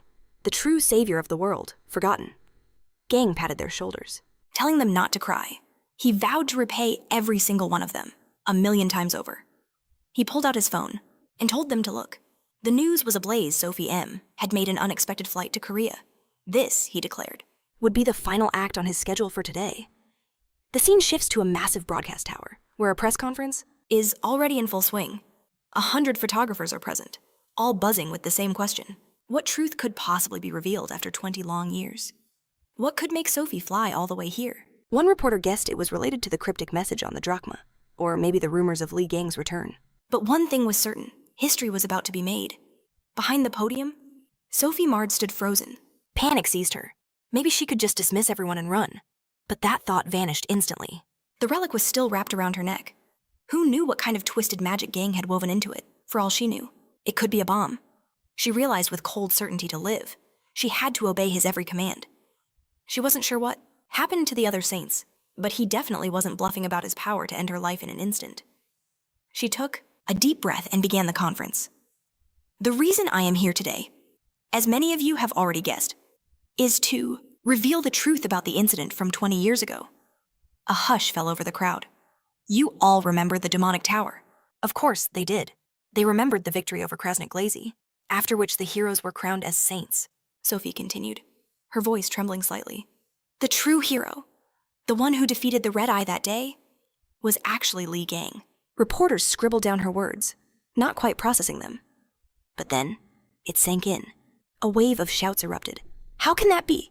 Give us the details, another reporter yelled out. Does this mean Li Gang is still alive? That is correct, she affirmed. But suddenly, Morin, the cancer saint, appeared behind her. That's impossible, he hissed. Then, affecting a concerned tone, he said, Miss Saint, you've gone pale. I don't believe you can continue this conference. Seeing him, she recoiled. What are you doing here? She whispered. He ignored her, grabbing the microphone.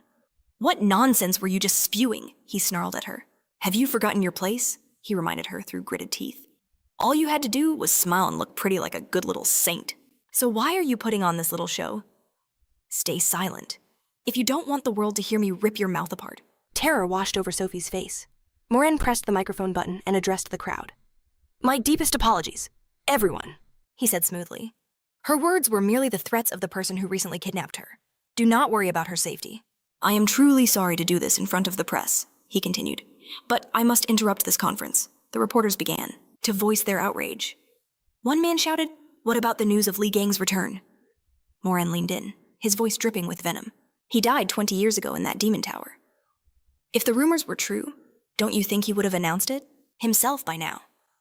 The crowd buzzed with questions. Who could threaten a saint? And why would the culprit mention Li Gang? Someone shouted that if they stopped the conference now, all trust in the saints would be shattered. Moran's face burned with rage. But then, another voice cut through the noise. Looking at your face, it seems like you're the one about to kill someone. And then, a flying kick slammed directly into his face. It was Li Gang. The stage exploded into chaos. Sophie screamed in horrified recognition. It's him! Moran was stunned, and Gang wasted no time, leaping on him again. Long time no see. You crustacean, he yelled. That wrinkled face of yours hasn't changed a bit. Here's a gift. After that, he smashed him with some kind of enormous club.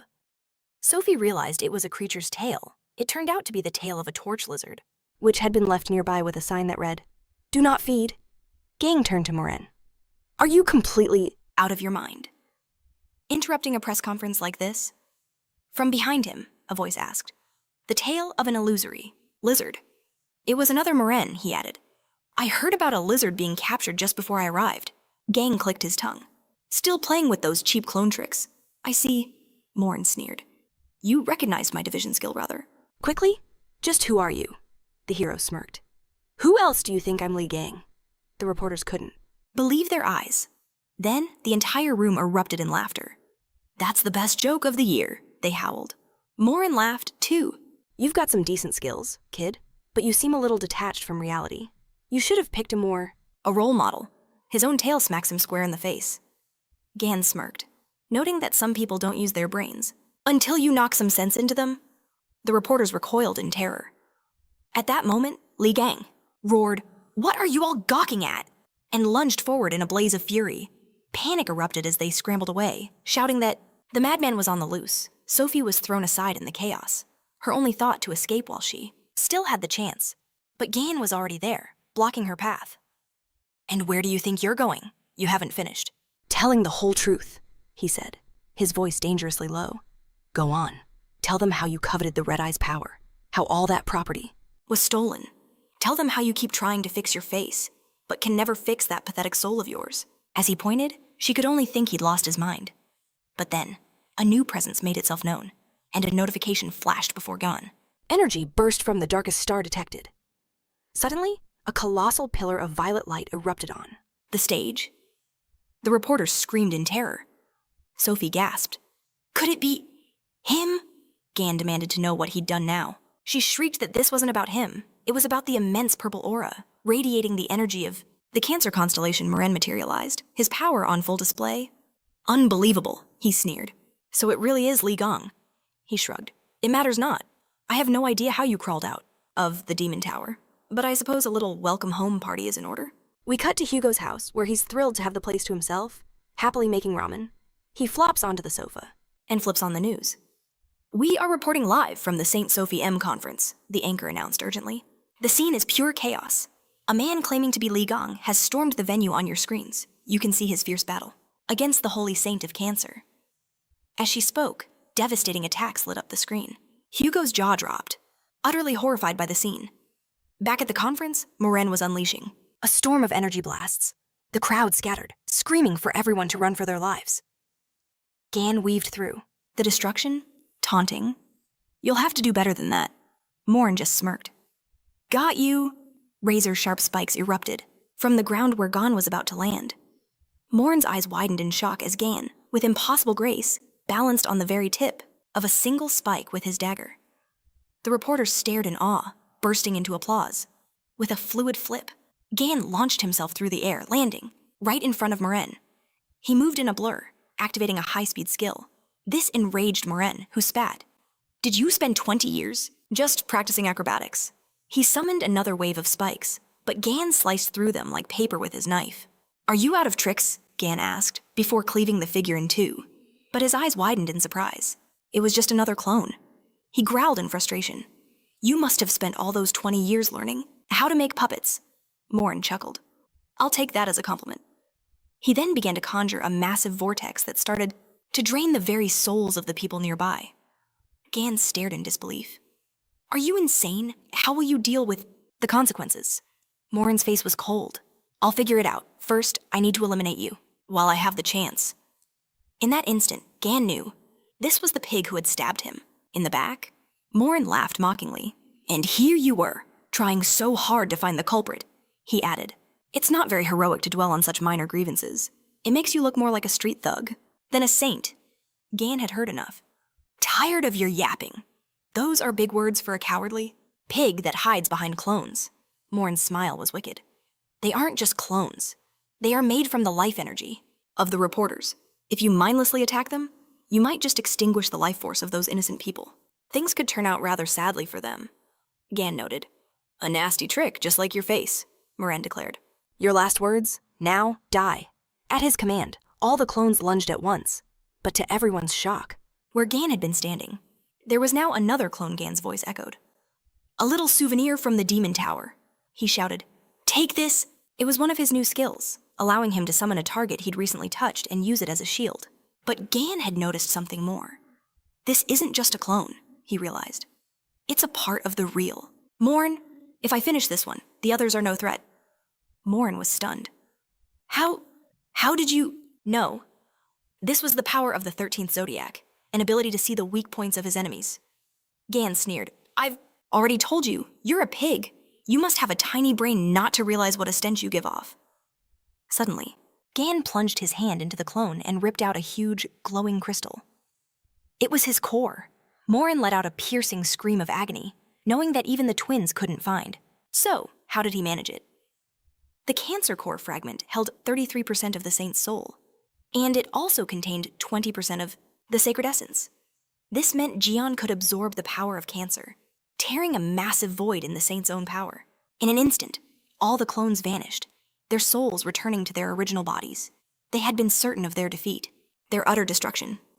Morin demanded to know what happened inside the tower, feeling an oppressive force, as if God himself was pressing down on him. Jian simply said, You talk a lot for a man who's already lost. Morin retorted that he would retreat for now. But he still had a powerful ace up his sleeve, one that would surely become a major headache for him. Jian knew he wouldn't back down so easily. Suddenly, his phone rang. It was Hugo. When he answered, he was met with indescribable screams. Hugo yelled, What did you do? Hurry and get back home! He was watching the news, trembling with fear. Jian had just eliminated Morin's high-class clone, which meant they had already aimed their ultimate weapon right at him. Jian was stunned as the screen showed a colossal cannon, orbiting the Earth, already fully charged. All at once, a missile detached from the main body, screaming towards Li Jian with incredible speed. This was the Mormouth missile, a secret weapon developed by the Gemini and Capricorn temples after each phase. Li Jian's disappearance. It was designed to annihilate even the most powerful awakened beings. It was humanity's trump card, created in case a monster appeared that they couldn't handle, capable of wiping out not just the target, but a huge area around the point of impact. Hugo couldn't believe they'd actually built such a thing. Morin had set it up to fire automatically if his biometric signals ever disappeared, and a high-ranked clone was essentially identical to Morin's real body. Hugo screamed that this was no time to be standing around. He needed to get out of there now, but Jian calmly replied that he wasn't so sure that was the best option. After all, if what Hugo said was true, this weapon could level several cities in an instant. Hugo asked if there were any other options. Jian glanced at Sophie and said there was still one thing they could try. The missile was now terrifyingly close. City-wide alarms blared, ordering everyone into bunkers. This was not a drill. No one understood. Why was a weapon made to fight monsters aimed at the heart of Seoul? Panic erupted in the streets. Sung and his sister were just as confused. Suddenly, a figure shot out from a nearby building. Sung and his sister knew instantly. It was Li Jian. He had grabbed Sophie and leaped directly on top of the descending missile. She screamed, asking what on earth he was doing. Jian activated levitation and teleport, blinking right in front of the warhead. He yelled, Hey, Leech, I know you can burn through anything, so let's melt this rocket, she shouted back. Why would I do that? Jian retorted that she had no choice. If she failed, they, along with every resident in the city, would be wiped out. He added that after idling for 20 years, it was time she finally did something useful, she pleaded, with him not to throw her at the rocket. But Jian just roared, Go, holy man, miracle shot, and hurled her with all his strength. "You're insane!" she screamed. At that moment, the sacred essence of Aquarius was invoked. Even the divine being was shocked. Sophie begged her to do something, anything. The sacred entity could only swear that Li Jin was a true madman. Sophie yelled that it wasn't time for vows. The entity granted every power-up imaginable to its host, desperate to ensure her survival. A single tear fell from Sophie's eye. Activating the goddess's tear ability, the rocket was instantly engulfed by a massive tornado of water, shattering into pieces with every contact. Sophie was overjoyed that she actually did it, but then she began to plummet. As she flew, she screamed, "Why aren't you catching me?" Jian just smirked and said, "We'll meet again." He knew that while she did a great job, she was being far too careless. All those fragments were now raining down on the city below. If they hit the ground, it would unleash absolute chaos. The people on the ground cheered as the rocket exploded, but their joy turned to terror as the debris began to fall. Jian wondered, if this missile was made by the Gemini Zodiac, then he could send a grand greeting back to that purple-haired witch. Jian telepathically contacted Hugo, urgently asking to borrow his skill Absolute Coordinate. It was a skill that allowed the user to teleport a target to a specific point. Hearing the seriousness in his voice, Hugo immediately reached for his phone to transfer the skill. He placed teleport gates under each falling fragment and declared, "Time to send the witch her package." People were overjoyed, believing Jian had saved them as the fragments seemed to evaporate into thin air. But Sung and his sister knew. It was the work of their uncle, Li Jian. Even Sung Hyuk was stunned, wondering how Gion had simply made the warhead vanish. A voice echoed in his mind. "Can you hear us?" he replied, only to be met with a furious roar. "What in the world have you done with your skills?" Right now, the Yin-Yang Palace is being bombarded by fragments of the Morth missile. We cut to the Blue House. Inside the presidential office, everyone is in utter shock. Li Gang has returned. Not only that, he completely derailed Sophie M's press conference. As if that wasn't enough, he shattered the holy sign of Cancer. And after all that, he single-handedly stopped the Morth missile from wiping out Seoul. This is complete madness. In the next instant, Li Gang blasted through the roof of the building. Terror grips the room. Gan sneered, asking why they were whispering like guilty rats. He declared that since he started this case, he would see it through to the very end. He was here for his money. A little bird told me, "You're holding on to the bank account that received the funds from selling my items." I only just remembered it. I tried to access it using my Tiku privileges, but was denied. "I'm certain I left Tiku's name as the trustee. Don't you think that's incredibly low of you?" One of the officials spoke up. He argued that the Korean government couldn't entrust such a huge responsibility to Mr. Hugo alone. Gan's eyes began to blaze with anger. The man continued, "Mr. Hugo is a foreigner." After Li Gang vanished, they couldn't trust a saint from another nation, especially when they had no saint of their own. He explained that due to various circumstances, the Sagittarius branch Lost its former power. In the end, they had to seek help from someone more reliable than Hugo. This sent Gan into a fury. He roared at them. "Out of everyone you could have chosen, you went with the Purple Witch." He hissed that he was trying to keep his composure, but they dared to give him such a pathetic excuse. "Besides, who are you?" To look down on Hugo. Hugo himself tried to intervene. "Thank you for your concern, but everything is fine now, so..." But Gon wasn't listening. "I am his master. That means I'm the only one allowed to treat him like this. Who do you think you are?" Hugo stood there, his spirit completely broken. Gan raged on. Even if he can't show off his usefulness, and that pretty face is his only asset, he's still not someone you can disrespect. He may be the most pathetic of all the saints, but you will respect him. You pigs. Hugo's ego crumbled into dust. After that speech, he wished the ground would swallow him whole. Gan, enraged at his friend's passive acceptance, grabbed him. "Why do you tolerate this from them?" Hugo could only mutter that it was his fault, too. Gan gave him a firm slap on the shoulder and told him to hang in there. Turning to the others, he growled, "Before I wreck this place, you'd better return. My money." Suddenly, a sharp voice cut through the tension. "Silence!" Sun Hayek recognized that voice as a young woman appeared. "So, you finally decided to show your face?" Gan said. She declared, "Your bank account was confiscated long ago." She revealed herself as the holy sign of Gemini. Hi. And she was using his money to restore the Yin-Yang Palace. "I know it was you who directed those missile fragments at us," she shrieked, her voice filled with fury. "There's nothing but ruins left of the palace. Do you have any idea how much damage you've caused? You'd better prepare for the consequences." Gan stared at her blankly. "And you are Her rage boiled over as she unleashed her magic. A system alert rang out. A massive energy burst from the Gemini constellation was detected. The onlookers were horrified. They were about to be caught in the crossfire. She summoned a powerful spirit. Sun Hayek shouted in awe. This is the strongest Gemini technique summoning a spirit from another world. The Spirit Queen, Lily Quinn, answered the call and materialized before them. Hai screamed triumphantly. Behold the Queen of Spirits, whose power rivals a sacred entity. Let's see you handle this. In the next instant, Gan vanished and reappeared right in front of her, driving his fist into her stomach. Have a nice flight, he sneered. The blow sent her flying as if she were shot into orbit. A notification appeared. The magical energy of the Gemini constellation was dissipating. The Spirit Queen, Lily Quinn, was trying to return home, but Gan simply placed a hand on her head. And where do you think you're going? He grabbed her tight. Did she really think she could just leave? She begged him for mercy. Just then, Hai's body came crashing back down to the floor. With the owner unconscious, the magic control was shattered. The transformation skill rented from the Aquarius constellation was dispelled. Everyone stared in shock. She wasn't a saint at all. Gan scoffed. This is really my first time seeing your face. Did you honestly think you could win with just the Spirit Queen? Looking at the terrified officials, he said. The Purple Witch won't save you. Now, return my money. A few minutes later, they were walking away, money in hand. Gan was delighted they were able to get everything back and could finally enjoy something sweet. But Hugo couldn't shake a bad feeling. Something wasn't right here. The real Hai still hadn't revealed herself. And she's the kind of person who'd call down a meteor if she lost her temper. Gan smirked. So that's what you're thinking. He'd leveled her palace to the ground, and still no response. It could only mean one thing. That hysterical woman couldn't control her rage. He had a hunch where she might be. Let's pay her a visit. With a flash, they arrived at Song's apartment. Gan suggested a snack while they worked. He offered a burger to Song, who refused. Gan then asked the others if they wanted anything. Nuna spoke slowly.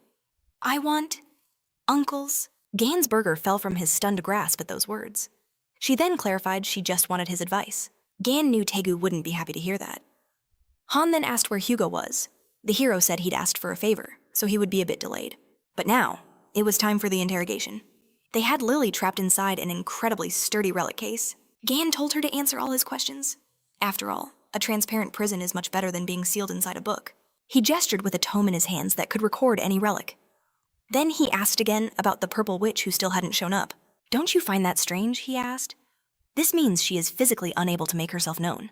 She's probably locked up somewhere. Somewhere in Song's house. Lily admitted it was true. The hero demanded to know where.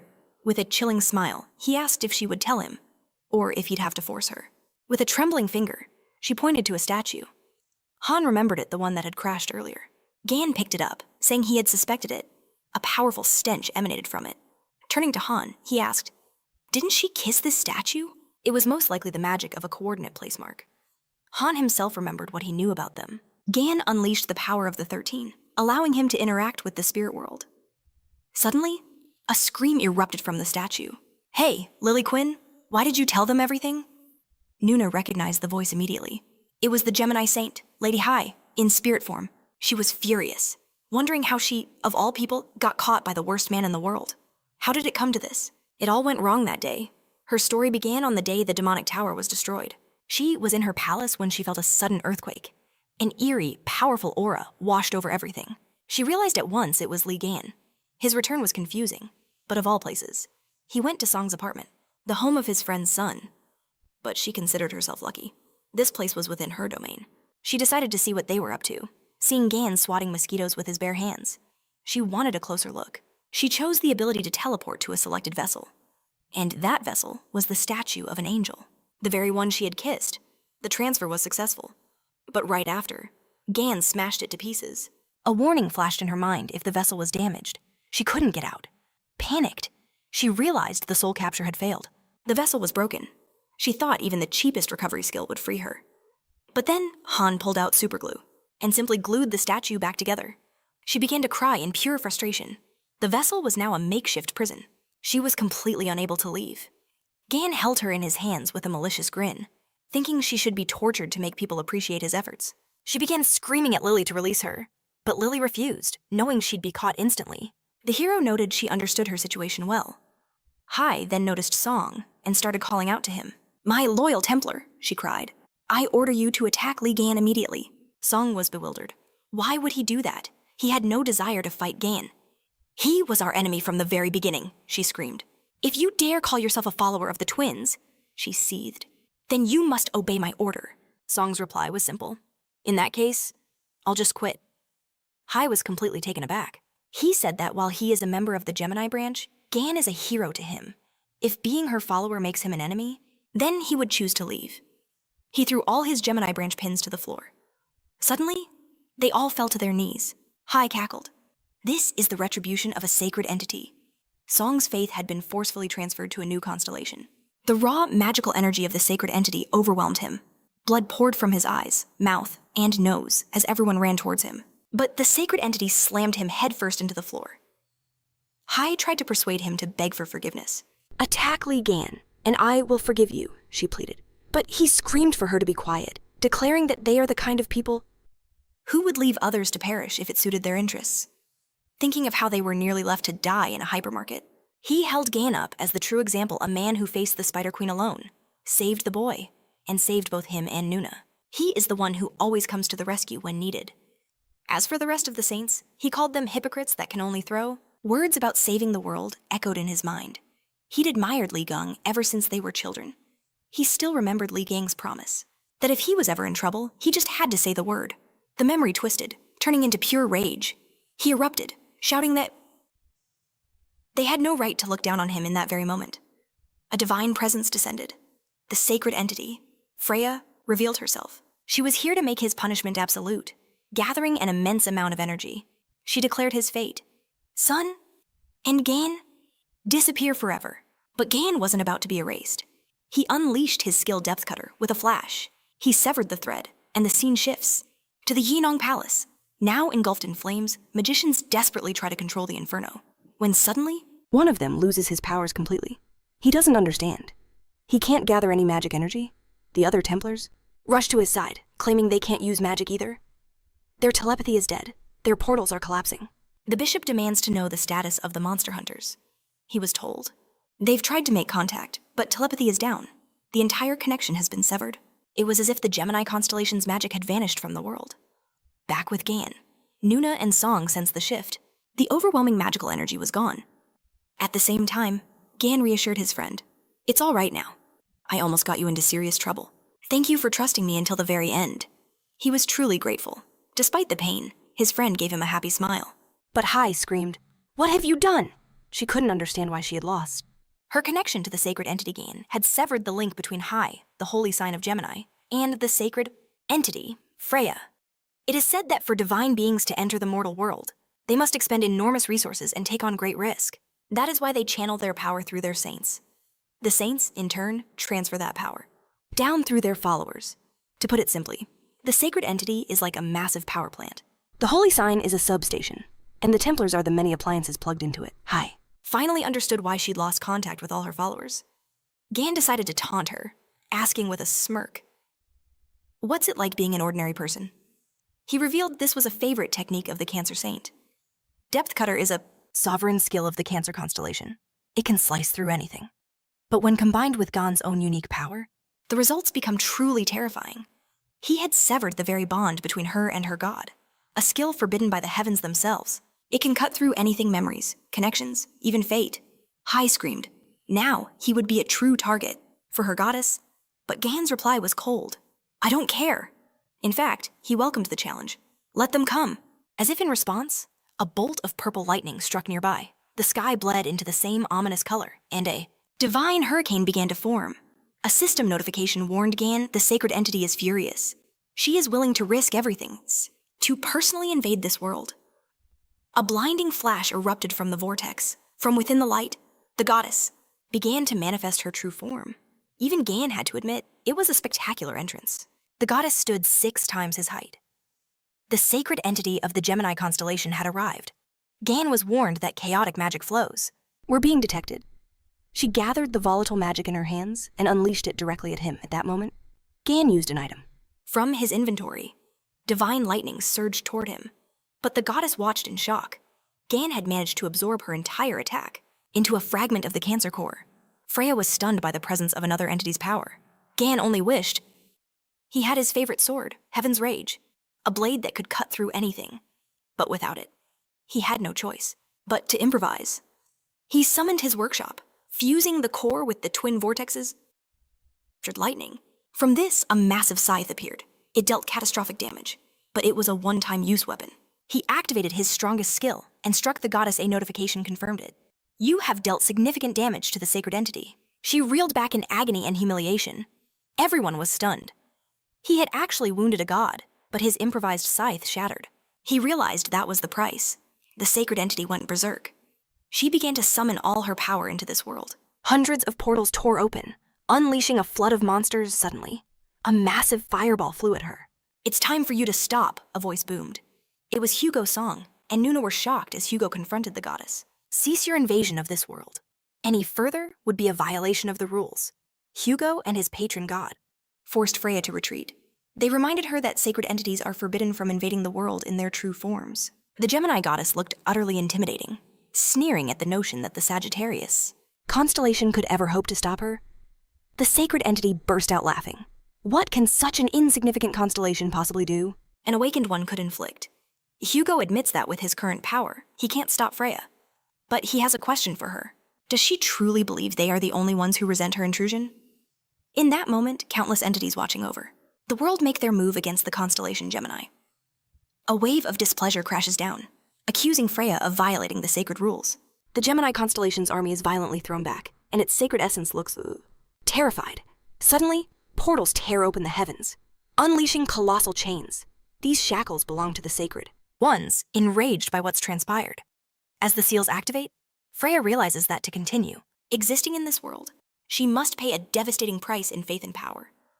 At this rate, the hostility from other sacred entities will become absolute. Song, Nuna, and Hai are frozen in shock, but the holy sign of Sagittarius merely calls her pathetic. The sacred essence of Gemini is instantly bound and sealed away by countless chains. Hugo smirks.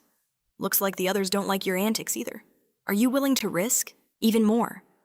His words hit a nerve, and Freya unleashes a piercing scream of pure rage. The sound is so high-pitched, it shatters windows on nearby buildings, even deafening children in the vicinity. The trapped Gemini constellation bares its teeth, vowing to never forget this day. Gion, ever the jokester, decides to pour salt on the wound. You must feel pretty awful, he taunts. Maybe next time, you should bring one of the adults with you. Then, he gives her the middle finger. Freya is literally set ablaze with fury, the veins in her eyes bulging with rage. A notification appears.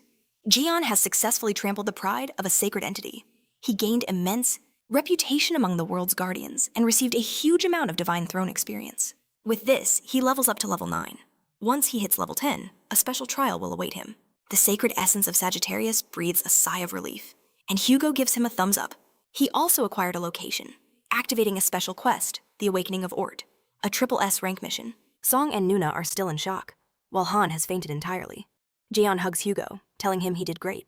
But Hugo himself feels uneasy. He never expected Freya to treat Song Yi with such cruelty. His face shows just how deeply this has disturbed him. He growls that putting an arrow in Freya's face won't be enough. Jaeon encourages his friend to just be patient. Soon, he'll be the one teaching her children a lesson. Hugo was overjoyed by this, offering a silent, heartfelt thanks. And then, Hugo remembered. He'd brought something special. From the Yin Yang Palace. He takes out a scroll, making Jian's eyes light up. It's the Register of Souls, a certificate, recording all contracts with the Gemini constellation's avatars. Hai sees the scroll and starts screaming at them, knowing that the registry is supposed to be heavily guarded. Hugo just says that stealth and infiltration are important skills for any archer, conveniently forgetting to mention his unique class. As they argue, Jian opens the scroll and inspects the avatars. There was the Berserk Mad One-Eyed Warrior, a legendary class, Jotun the Giant King, a legendary class, and King of Warriors, Drawlight of the Brightest God, another legendary class. From now on, all avatars of the twins fall under the authority of Ort. Jian was offered to take them as his own, but one avatar was located deep within the sea, right under the Yin Yang Palace, and it too now served Ort. Jian figures this one must be a mythical class. He decides to test these new subordinates. Why should I believe you've truly surrendered? He asks. I suggest You first show me your loyalty. A portal then rips open above them, and Hai's body begins to fall from it. More accurately, just her body, as her soul watches in utter shock. They all wonder why she's here, while Hai's spirit is lost, in absolute horror. The avatars of the Gemini constellation present the body of a saint to Jaeon as proof of faith. This made Jaeon laugh out loud. He accepts their loyalty, and the avatars officially fall under his command. Jaeon was asked to name each of them, but he replied that he was too lazy. So he decided to call them Man. Number 1, Man number 2, and Man number 3. Hai screams that this has to be a nightmare. Jaeon grabs her by the neck. Hey, everyone has turned their backs on you, even your pathetic god. I advise you to answer my question. Honestly, was it you who stabbed me in the demon tower? Hai replies that she doesn't even know what he's talking about. At that moment, Jaeon picks up something and flicks it directly into the middle of Hai's forehead. It was one of the fragments of the vortex scythe he had used earlier. Jaeon grins. With this, I can roast your saint's soul to a crisp. He keeps roaring at her to answer his question. Writhing in agony, Hai insists she really doesn't know. But the hero's words did nothing to calm her. Instead, she begged him to torture her to death. Gan simply assumed that she was some maiden under the control of the judgment of heaven. Though enraged, he stopped his assault on the saint's mind. He coldly stated that this was nothing, that she could have avoided it all. Then, he made a decision. He would return the body to her. After all, she had shared some valuable information. Hai could hardly believe it. She had survived. But just then, her body lurched to its feet. It was Lily, a joyful shout erupting from her lips. Thank you. I am so grateful you've granted me freedom. Even in this form, Gon sighed, muttering that he'd accidentally handed her body over to Lily Quinn. Lily herself jumped in with another heartfelt thank you. The scene shifts to Hugo's home. Yongwoo and Lily are in a heated debate. Yongwoo insists, I'm telling you again, trying to restore them is pointless. Lily fired back. Pointless, you pig! Do you have any idea how many flawed magic arrays I spotted with a single glance? In a flash, she wove a new spiritual contract, making Lee Gun the owner of everything that once belonged to Yongwoo. Lend me the soul registry, Lily demanded. Confident she could upgrade all the contracts to the legendary SS class, Gan agreed. Suddenly, a piercing scream echoed from the box of figurines. The statue containing Hai's soul was shrieking, desperate to be released. Just then, a system notification appeared before Gon. A new contract, Serpentine, was now available, and its new avatars were already singing his praises. Gan and Hugo listened in disbelief. We have finally become Master Lee Gun's avatars. It is the highest honor, one exclaimed. Another cried out. He's looking in our direction. Just his gaze is enough to thrill me. These words left Gan utterly bewildered. Hugo was stunned. This is a first, he stammered. Avatars are supposed to be overwhelmingly proud beings. Gan could only agree. The avatars then turned their sights on Hugo, shouting, You do not interfere. You are nothing but a human servant. The insult hit Hugo hard. Gan tried to correct them, saying he was more than that. But Hugo was already crushed. The gods continued their mockery, laughing at the mere mortal. How dare someone like you even open your mouth in our presence? Gan's voice cut through the noise. That's enough. He turned to the avatars. Tell me, why did you abandon the twins to serve Aegis? They all answered in unison. They could no longer stand her volatile temper. More importantly, they were in awe of how Gan had annihilated the sacred essence. They revealed that it wasn't just them every other avatar, including their commander, wished to serve Gan. But their commander was imprisoned, deep beneath the sea, unable to join them. The story explains that the enticers had already conquered half the planet. And while humanity fought back, it seemed like an even match. But in reality, mankind couldn't even reclaim their lost lands. Gan processed this. Trapped under the sea, near the Yin-Yang Palace. That had to be the Pacific Ocean. Right in the heart of Enticer territory, it seemed Gan had a new destination in mind. The avatars declared, You are now our patron. We pledge our undying loyalty to you. And with those words, they knelt as one. I'll be counting on you, Gan said, accepting their vow. Song watched, amazed. As expected of Uncle. Even high-ranking avatars bow before him, Nuna added. Dream is absolutely right. But then she added something else. I'm so glad I decided to propose to Uncle. The words hung in the air, creating a wave of utter confusion. But Hugo wasn't confused. He was furious. What are you talking about? He roared. What proposal? He was beyond angry. Yongwoo, ever the troublemaker, chimed in. Does this mean Hugo is now Gan's father-in-law? A flaming arrow was his answer. He fled, screaming for his life. Gan tried to de-escalate. "Hugo, lower your bow!" But Hugo was far beyond reason. He shouted, his voice cracking with betrayal. "My daughter has never even said she loved me." Not once, not even on Father's Day. Flames ignited in his eyes as a notification declared, "The sign of Sagittarius is enraged." A storm of arrows flew at Gan, who dodged them with ease, yelling for his friend to stop. "I can't let you live!" Hugo screamed back. He vanished using a stealth skill. Gan knew this was serious. His friend was truly out for blood. "God's eye," he whispered. With lightning speed, he began snatching every single arrow out of the air. Hugo, lost in his fury, didn't even notice he was burning his own house to the ground. Gan continued to catch the countless projectiles. "Hugo," he said calmly, "you're as annoying as a fly." A system window popped up. "The honor of the holy sign of Sagittarius has been wounded. Your bond deepens." Hugo unleashed his ultimate skill. "Sun God Ring." His own sacred self screamed a warning in his mind. "This is your home. Remember the trial for the House of the Sun." But Hugo refused to listen. This uncontrolled power reminded him of the time Sun nearly burned their house to the ground. He had to stop him. Nuna screamed, begging him not to do it. Confused, Hugo asked what she meant. She clarified, her voice trembling, that he couldn't possibly defeat Gun. What chance did he stand? Those words shattered Hugo's resolve completely. His volatile witchcraft flickered and dimmed. In his moment of confusion, Gun lunged forward, delivering a swift strike to calm him down. It worked instantly. He collapsed. When he awoke, he was sitting beside Gun again. "Why would you get so enraged?" Gun asked. "Over such a childish tease. Do I truly look like the kind of man who would corrupt a close friend's children?" He explained. "They're just too shy to say it to your face, but their feelings for you run incredibly deep. Even now, your kids brought you snacks to cheer you up." Just then, Sun and Nuna saw he was awake. They brought out their father's favorite strawberry cake and coffee. Hugo was so overwhelmed with emotion, he lunged to hug his son. But Sun deftly dodged him and ran to Gun. "Just as you asked," Sun reported. "I've already sent the battle footage to the reporters." Gun proudly patted the boy's head. Sun exclaimed with joy that he would never wash his hair again. But Hugo's attention was on the cake. Why are there so few strawberries? He realized the single most important one was gone. "Where is it?" Nuna confessed she gave it to her uncle. With a cry of despair, Hugo leaped at Gun again. Their home, already a wreck, descended back into chaos. Lily could only watch, realizing he knew nothing about raising children. Hugo wailed for Gun to return his strawberry, but Gun calmly replied, "You can't get back what's already been eaten." At that very moment, a notification pinged on his phone. A red class gate, a harbinger of misfortune, had appeared. The message was a system-wide alert.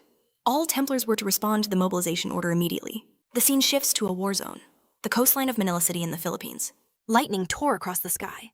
On the shore, scores of warriors stood grim-faced, their anxiety palpable. Suddenly, one of them roared, "Do not give in to fear. These hard times are merely another chance to prove our worth." The boss hasn't appeared yet. That means we must take down the Red Class Calamity, the 1,000-foot ourselves. Let's show them the true strength of Leo's guild and prove that humanity has another chance to carve a path towards a brighter future.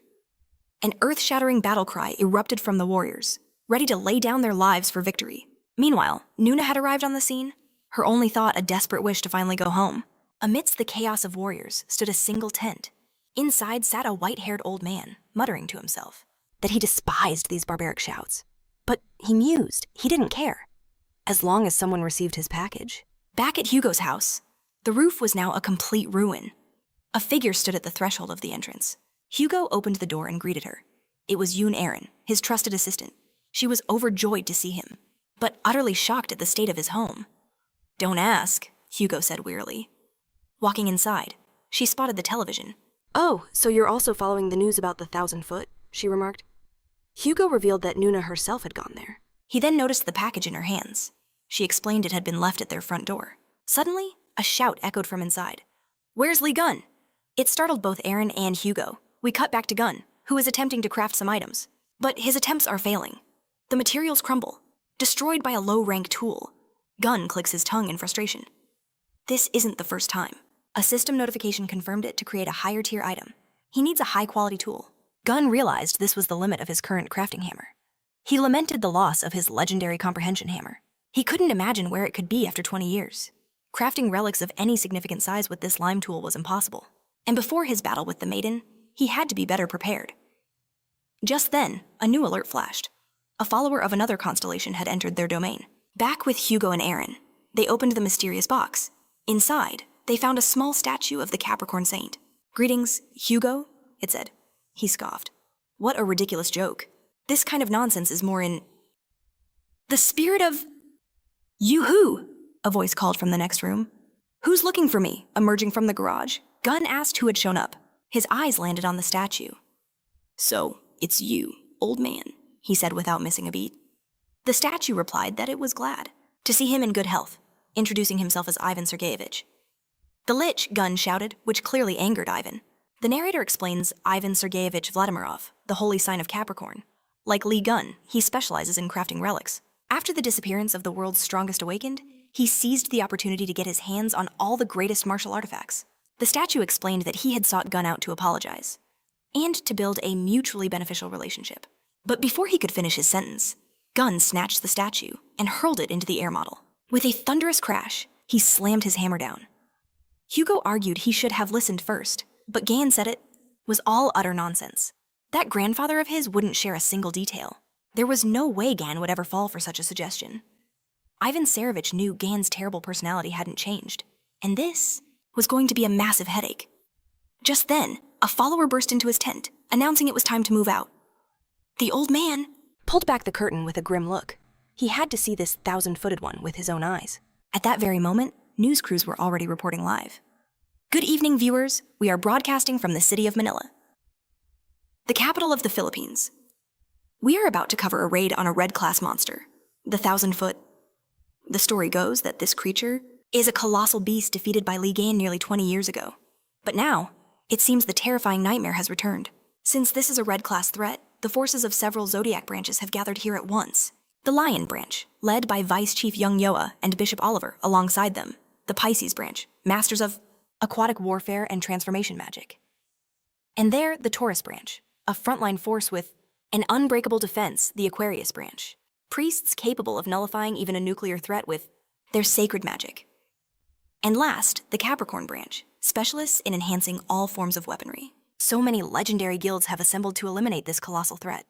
Even the holy sign of Capricorn himself has appeared in person. Gan turned to Hugo, demanding to know what his grandfather had left him. On the broadcast, the reporter announced that he didn't come empty-handed. He summoned a sovereign relic, the Hammer of Comprehension. Hugo froze. He remembered. That relic was supposed to belong to Gan. The reporter praised Capricorn as a brilliant inventor who enhances the relics of his troops right on the battlefield. The entire world knows of his incredible skill. Those words sent a jolt of fury through Gan. That scheming old fossil, he roared, enraged that his item had been stolen. First he freezes me out. And now he's showing off my property on TV. I'll deal with you before I even get to Diva Move Out. Now, we need to teach that old man a lesson. Gan immediately bolted towards the scene. But just before he left, he heard a reporter shout, "Attention, it's emerging from the ocean." From the churning depths, a colossal horror began to rise. Its presence was utterly overwhelming. Everyone on site was stunned into silence. Even the holy sign of Capricorn was shocked by the monster's sheer scale. Its tentacles were lined with blades as sharp as razors. One of the warriors yelled for everyone to get ready, but another stopped him, pointing towards the tip of a tentacle. "Wait, that's the holy sign of Leo." A wave of shock went through the crowd. Stephen was screaming at the monster to let go of his bone. The warriors realized he was fighting this colossal beast all for his artifact. Though, considering the fortune invested in it, they could almost understand his desperate zeal. Oliver was horrified that Stephen was still obsessed with that useless knucklebone and began to shout, "Chapter Master, please come back to us. Get a hold of yourself." But at that moment, an old man approached him. He sneered, asking what he was doing. The holy sign of Leo and the 1,000-footed one had just appeared. So why were his men just standing around? He then added that even though Oliver was a saint, the Lion branch would be taking command of this raid. Oliver knew instantly. The old man wanted to steal all the glory for himself. He shot back that he was just about to give the orders, then turned and commanded, "Listen up, consume the potions provided by the Capricorn branch, Pisces branch. Cast your water walking spells, Aquarians. Give us your battle, and survive ability buffs, Taurus. Form a defensive line at the coast. Do not let that monster through." After giving his orders, he leaped into the fray, shouting, "All lions, attack!" During the raid, Oliver began to unleash his beast transformation skill. He morphed into a massive beast, overflowing with an insane amount of power. Nuna shouted that the Lion's advance party had already engaged the enemy. The other mages began channeling their magic, deciding to combine their power into one devastating attack. Nuna commanded them to use a joint branch skill. Midnight Beast Dash, a huge lion of pure energy, rocketed towards the monster. The impact stunned the creature. Oliver roared that this was their chance. "We need to attack now!" They all surged forward at once, unleashing a storm of attacks. But Stephen screamed for them to stay back. Until he could retrieve his bone, Oliver yelled at him to stop talking nonsense and wait quietly. As Oliver and Stephen screamed at each other, the other magicians could only watch in confusion. At this rate, the other hunters were going to be wiped out. Nuna sighed. She didn't want to go out of her way to save Stephen, but it seemed she had no other choice. Nuna crouched low, preparing to launch herself. The mages told her to wait, model, but Nuna told them to stand down. In a flash, she activated haste, appearing right beside. The monster's tendrils, with lightning speed, she sliced them apart, sending Stephen and his boat plunging into the water. Nuna announced the rescue was a success, landing perfectly on Stephen's face as he surfaced. The mages were stunned by her power. How did she close the distance so fast with a single, fluid swipe? She severed the massive tentacle. The other warriors erupted in cheers, with their leader saved. It was their turn to charge. Their battle cry echoed. They wouldn't let the lions claim all the glory. One warrior yelled that the tentacles were blocking their path. Another shouted to aim for the weak spots. The mages confirmed the monster's rage had subsided, urging everyone to press the attack. But then, countless more eyes opened beneath the waves. A colossal tsunami began to form, pulling them all in. Everyone was in shock. The tanks raised their shields, bracing against the wave. For a moment, they thought it was a volcanic eruption, until they saw tentacles far larger than before. Oliver's face turned pale with horror. They had barely survived one monster, and now there was a second. This was a titanic disaster inducer, a red-class threat known as 10,000 paws on the shore. The heroes looked like ants. The old man pulled out a strange device, saying he had no choice. They demanded to know what he was holding. He explained it was a detonator for a Mjolnir missile he'd prepared for the coastline. But as he spoke, a voice he knew all too well echoed in his mind. He spun around, wondering who it was. Just as a knife shot through the air, shattering the detonator instantly, a gluttony slug lunged at him and began to devour him. Gan stepped out of a portal. "Sebastian," he sighed. "You're always causing such trouble. I know these kids are just splashing around, unable to kill an octopus, but don't you think blowing them up along with the monster is going a bit too far? Pay attention. This is my first lesson in 20 years. I'm going to show you how to properly slice meat into sashimi." As he spoke, Nuna was already on the move. She knew the main forces were exhausted from the first battle. The smaller fry could wait. She had to eliminate the strongest threat first. Instantly, she activated her swift Lotus Gate skill. Nuna had watched the recording of Gon's battle countless times, committing every single move to memory. He had defeated endless monsters in his day, but one legendary raid stood out above all others. Even his rivals and haters admired it. The raid on Yggdrasil. She began to mirror his movements perfectly. She weaved through the storm of tentacles. Those she couldn't dodge, she severed with a single, flawless strike. She moved with such grace and precision. It was as if she were channeling the legend himself. After tearing through most of the limbs, she aimed to drive her weapon straight between the monsters, eyes leaping high. She used a skill to amplify her power, then hurled her spear with all her might, but it was useless. Nuna watched in disbelief as the beast simply caught her spear, then swung a colossal tentacle right at her. She would have been crushed if Stephen hadn't suddenly appeared, blocking the impact with his own body. The blow was devastating. Nuna froze, her mind blank. What could she do? Her allies were being slaughtered. She wondered, what would Gan do in this situation? He'd soar into the sky with a two-handed sword. Nuna thought, just as she realized, he was really here. Gan leapt towards the beast, his sword held high. He unleashed his mountain smasher. Skill. The attack tore straight through the monster's entire body. The mages on the shore couldn't believe their eyes. He had obliterated the beast in a single blow. How did he even jump that far? From the shore, Gan landed, wondering if he'd overdone it. He glanced at the stunned crowd. "What are you staring at? You people can't do anything right. That's why I had to teach you a lesson myself." The nearby warriors whispered that he appeared from nowhere and ended it all. But suddenly, Gan was snatched by a tentacle. It was the Titanic Enticer, and it shoved him straight into its mouth. Nuna and the others could only watch in horror. How could they possibly fight a monster like that? Abruptly, the beast let out a blood-curdling scream as a massive spear erupted from its skull. It was Gan. He had used the Disaster Lotus skill. The warriors were in shock. That was Nuna's technique. Gan calmly pierced through the monster's head and climbed out. As it shrieked in agony, he mercilessly sliced off its tentacles. Then, he activated his Dark Baptism skill. With that final move, the colossal beast shattered into a million pieces. Unfazed by Gan's immense power, Gun simply stated his love for giant monsters, because they could be carved into tiny pieces. He added that 1,000 or even 10,000 legs meant nothing. To him, they were all just octopuses waiting to be sliced.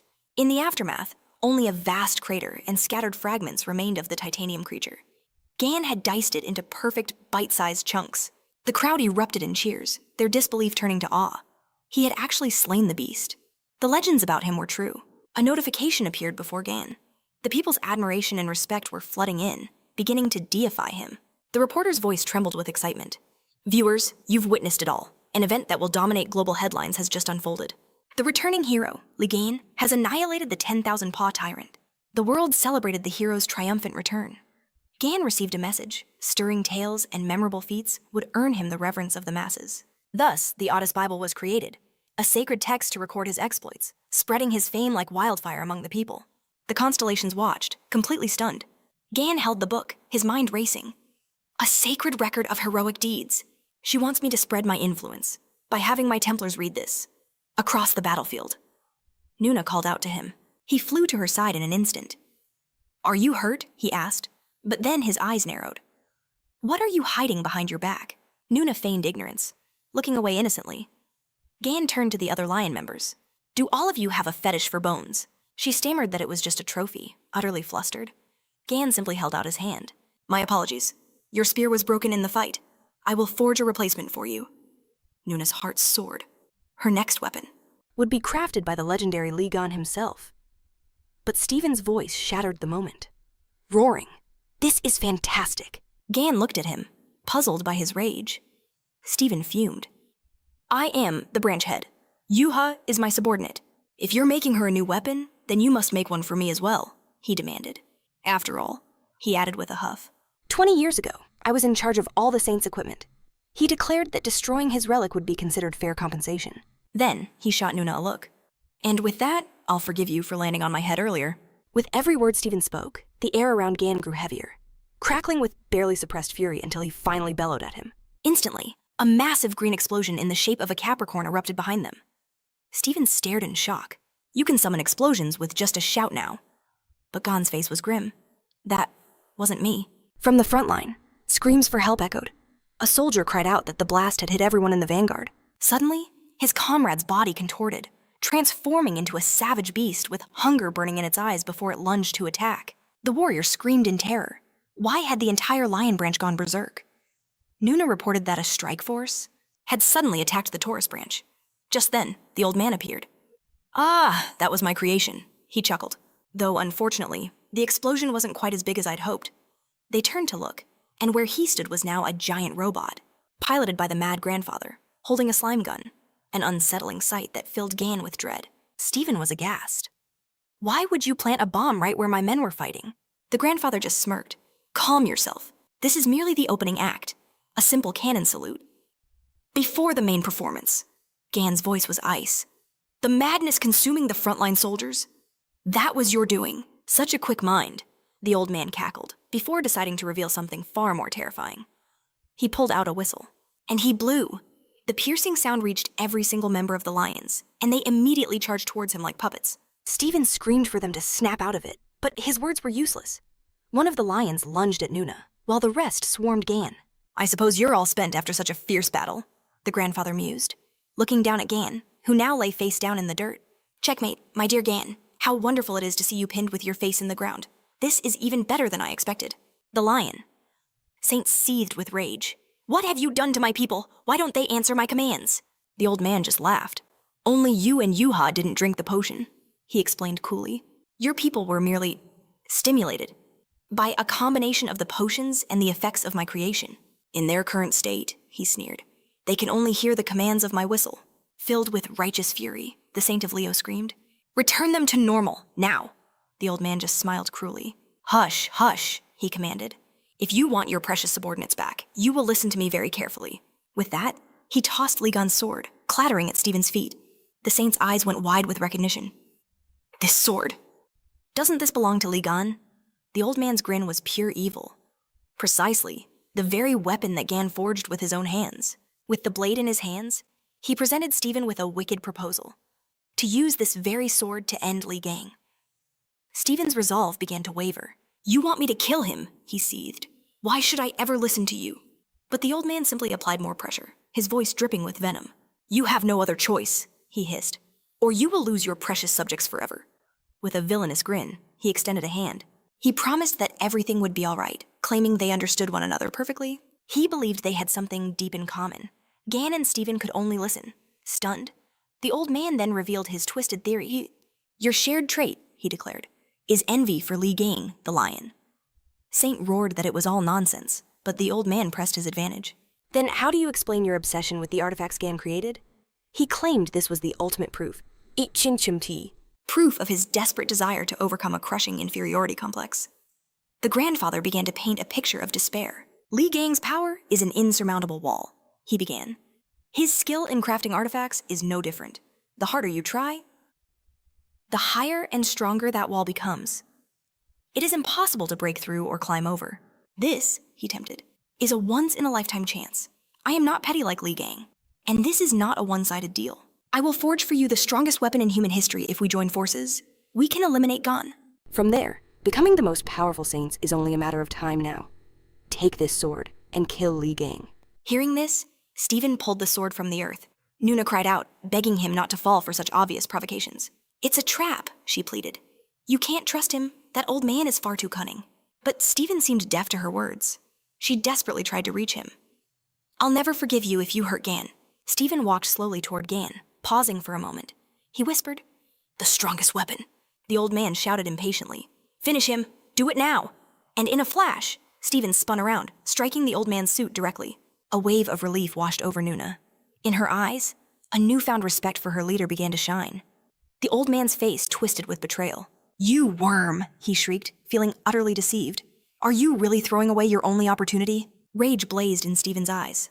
Trust you, he roared. After what you did to my people, why on earth would I ever trust you? He declared that he had poured every ounce of his being into surpassing Li Gang on his own terms. There was no time for pathetic complexes, and he certainly had no intention of winning in such a cowardly way.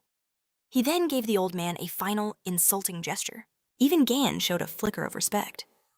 The Lion Saint declared, Moreover, I have already surpassed that wall. All I need is a worthy weapon. Don't you dare compare me to yourself, you old rascal. With a final shout, he charged forward, consumed by fury. He continued his furious tirade. You claim you'll create the strongest weapon, even after admitting you can't surpass Li. With a mindset like that, you will never create anything of true worth. Abomination. The grandfather reeled, spitting out a single word of defiance. Immediately after, he launched his counterattack. You'll regret this, he screamed. But the holy sign of the lion was overwhelmingly powerful. With a single strike, his weapon shattered into 1,000 pieces. Fear finally crept into the old man's voice. Don't overestimate yourself. In a desperate panic, he unleashed his entire arsenal. He launched a barrage of rockets and fired from every gun he had. Missiles exploded all around, and for a moment, the old man believed that not even the lion could withstand this onslaught. But his confidence shattered when the lion leaped from the smoke and fire. He held one of the rockets clamped in his teeth. A revelation struck the holy sign of Leo. He finally realized that, for 20 long years, he truly had been drowning in that inferiority complex. But time and again, he had forced himself back to his feet. He did it to shatter his own limits, all for the simple goal of surpassing Li Gang. He declared this with unshakable confidence. He boldly admitted his past weakness, standing taller than ever. And as he emerged from the smoke, he activated his signature technique, 1,000 Claws. The attack shredded the old man's suit, landing atop the battered armor. The lion. Saint spoke. I must admit, it's a fine suit. Old goat. The grandfather was utterly defeated. Stephen began tearing chunks of metal from his body. He ripped through layer after layer, exposing the man within. Shards of armor flew in every direction. The lion roared. Even that coward Aquarius fights without armor. Now get out of there, old man. The old man refused to yield, but a calm voice cut through the chaos. Are you two quite finished yet? Gan asked. A small smirk on his face showed he was actually enjoying the show. Both fighters turned, their eyes widening in shock. They thought he was down for the count, completely incapacitated. I let him capture me, Gan explained calmly. I wanted to see what Sebastian was plotting. But you two took far too long, honestly. I was getting tired of just lying here. These beastmen were pathetically weak. The subjects of the Holy Lion Mark were crushed in an instant. And Nuna, who had been captured, watched in awe as her uncle dismantled everyone so effortlessly. The old man and Stephen could only stare, their jaws hanging open, completely speechless. With a single command to get out, our hero sent Stephen flying with a casual kick, separating him from his grandfather. He then announced he had a few questions for the old man, offering a little chat. The old man's face was a mask of fury, but Gan, he seemed both annoyed and entertained by the whole affair. It had all started when they foolishly grabbed him first, unleashing a pointless struggle. Gan simply lay there and yawned, but soon grew tired of their pathetic display. He stood up, unimpressed. You call this a fight, he scoffed. If I knew you'd take this long, I would have knocked you both out from the start. The wolves lunged at him, but with a sudden pivot, he sent them flying with a single devastating punch. He approached their crumpled forms. How much longer will this farce continue? The scene shifts. 20 years ago, just before the demonic tower raid, a man with blonde hair declared that this tower would become Li Gang's grave. The old man questions this. A prophecy from Hugo, passed down by the sacred entity, is that it... But he's corrected. Those words were no mere prediction. The man was outlining the exact plan he intended to execute. A malicious grin spread across the old man's face. As he spoke, it was as if a jolt of lightning shot through him. The reason he was approached no longer mattered. He realized Li Gang was meant to die. This was a once-in-a-lifetime opportunity, a chance to destroy him and seize all the power. From Li Gang's body for himself, suddenly, a hand slammed down, shattering the memory itself. Enough! A voice roared, as the vision was torn to pieces. It was Li Gang, his face a storm of fury. I don't need your cliché flashbacks, he yelled. Just tell me who dared to stab me in the back. I don't give a damn about your past. The old man tried to bargain. I'll give you an answer, but only if you can guarantee my safety. In an instant, Gan seized him by the jaw. Old man, he growled. You still don't grasp your situation. You're in no position to bargain. Utter any more nonsense, and I'll rip out your jaw and tongue, now. Who was it? The old man, choking in pain, mumbled that it was a maiden. Gan recalled the purple witch's words, who also suspected assassinity. Maiden? He decided he needed to visit Jinman again, to let him study the dagger. What your grandfather said is enough, Gan declared. Now, return my property, the hammer of comprehension. The old man despaired, realizing even that would be taken. Gan simply asked, Is there a problem? I'll return it this instant. Sebastian, the holy sign of Capricorn, quickly handed over the relic. Gan smirked, pleased to have his hammer back, while Sebastian trembled, terrified at his loss. Li Gang mocked him. Why the long face, Sebastian? Are you upset about something? Opening a portal, Gan commanded. 3 brothers, come forth. 3 avatars emerged, asking why they were summoned. Take this old man back to your world, Li Gang ordered. If he resists, you can break a few of his limbs. They obeyed without question, leaving the old man shocked that avatars themselves served Gan. As he vanished into the portal, he screamed, Stop, you're not a saint. You've become a god of the new constellation. But Gan merely watched him go, adding, Perhaps you should reflect on your behavior. Across the battlefield, the members of the Leo constellation began to stir, completely unaware of what had just transpired. Nuna and Stephen were relieved to see everyone recovering. The other constellations celebrated, knowing the lions would no longer be a threat. But the people of the Capricorn constellation were in chaos. What do we do? They cried. Our leader has been taken. Just then, one of the bishops activated an item. Suddenly, every one of the lion's armors began to glow ominously. They watched in terror as each suit began to violently explode. The bishop cackled with glee. Did you forget our branch tampered? With your equipment. These explosions will drag you screaming to hell. How? Launch the Mormoth projectiles. One of his lackeys fired a Mormoth shell directly at Gan. But Gan was already bored with this entire situation. Mormoth this, Mormoth that. Is this your next toy? He sighed. Fine, let me show you mine. Gan raised his hammer of comprehension. He struck the projectile, creating a massive shower of sparks. In a brilliant flash, he modified the deadly weapon into harmless fireworks. Even the Capricorn bishop screamed that Gan was a madman. But at that moment, Stephen stepped forward. You're The only madman here, he roared. How dare you betray our trust? We are not just animals you can hunt. A tiny explosion like that is nothing. They wouldn't even leave a scratch. But before he could finish his boast, the creatures scattered in terror, which infuriated him. He roared at them to wait until he was done speaking.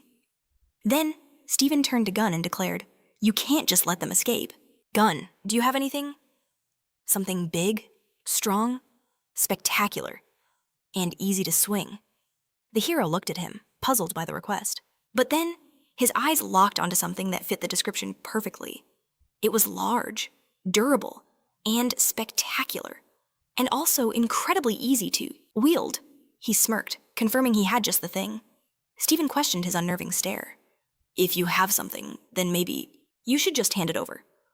Suddenly, Gunn grabbed his leg, hoisting him into the air and spinning him with terrifying speed. He slammed him into the ground with enough force to send the fleeing Capricorns scattering like bowling pins. A perfect strike. Gunn made a mental note to go bowling later. After the devastating blow, he asked Stephen how it felt, but he simply watched as Stephen picked himself up, dusted himself off, and tossed him aside, muttering that it was too inconvenient to wield. The scene shifts to a different place entirely. A cordoned-off dome where the danger level had been classified as Code Red. Strange. Crimson branches consumed every building. Here, Jane, captain of the Virgo branch search party, warned that the stench was unbearable. Monsters could strike at any moment, so they had to remain on maximum alert. Despite her warning, her squad began to whisper. "Did you hear the news? They say Li Gang killed a colossal monster in the Philippines." They had all seen the reports, and it made them feel like they were just dead weight in comparison. One member added that the Leo and Capricorn branches had clashed, resulting in massive casualties. Another soldier smirked. "That just works in our favor. The weaker our rivals, the better it is for us." Jane's voice cut through them like a knife. "Silence. Since when does protocol permit idle gossip on a mission? This isn't a field trip, and don't you dare forget that we're sent here to find our operative who vanished on the outskirts of this very dome. This search is already treacherous enough without your chatter complicating things." The squad sobered up, nodding in agreement. Suddenly, a faint voice began, shouting for help. Without hesitation, they raced toward the sound. The desperate pleas grew louder, but Jane thought they sighed. Screams seemed to echo from every direction at once. She tried to dismiss it as her hearing playing tricks, but there was a nagging suspicion that the cries were artificial repetitions. In that moment, she realized she was running completely by herself. She spun around to give an order, but her squad was gone. She screamed into the silence. "Hey, where did everyone go? Answer me." Suddenly, right behind her, the cry for help echoed again. It was a monster, perfectly mimicking the sound, just as she had feared. It snatched Jane with ease, a sickening giggle escaping its lips, and in an instant, her life was extinguished. "We are taken to Hugo's residence, where the news blared on the TV. It had been several days since the legendary Li Gang defeated the 10,000. Pause and 1,000 feet. Meanwhile, Gan reviewed his achievements in his sacred book. His achievement 0 was titled The Return. His first, the destruction of the sea monsters. He read that these epic achievements directly influenced his followers and were key to growing his authority. The news reported live from the Philippines, where they were attempting to move the colossal monster carcasses with massive cranes. "Isn't Li Gang incredible?" the reporter exclaimed. "He dealt with this threat all by himself, making any joint mission seem pointless." Gunn sighed. Everywhere you looked, it was the same news. He couldn't fathom why everyone was so astonished that he'd killed a couple of overgrown octopuses, but at least he mused. The press coverage was positive. The entire point of this divine Bible was to perform grand deeds that could capture the world's attention. Closing the book, he decided that was enough for the moment. He would deal with his task list later. Just then, a new notification pinged. He checked the test alert first. The system message was clear. "The trial will commence. The moment you reach the 10th level of the Divine Throne, you will be required to complete 3 tests. The rewards will be a unique Atis avatar, a significant increase in physical abilities, a unique skill, and a sacred Atis relic. The time limit to clear these trials is 240 hours, and a severe penalty will be issued for failure." Gan wondered if this was some kind of special quest triggered by his battle with the sacred entity. One trial was a test of strength. His objective was to destroy the God Eater, but he was forbidden from using his battle instinct skill. The hero regretted the restriction, but as long as he didn't face another sacred being or some ridiculously massive monster, everything would be fine. The other two challenges were a test of mind, which required him to acquire a logger to record his achievements, and the trial of a flame, in which he needed to accept a human avatar as his Templar. Gan found these two quests rather problematic. He then shifted his attention to another notification. It announced that his God's Gaze skill had been improved, and additional functionality was now available to him. At that moment, Hugo's secretary was dusting a nearby toy. Gan decided to test his God's Gaze on her. The new functionality allowed him to see a person's precise level of loyalty. Aaron was Sagittarius at 85% and Ophiuchus at 81%. Then, Aries hit 90% for Gun. A system notification appeared, carrying a grave warning. If a new Templar's loyalty is not 100%, the power of the branching will weaken. The hero realized the hint was telling him to be extremely careful when choosing his new followers. Immediately, his thoughts went to Sung and Nuna, and even Hugo. Gun felt a genuine sense of hope. He was certain they would become his most trusted allies. He needed to act on this right away. Gun asked Yaren for their location, but she told him they had already left that morning. A wave of frustration washed over the hero. He'd just have to try again later. Suddenly, his phone rang. It was Jin Mon. We are then pulled into the depths of Sung's dream, a world filled with desperate cries for help. Injured people were trapped beneath rubble everywhere. We see a young woman, her voice trembling but firm. Listen carefully, she said. Hide in the car and wait for your father. Okay, just pretend we're playing a game of hide and seek. Hide so well that no one can find you. When your father arrives, he'll defeat the monster easily. Until then, promise Mommy you'll be obedient and brave. At that moment, a raw scream tore from Sung's throat, his eyes wide with terror. He jolts awake in the car, shivering uncontrollably. Nuna quickly reassured him, asking if he was okay. Sung claimed he was just overexcited, seeing as it was his first time meeting his mother in so long. Nuna wondered if it was a side effect from the holy punishment. She urged him to take better care of himself, but he insisted he was fine, just a little overworked. Oh, I almost forgot, Nuna suddenly exclaimed. Since you're awake, take this. It's your birthday present. The item you asked for. You needed an item to store the twins' magic power, right? I got it from my dad, but are you sure this will be enough? Sung's face lit up with pure joy. With this, he said, he could finally fill his contribution points. Nuna was just happy that he liked the gift. Sung thanked her for always looking out for him. Hugo reminded his son that his mother would be sad if she saw him with a gloomy face on his birthday. A short while later, they reached the hospital. Entering room number 808, Nuna was bursting with excitement. She told her mother how Gun managed to leave a sacred essence wound right on a god's forehead in her eyes. He was beyond cool. Nuna couldn't wait for her mother to meet Gun. She promised they would have so much to talk about once she woke up. Lying on the bed, unconscious, was the very same woman from Sung's dream. A storm of grief brewed behind Hugo's eyes as he stayed back. Suddenly, his phone rang. He stepped outside to take the call. I had planned to clear my schedule today, he said, his voice grim. It's a very important day for my family, so I'm surprised to hear the heads of the European Union are looking for me. Is this just about another enticer problem? Isn't the Virgo branch headquarters located near the dome? But the voice on the other end told him this was no ordinary case. The Virgo branch themselves had declared they couldn't handle this monster. And then came the chilling words. Besides, you have encountered this monster before. It's the same one that appeared in Korea 10 years ago. The one that swept through the airport in a torrent of blood and mist. Those words pierced Hugo's very soul. The scene shifts to the territory of the European Union, controlled by the Virgo branch in Belgium. The entire city is shielded by a colossal dome. Gun sits inside a building, watching the rain. Of all the times to rain, he muttered. It was the first time in ages he had personally arranged a meeting. Gun pulled out his phone, looking at his message to Sung. He had asked him to become his Templar. Sung had thanked him for the honor, but replied that it would be problematic. The hero was so sure he would accept the offer. He realized he knew very little about Sung's personal life. He recalled asking Yaren if it was his birthday. She'd told him that Sung didn't particularly like this day. Gun understood now. Sung had deliberately kept it from him. But Yaren's silence suggested something deeper, that a terrible event had scarred his birthday. What's on your mind? A voice asked. Jin Man approached him. He was clearly delighted to see him.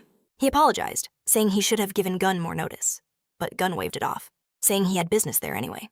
Getting there was no trouble. He simply teleported with Lily's help. By the way, Gun asked, I know this is Virgo branch territory, but why are your family's logos plastered literally everywhere? Jin Man began to explain. Throughout history, religion has been the lifeblood of many European nations. After the sacred entities appeared and branchings overran the world, Europe transformed from a continent into one massive religious state. After all, it's hard not to believe. When you see a divine dome protecting you every single day, Gunn noted the pride swelling in his voice, but it seemed his personal faith had been severely weakened. The hero activated his skill, inspecting the man's status. His faith was in constant decline. Yet, his faith in Ophiuchus was an astounding 99%. Gunn knew instantly what this meant. The fanatic's faith was beginning to waver. It seemed something had shaken him to his very core as he said, "I believe what you want.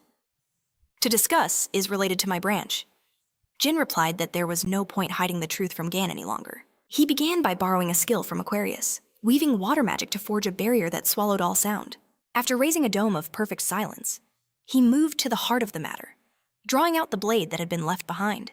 That had pierced Gan's back 20 years ago. All records of him had been mysteriously erased, but Jin had managed to see a fragment of this blade's history, and his analysis led to a devastating conclusion. The weapon that attacked him in the demonic tower belonged to the holy sign of Virgo Gon's own branch. This revelation shattered his faith. The scene shifts to Hugo's residence. Gan gives Lily her new mission. Su Ye turned down my offer to become a Templar. He chose to remain with the Gemini branch, even after everything he endured. There must be a powerful reason. This is your assignment. Find out why Su Ye joined Gemini and uncover everything about his past. Oh, and I need all intel on the registrar's position. Lily accepted without hesitation. After Gan departed, she flopped onto the sofa, console in hand, wondering who to ask about the registrar. She decided her first move should be contacting Su Ye directly, but as if summoned by fate, Su Ye himself appeared before her with a request. It was perfect timing. She asked what he needed. Su Ye's request was a heavy one. He needed to get into the secret archive of the Gemini branch's Grand Magic Library. This library was a legendary repository, holding magical texts collected from every corner of the world. And deep within its halls lay a secret archive, a place filled with forbidden tomes. Access was restricted to the highest-ranking Templars. Su Ye confessed he'd discarded his credentials, meaning he couldn't even enter the main library, let alone the high-security archive. He pleaded with Lily to get him inside. With barely a thought, she tore open a portal directly into the hidden sanctuary. A system notification demanded authentication. "Getting you here was the easy part," she said. "But this archive is filled with dangerous and forbidden magic." Before granting him full access, she needed to know why.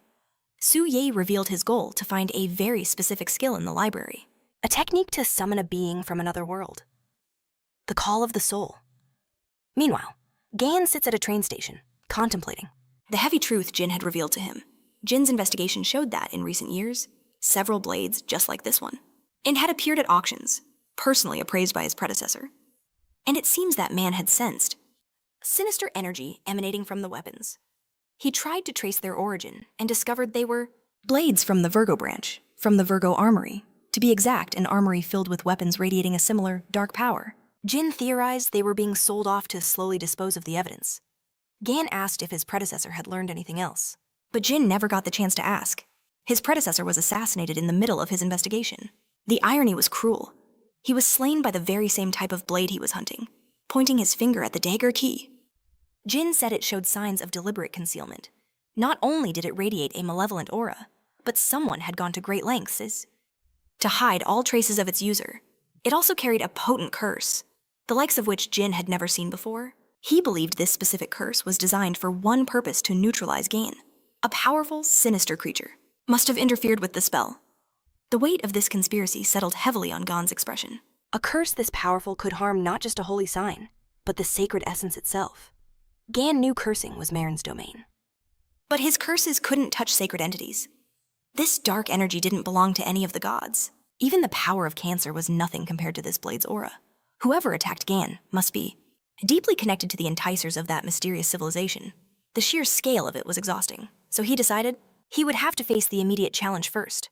With his limited time, he would deal with this, then return to the matter of Virgo. An announcement echoed through the station his train had arrived. Gan felt a sliver of relief as the doors hissed open. Figures in uniforms similar to Hugo's began to disembark.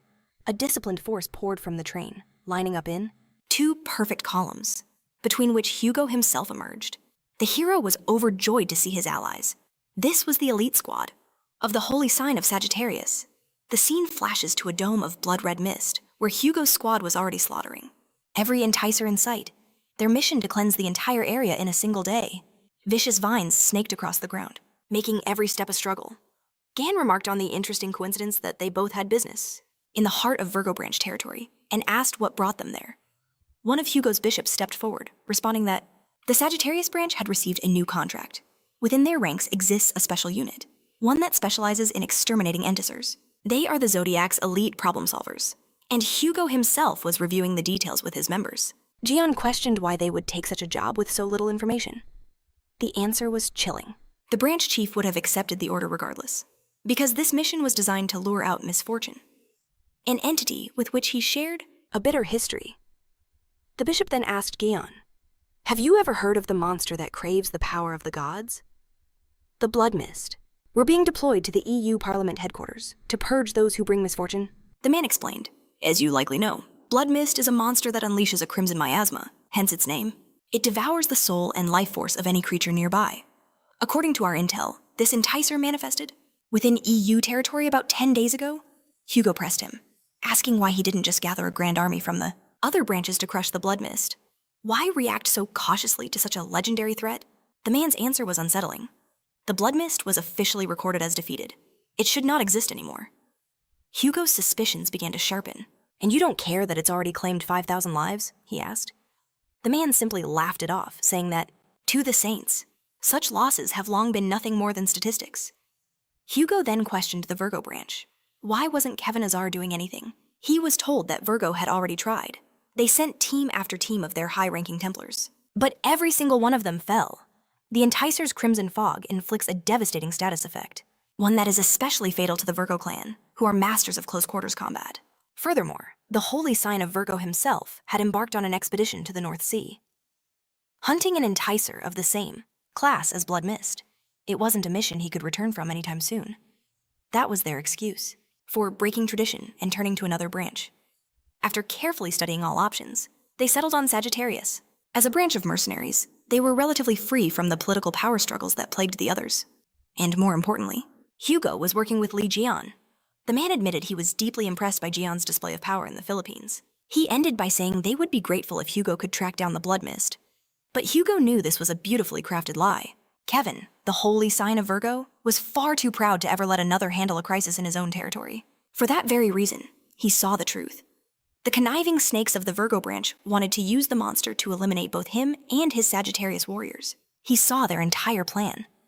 The man grew wary, recalling a conversation with Kevin where he had voiced his doubts. Will it truly be all right to use Sagittarius? Don't they know your nature, sir? To which Kevin replied, everything will be fine. All you must do is tell him that the blood mist has returned. Hugo would be incapable of saying no. The Templar squad member continued, delivering the final venomous blow. Hugo lost the woman he loved to the blood mist. Jian understood instantly. There was only one person Hugo would have called his beloved, Mrs. Jinju, his wife, and the mother of Sung Yi. Hugo had met her after Li Jian entered the demonic tower, so their paths had rarely crossed. The noble lady died trying to protect Sung Yi from the blood mist. After the monster had already defeated Sagittarius's first Templar and its bishop, Jian recognized the name and spoke it aloud. Li Huan. He remembered him as the one who used to carry his things, alongside Taewu. The tragic story struck Jian to his core. He finally understood why Hugo never spoke of his family, and why he carried such heavy burdens. He felt a wave of sorrow for all his friend had endured. What was the fog like? He asked, adding, the Hugo of today is not the same man he once was. I know the depths of his strength better than anyone, because I was the one who taught him. And when Hugo was in his prime, Jian recalled, I would have trusted him with my very life. He couldn't believe such a man was unable to defeat an enticer. He'd never even heard of. In the past, Hugo was among the most powerful of all the saints. So Jian demanded, tell me exactly what happened to him. One of the squad members spoke up. It is a difficult tale, but if Li Jian wishes to hear it. The horrifying story began 10 years ago, on Sung Yi's 7th birthday. The scene shifts, and we see a sleepy Sung Yi as his mother speaks on the phone. Yes, honey, I've landed. It's been almost 2 years since my last visit. I need to start prototyping the new weapons for the giant enticers soon. It's all thanks to the information from Li Jian, and the materials you secured for me. Thank you so much. And you know what Sung Yi came to meet me at the airport so early, I was so touched. I almost cried. How did Sung Yi get there? The man on the phone asked. She replied, It was Yewon. She's been working hard since this morning. A younger Yewon smiles brightly in the background. She tells Sun-yi his dad is hungry, and he asks his mom if he should get a burger. Yeon says he'll go grab one right now. Just then, little Sun-yi overhears two bandits arguing in a panic. One of them is furious. He screams at his partner, asking what he's done. He was supposed to keep it safe. The other stammers, saying he had no idea. Realizing their mistake could be fatal, they decide to flee for their lives. Meanwhile, his mom happily says, Yeon is going to buy burgers, so they should wait for him. But in an instant, the sky bleeds into a horrifying crimson. They stare in shock. Panic erupts as the lights flicker and die, plunging the entire street into an eerie red glow. Sun-yi asks in terror why all the lights went out. Even Yeon is stunned by the sudden change. That's when he sees it, a nightmare made real. A colossal monster looms behind his mother and son. He doesn't hesitate. He sprints towards them, launching himself into the air. He shoves them to safety, flying directly into the monster's gaping maw. Yeon was glad to protect them until the very end. He meets his fate with a smile. The creature's mouth snaps shut. In an instant, it's over. Ji-young screams, shielding her son's eyes from the horrific sight, as the monster drools, satisfied. Panic floods the airport. People scream that a monster is here, that it just ate a man. Vile tentacles begin to sprout. From its back, a guard frantically shouts for backup, for someone to call the branch offices immediately. Ji-young grabs Sun-yi's hand, telling him not to let go as she runs. All around them, people are being snatched up by the creature. She manages to escape the airport, only to find the city is also infested with this flesh-eating plague. She shoves Sun-yi into a car, ordering him not to come out until his father arrives. She tells him to pretend he's playing hide-and-seek. She says he must hide better than anyone, so the monster can't find him. Because when his dad gets here, he'll destroy this thing and save him. But until then, he must promise to be strong and brave. With those words, a tentacle snatches her away. Little Sun-yi is shattered. They were so close to being a family again. There was so much he wanted to say. He believes it's all his fault, the fate of Yeon and his mother. Just then, a glimmer of hope appears. A projectile of pure fire streaks from the sky, blocking the monster's path to Sun-yi.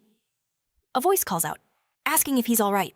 From inside the car, Sun-yi screams that his mom and Yeon are still in there. The words hit Hugo like a physical blow. The revelation shakes him to his core. His hands tremble as he touches the glass, accepting the terrible truth. But the monster attacks from the shadows. This sends Hugo into a pure rage. He incinerates the incoming thorns with a wave of fire. "How dare you!" he roars, unleashing his power. He scorches the creature's tentacles, his gaze finally landing on its main body. He sees them, the people it consumed, woven into the branches of a grotesque tree on its back. Ji-young was among them. Hugo abandons strategy. With a roar of fury, he begins pulling her out with brute force. Leaping onto its body, he rips at the wooden prison with his bare hands. The monster notices, whipping a volley of branches at him. Hugo screams for it to stay out of his way, but the creature is cunning. It begins to mimic the voices of its victims, distracting him. The trick works. A branch impales Hugo straight through the stomach. "You look delicious," it whispers. "And so is that divine power." It begins to drain his very life force. Seeing this, Sun-yi screams. Suddenly, divine lightning smashes into the monster's tentacles, forcing it to release everyone it held. The holy sign of the lion declares Hugo's efforts pathetic. Hai has arrived, pulling the victims into her protective dome. Now, they must deal with the enticer. Yeon, Steven, and Hai rush to Hugo's side. He can barely stand. Blood pours from his mouth as his body trembles.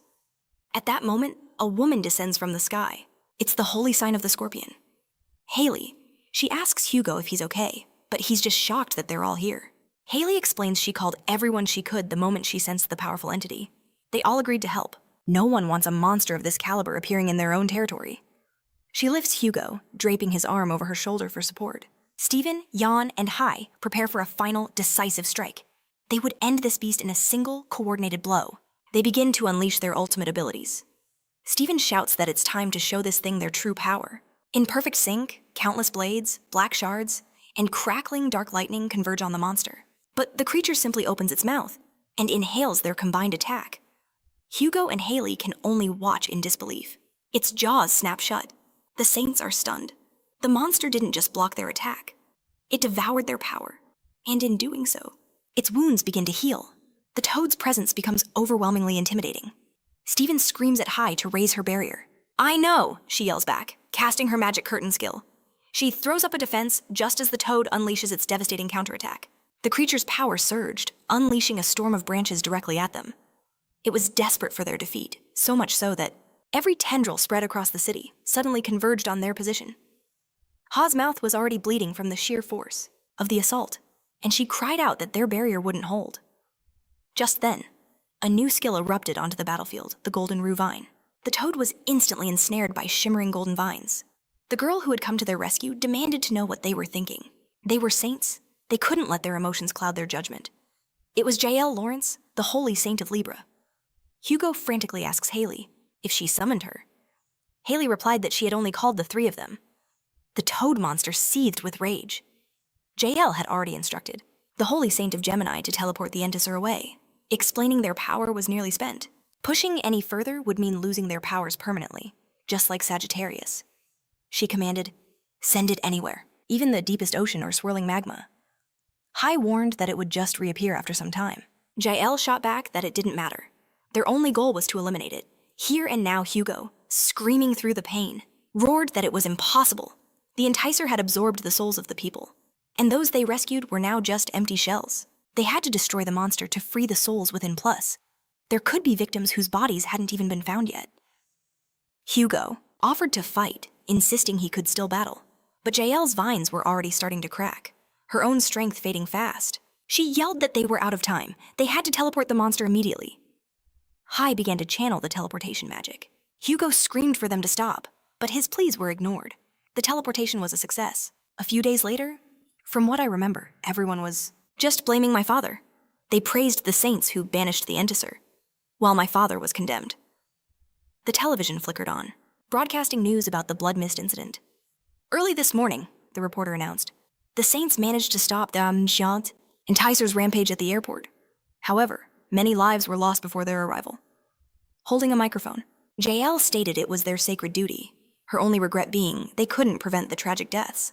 The reporter continued, at the same time, the public is voicing extreme dissatisfaction with the holy saint of Sagittarius, the defender of Korea. People demanded to know if more had died because of his delayed and weak response to the Entisor's attack.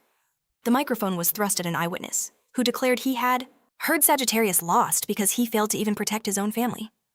He thinks Hugo is completely unreliable and couldn't understand how anyone could trust him.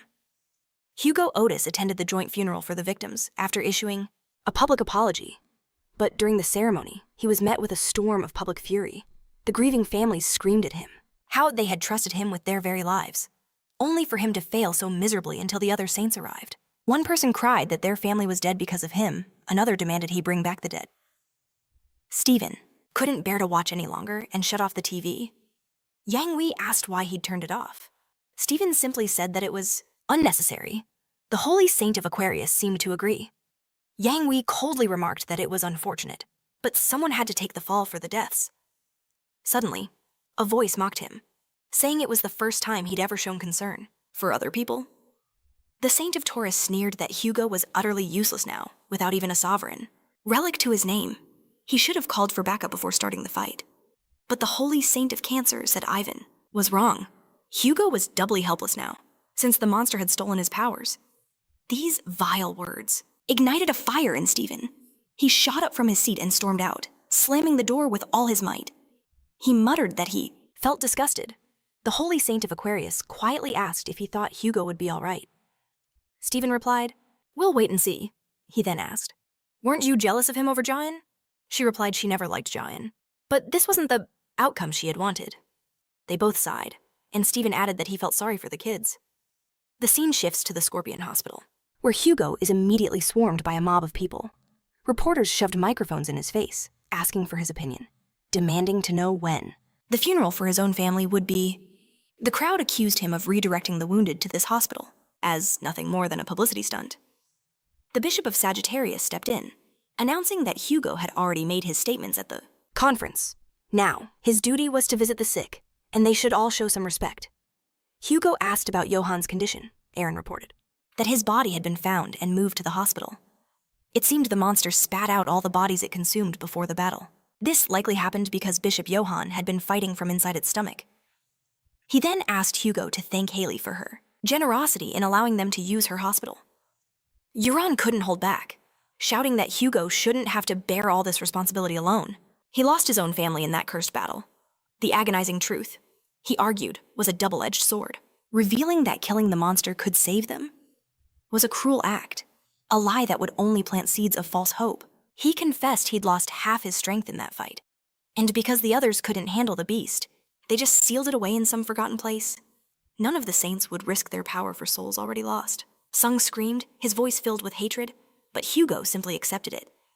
It's all my fault, he admitted. He believed his lack of power was the reason he couldn't protect them. It was yet another broken promise. This may be unpleasant, he said, his voice heavy. But this burden is mine alone to carry. He then thanked Sung for his concern. As Hugo went to check on Jae-in, a hand landed on his shoulder. It was the vice head, his eyes knowing. He explained why every injured person was sent to the hospital.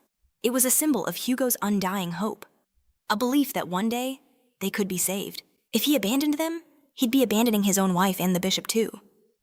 Hugo now stands before Jae-in's rooms, his hand hovering over the handle, when a small voice cuts through the silence. I'm sorry. If I hadn't been whining about being hungry, if only we'd left earlier, you and Mr. Li Han would have been fine. The Pope would have defeated the Intisar. Everyone would be safe. I'm sorry.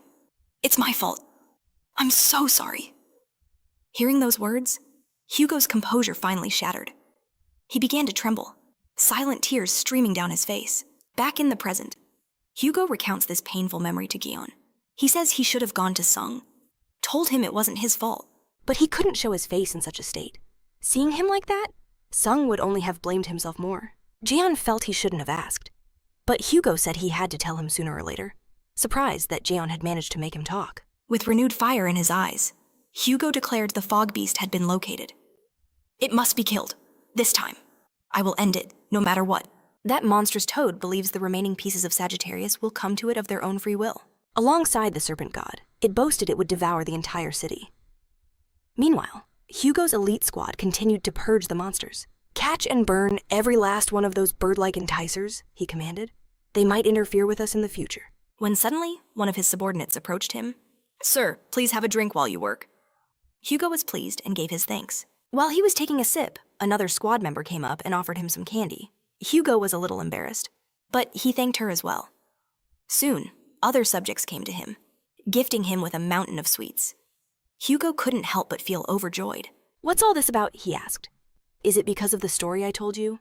They all made excuses, saying they just wanted to share. Hugo then announced they needed to expand their search radius and head out to explore. The squad leader was deeply touched by these gifts. Jian, however, simply ate all his sweets one by one, telling him to eat while he was being cared for. Suddenly, Li Jian was contacted by telepathy. He recognized the voice instantly. It was Lily. She said she had just spoken to Sung and asked if Jeon had time to listen. Jeon asked her what she had learned and where Sung was now. At this time, Sung was already in the library, relieved that he was finally able to get inside. He declared that he wanted to find a skill in the library that could be used to summon a creature from another world. Call of Souls. Even though Sung said he would leave, he is still part of the Gemini branch, so he's able to get this skill. And the Soul Call itself is a skill that can be used to summon a creature from another world to our world. Because of this, Sung believes he can summon people's souls. After all, he wants to do everything in his power. Since his mom and Li Han are in a coma, deprived of their souls because they were protecting him, he's determined to save them.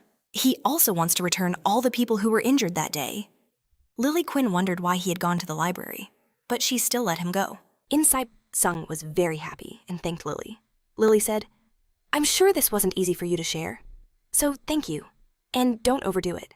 After entering the library, Sung knew he couldn't miss this opportunity that had come to him so hard. Taking one of the books, he was asked if he wanted to buy it, but he didn't have enough branch offering points. So he said he wanted to donate his bracelet to the branch, throwing the bracelet into a small portal. 30,000 points were added to his balance. Now, he was able to buy the book. The knowledge inside the book broke out. The dream is surprised, as knowledge poured out of the tome. So he decided not to waste time and went to look for it. He sought the 1,500th page, where the spell he needed was located. Someone was standing outside the door, spying on Sung. At the same time, he snatched the book from him with a spell and said, You're trying to read something very difficult. Sung got angry and immediately recognized him. It was Yunshu.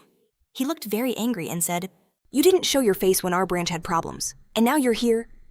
The dream screamed at him that he didn't. Yoon told him to calm down, promising to return the book. But instead, he tore the pages apart. He sneered, asking what was so special about it. This mockery ignited Song's rage, his magic flaring to life. With a gasp, he whispered, "Oh no, it's horrifying. How could you be so bold?" He knew a man named Lee Jaeon was somewhere close by. Just then, he produced a bracelet forged from shimmering scales, saying his father and uncle were on the verge of being torn to pieces. We flash back to Jeon and Hugo, as Hugo looses a fiery arrow into the heavens. It detonates in a flash of light. The vice chief explains it's the signal to retreat. Their work for the day was done. A wave of relief washed over them. No one wanted a late-night encounter with the Intisar. Through telepathy, the vice chief Ordered all scouting squads to fall back for an immediate roll call. Squad A reported in, clear. Squad B checked in, also safe. But from Squad C, there was only silence. We see the squad's members being consumed by that monstrous creature. Suddenly, a desperate cry for help echoed through the air, putting everyone on high alert. Jaeon immediately activated his search skill. Hugo's face contorted with rage, a storm brewing in his eyes. Jeon placed a hand on his shoulder, urging him to be calm. He warned that emotion was clouding his judgment. He needed a cool head, not the blindness of pure anger. With those words, Hugo's fiery temper cooled. He admitted it was difficult, but he would try. Jaeon reminded him that after 10 years, his moment for revenge was here. He had to be ready. Elsewhere, a man walks down a street, noticing the world has been stained crimson. Every leaf on every tree was a deep, blood red. Behind him, the monster's tendrils snaked through the shadows, then erupted from the asphalt, tearing the city apart. One of those tentacles shot out from behind Jeon and Hugo. They spun around, tracing the corrupted vines to their source. An enormous toad, without a second's hesitation. Jeon lunged, slamming his foot into the beast. He roared, "So you're the one who brought my friend's family such agony," with another powerful shove. He pushed it back, feeling a splash of blood on his face. He gritted his teeth, realizing this creature was far more dangerous than he'd imagined. He looked down. The toad's appendage had pierced clean through his leg. Back with the spectators, Sejun revealed the battle scene. His father was fighting alongside Jeon.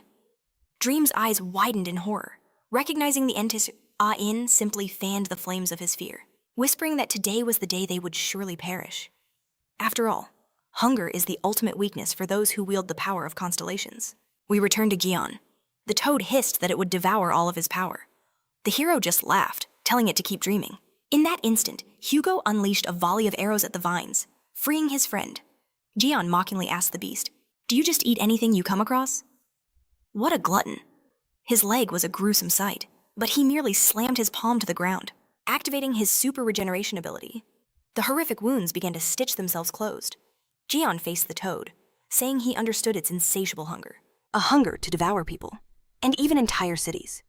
He summoned his comprehension hammer, adding that today's feast was cancelled. He growled, betting the gluttonous beast had already consumed far too many innocent lives. Then, he made a promise to rip its belly wide open. With a deafening roar, Jeon charged, shouting an incantation to magnify his weapon. The hammer swelled to a colossal size, and Jeon brought it down with devastating force. The toad was stunned, giving no sign of life, before it retched violently. But it never expected the massive volley of explosive arrows that followed. Hugo bellowed to his squad, "The tactic is working. Everyone, prepare for the second salvo." One by one, they activated their weapon arsenal ability. Hugo commanded. The toad absorbs the power of constellations.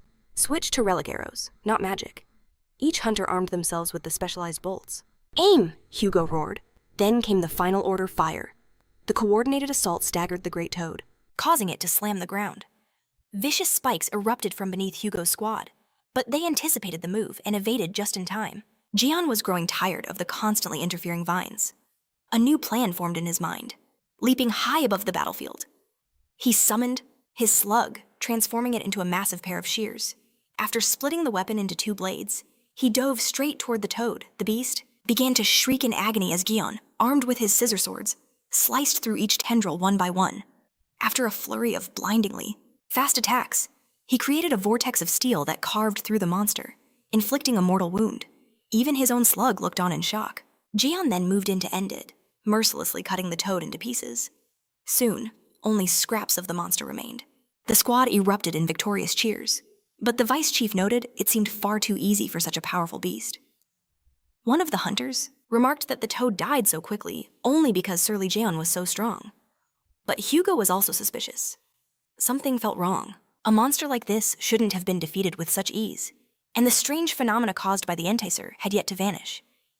Hugo knew. It was far too early to declare victory. Meanwhile, Siyun rejoiced, seeing how easily Gaeon and his father had dispatched the toad.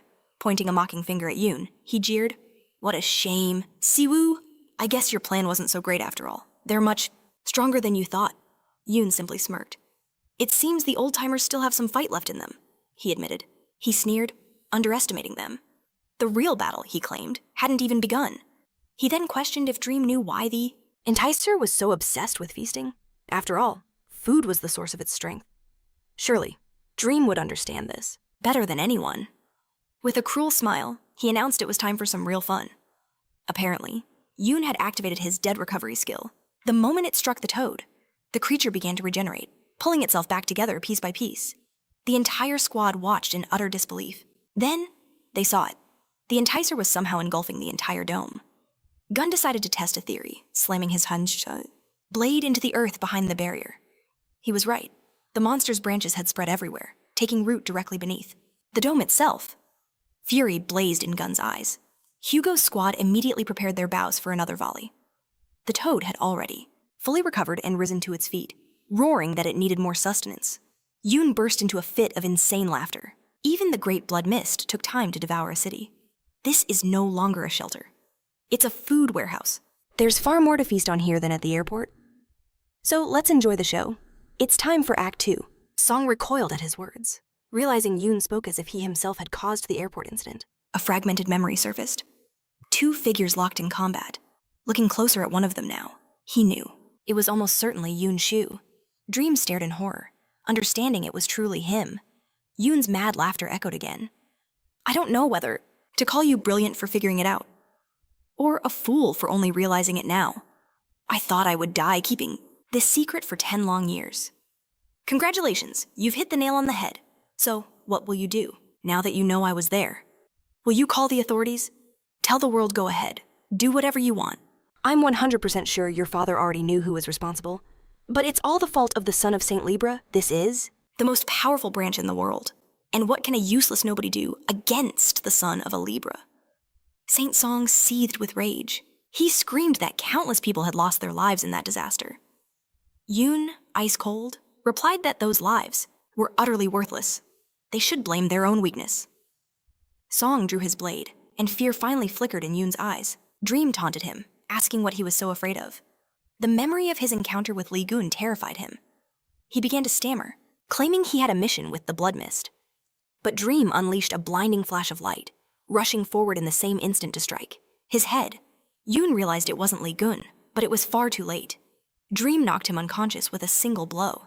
"Just a simple light spell," he muttered. He knew he had to seize the grimoire before this madman woke up. That's when he spotted the Libra relic on Yoon's arm.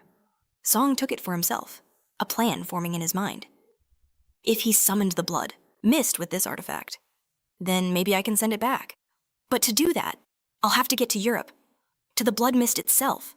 But what can I can't use any skills without my own relics. Just then, Dream cast aside his worries, realizing the grimoire's magic held the answer. He could teleport. Flipping through its ancient pages, he activated the spell. We flash back to the desperate battle with the toad.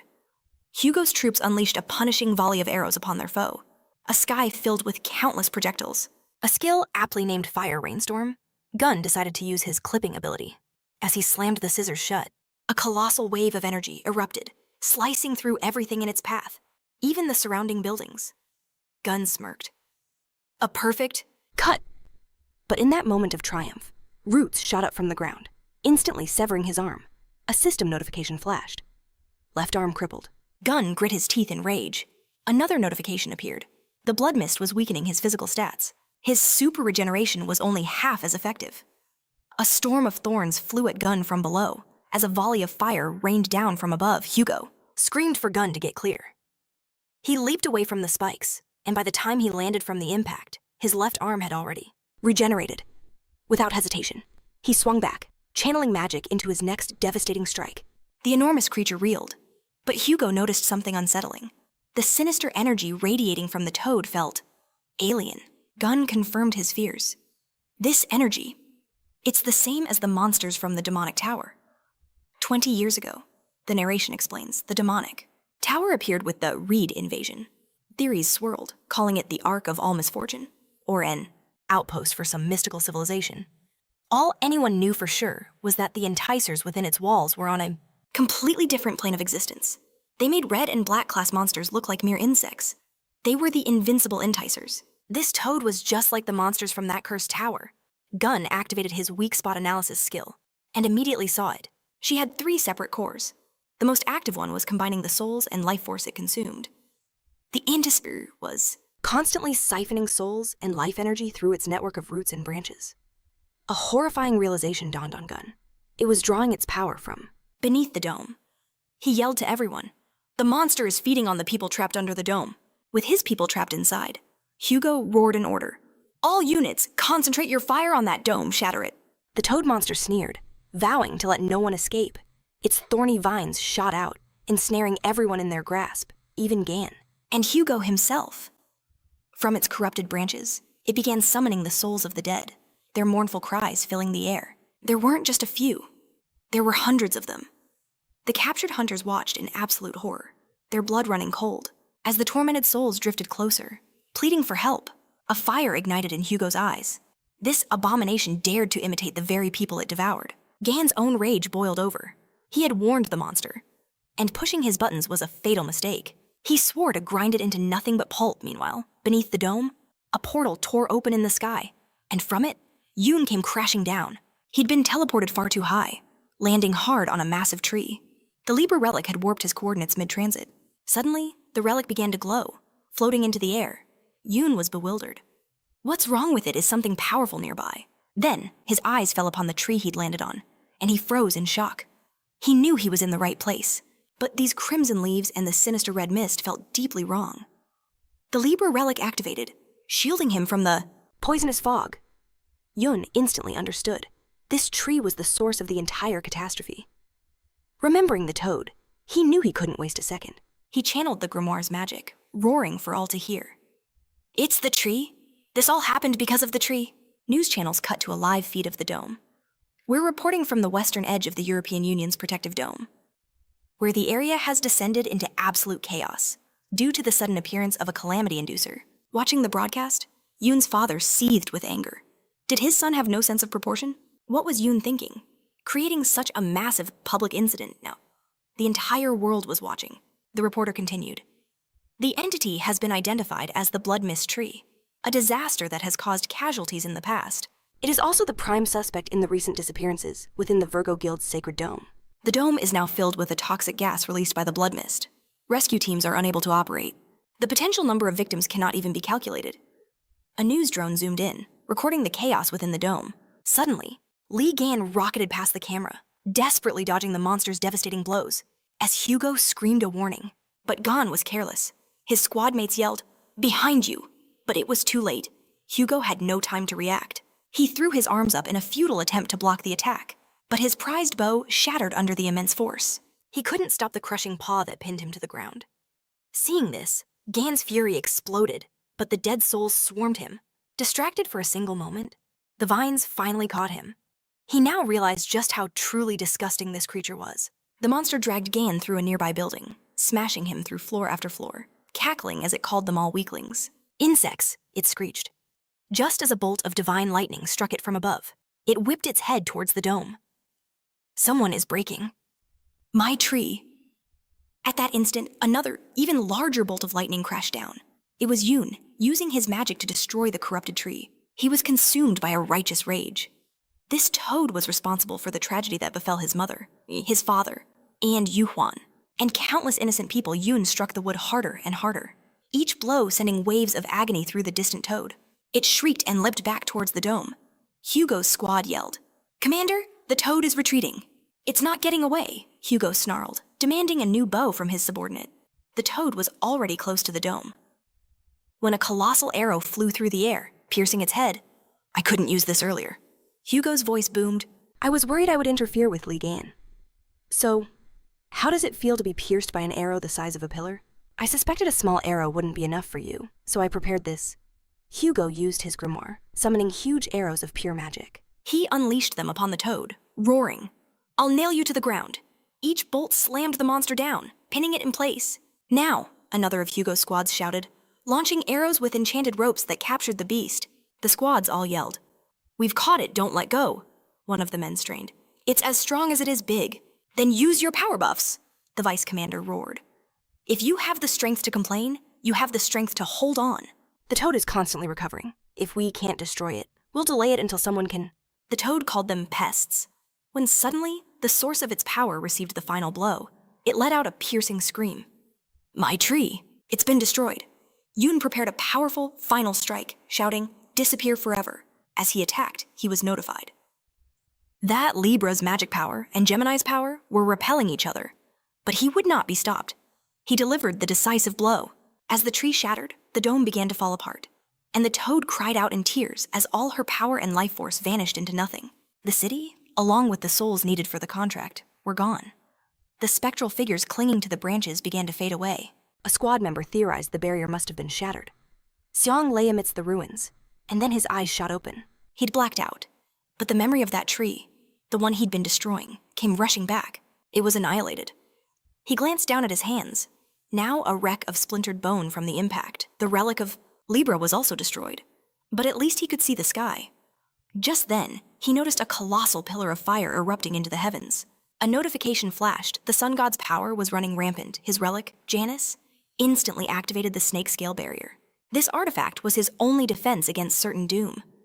The beam of destruction tore across the city, aimed directly at Seong. He had blocked a cataclysmic heat ray, but the snake barrier had been sacrificed. Song remembered this power. It was like his father's fire, but the feeling it gave off was completely twisted. His gaze swept across the city, and he watched in horror as buildings began to warp and melt, crumbling into rivers of molten steel. The other squads were frozen in terror as the inferno raged towards them. A scorched Hugo looked on, knowing instantly. The mist was wielding the Sagittarius power it had stolen from him. "Goth, are you alive?" he yelled. He had survived, but he wasn't sure he could continue the battle. The others rushed to his side, checking his condition. The world turned fiery as a huge, malevolent eye materialized above Seong. He was stunned. The Eye of God is one of his father's signature skills, but this one radiated a purely sinister energy. The toad was using this eye to find the destroyer of its tree.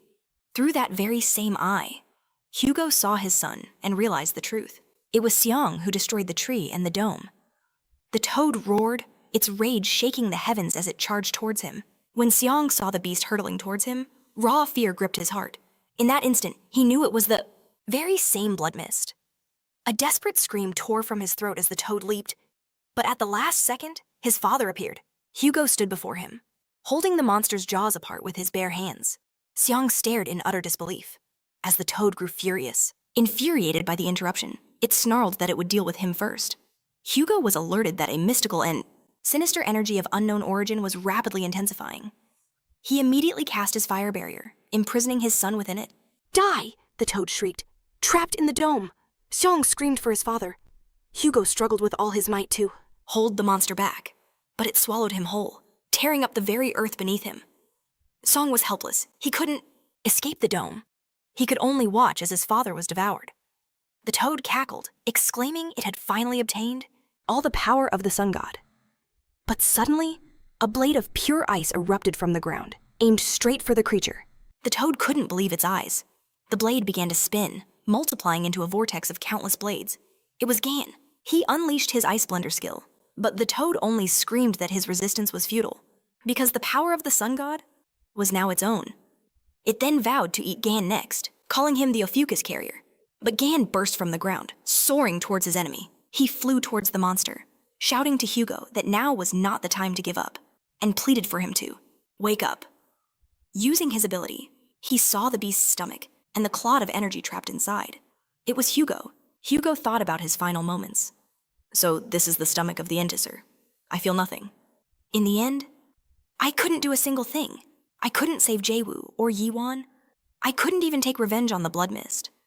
I am not much of a father." As Hugo opened his eyes, he saw a brilliant bundle of energy that the toad was feeding on, and he knew this was the fragment of power it had stolen from him. This was the power he had been so desperate to get. Back, and it was floating right in front of him. But he could do nothing. He believed if he just had it, he would be able to continue fighting the blood mist. Hugo felt his memories fade. He had already accepted his end, thinking only that he had fought valiantly. He tried to remember what he fought for. A memory surfaced the moment he was standing with his family. And the moment Jaewoo stood with a photo in her hands, saying they had not taken pictures together for a long time. When she showed it to Hugo, she asked what he thought, saying it was a good picture. These memories reawakened the strength within Hugo. He decided then and there that he would never give up. How could he ever look into Gon's eyes again if he surrendered? He refused to let them see him so pathetic. Hugo resolved to reach for that source of power. The struggle was immense, but then his fingers finally brushed against the source. A notification appeared. He was making contact with a fragment of a holy god. Sagittarius, the lord of the great light.